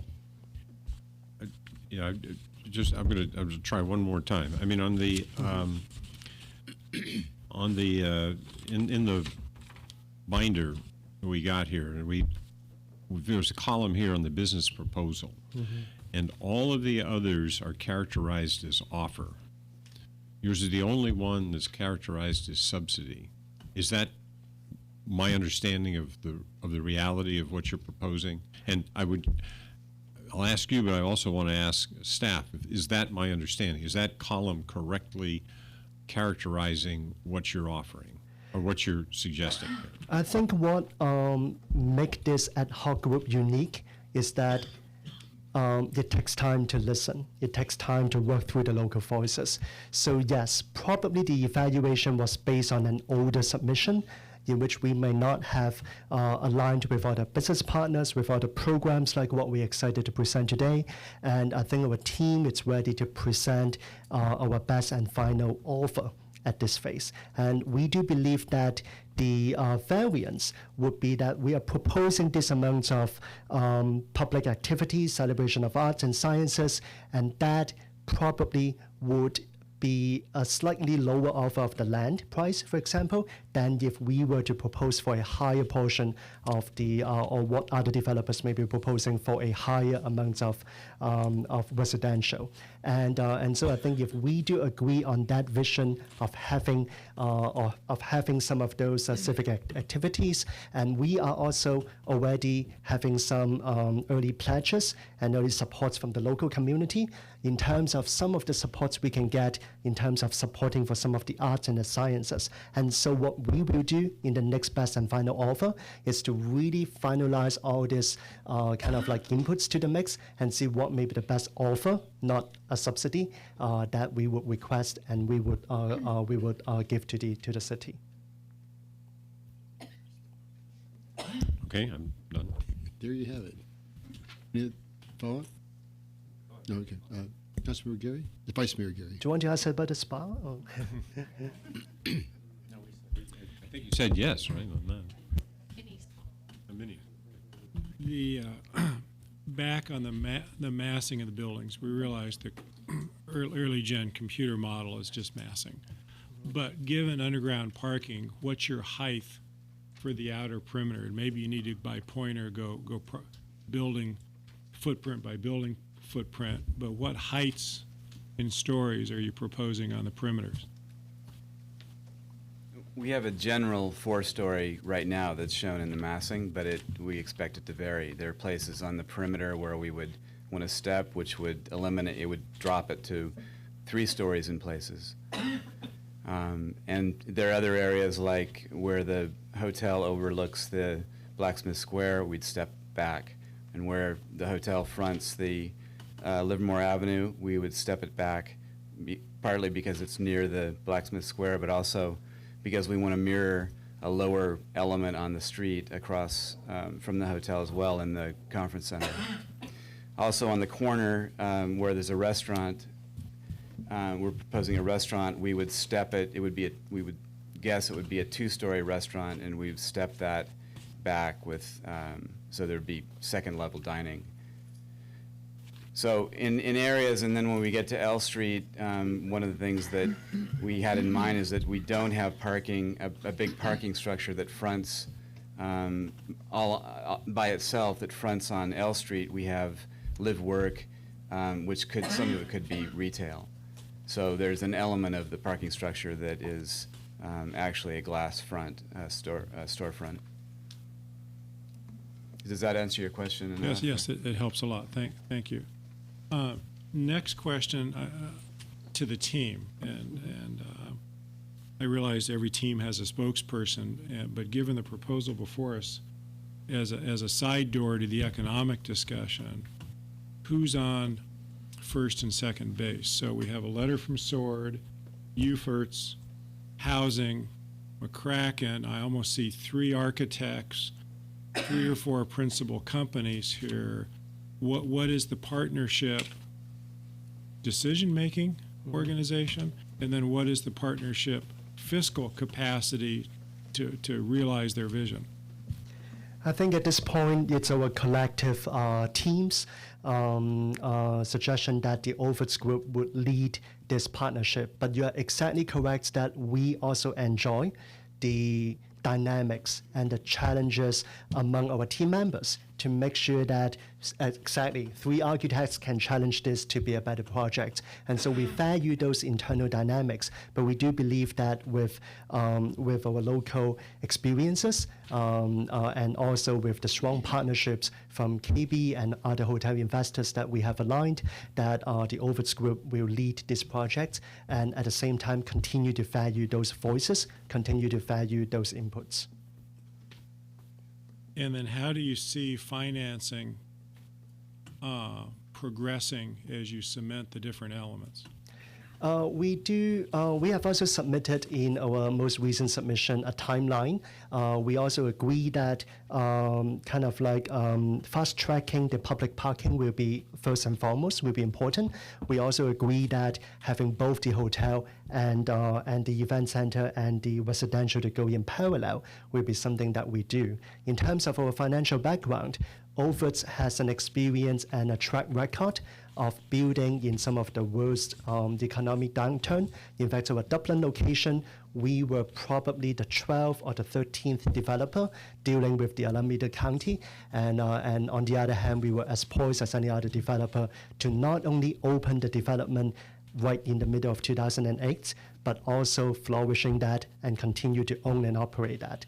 And we're also very proud that former mayors, current mayors, congressmen, congresswomen could be some of our very good references.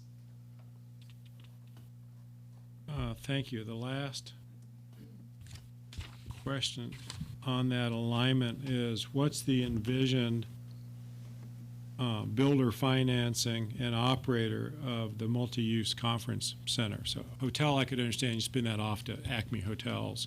Housing, KB builds it, sells it, manages it, makes sense. Who does the conference center and some of the open space build design?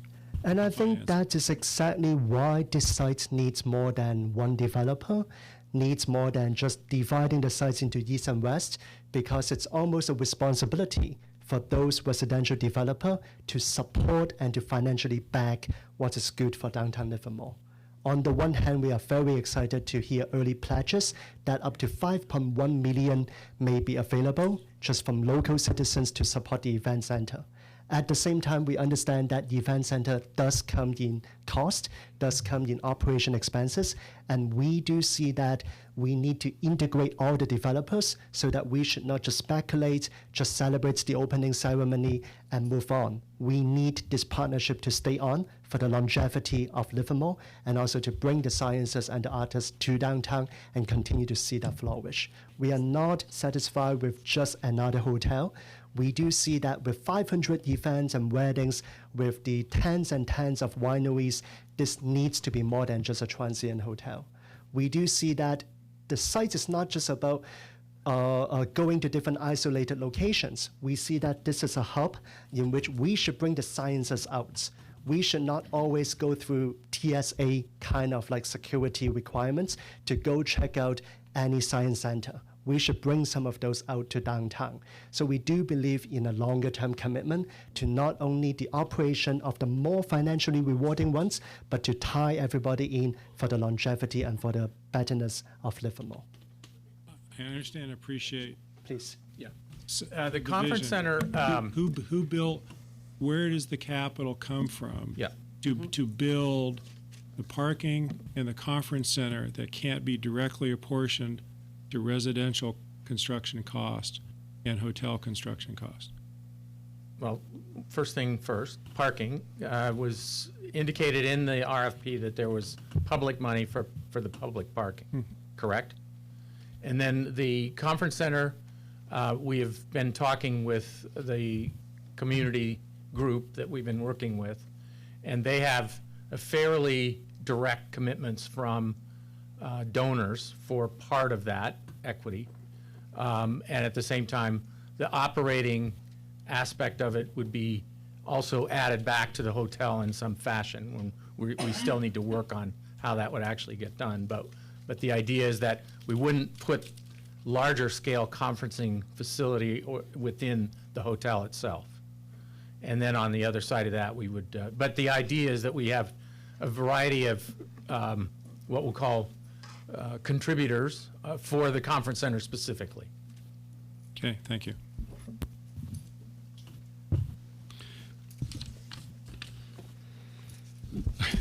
still going back to the parking, still hammering on that. But parking's a big deal in our downtown. So roughly half of the parking is going to be below grade, and then the hotel is going to be sitting on top of that, as I understand? Yes, it's below. We have actually 2 levels below grade under the hotel to get the 250 spaces. Okay, and Dr. Kam said something about because it is more expensive, it would be anticipated that the city would donate the land for that? No. I think the message is that the land price would be a factor of the total amenities and civic activities there. So I think that the land definitely would have a cost, especially more towards the residential side of it. But the less residential that we will be fitting in, not in terms of the number of units, but in terms of total size, would certainly and because of the more parking and the more civic activities or event center and open plaza may diminish the immediate value of the land or the cost of the land. So it'd be a trade. So the cost of the land would be less to make up for the higher cost of the subterranean parking. Correct. Well, not the subterranean parking, but it's more in order to work with the height limit of the site. It's more to work with the additional civic programs and activities and sciences that we bring in.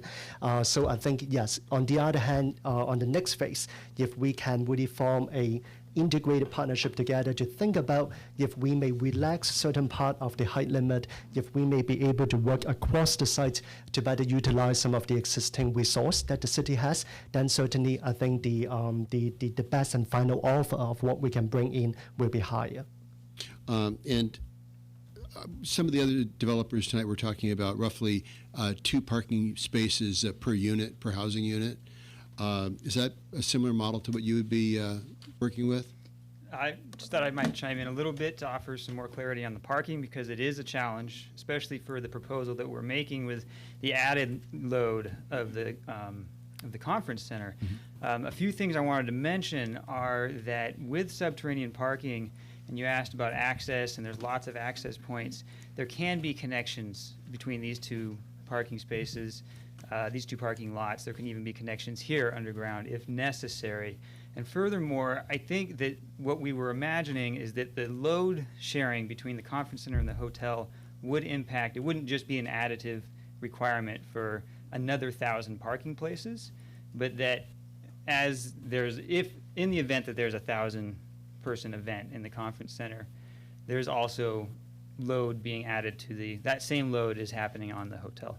That doesn't completely resolve all the parking questions, but I hope that helps clarify a little bit. So how many parking spaces per unit? 2. 2? Yes. Okay, so if you're talking 23 live work, 280 family residential apartments flats, that's 600 units. Or 600 parking spaces. I believe we have just enough 200. Because if you have, that's 303 spaces, or 303 units, times 2, that's 600 parking spaces, plus the 550, so that's 1,150, and that doesn't even take into account I believe there should be exactly 1,100 with 550. Because we're adding we need 550, and if you've got 300 units times 2, that's 600.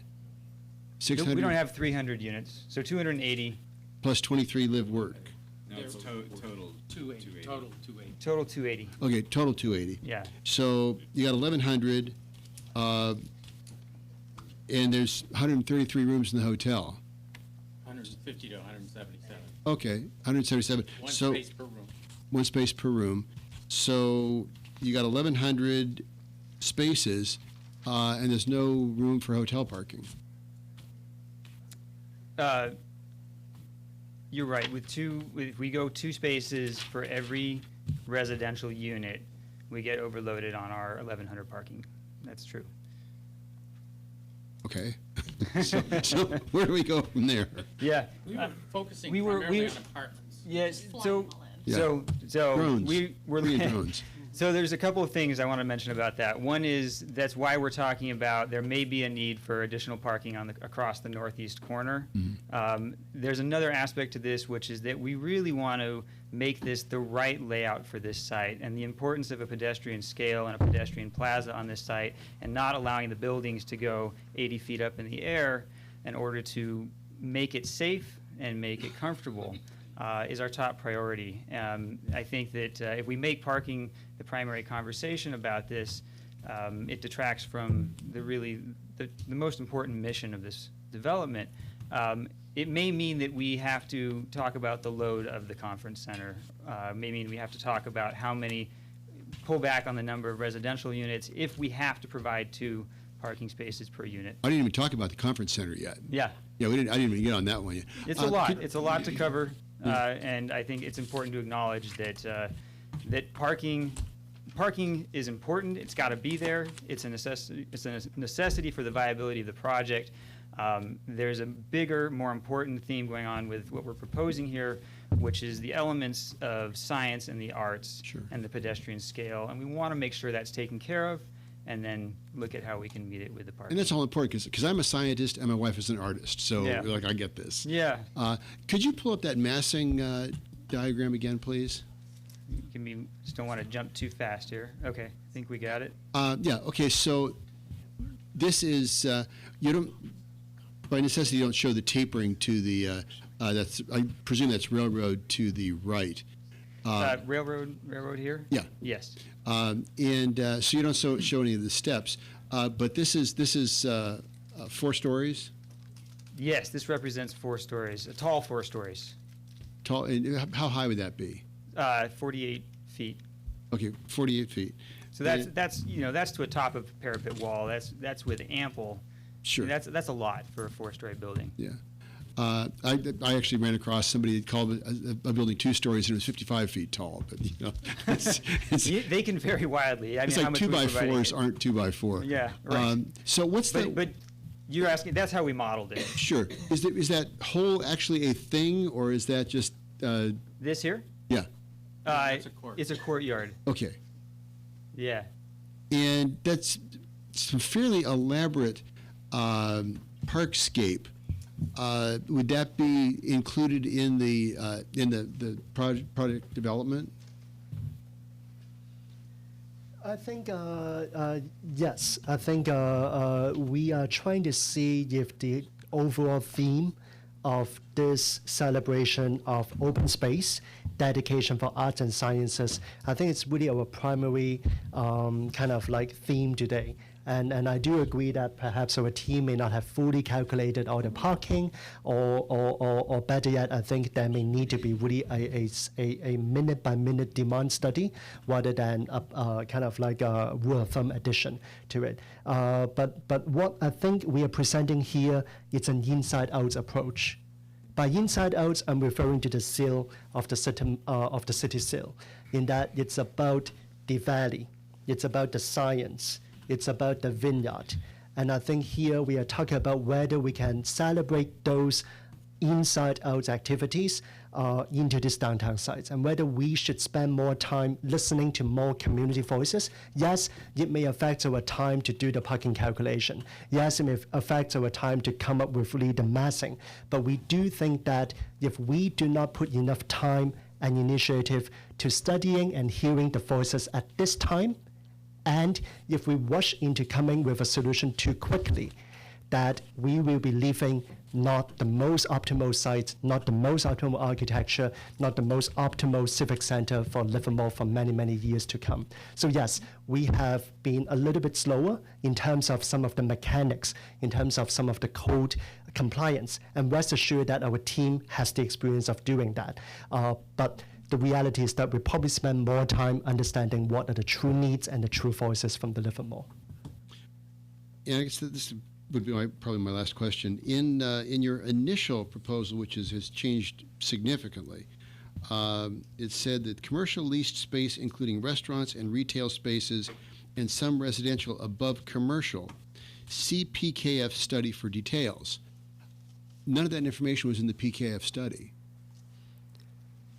Can Bruce or Steve refer to the PKF study? Yeah, what specifically? I'm sorry, I didn't. Oh, okay. In your initial letter to the city, January 25th, said the commercial leased space, including restaurants and retail spaces and some residential rental residential above commercial, and then it says see PKF study for details.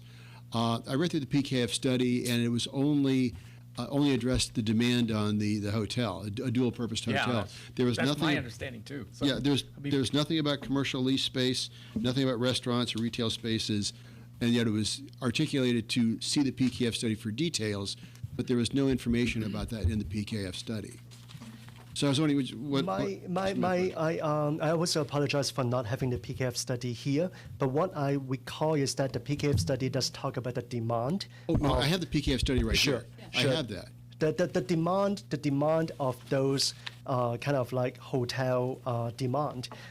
Yet at the same time, probably a lot of those visitors and users would should have some correlation with retail use. And also, I think what we are proposing is where sciences meets arts. Right. So activity and those would justify for that. But do you recall any particular not reasoning of that? specifically retail outside of the hotel from PKF. We didn't, But I didn't. Was there any retail? I think that I'm not was sure there any where that came retail from, to be in the clear. hotel? Because it Yes, says specifically there were two. residential above commercial, retail spaces, and commercial leased space.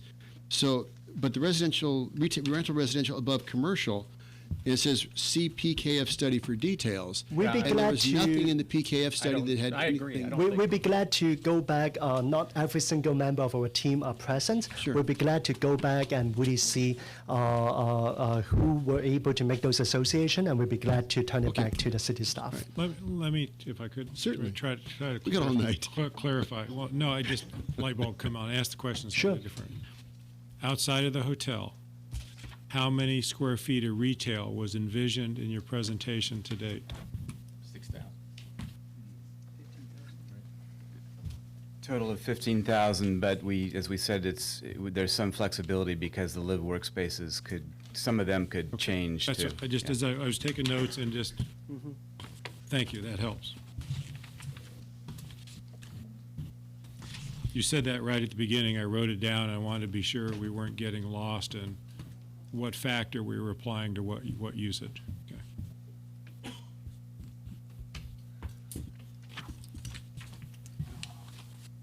Anybody else? Thank you. You didn't sound like you're having fun.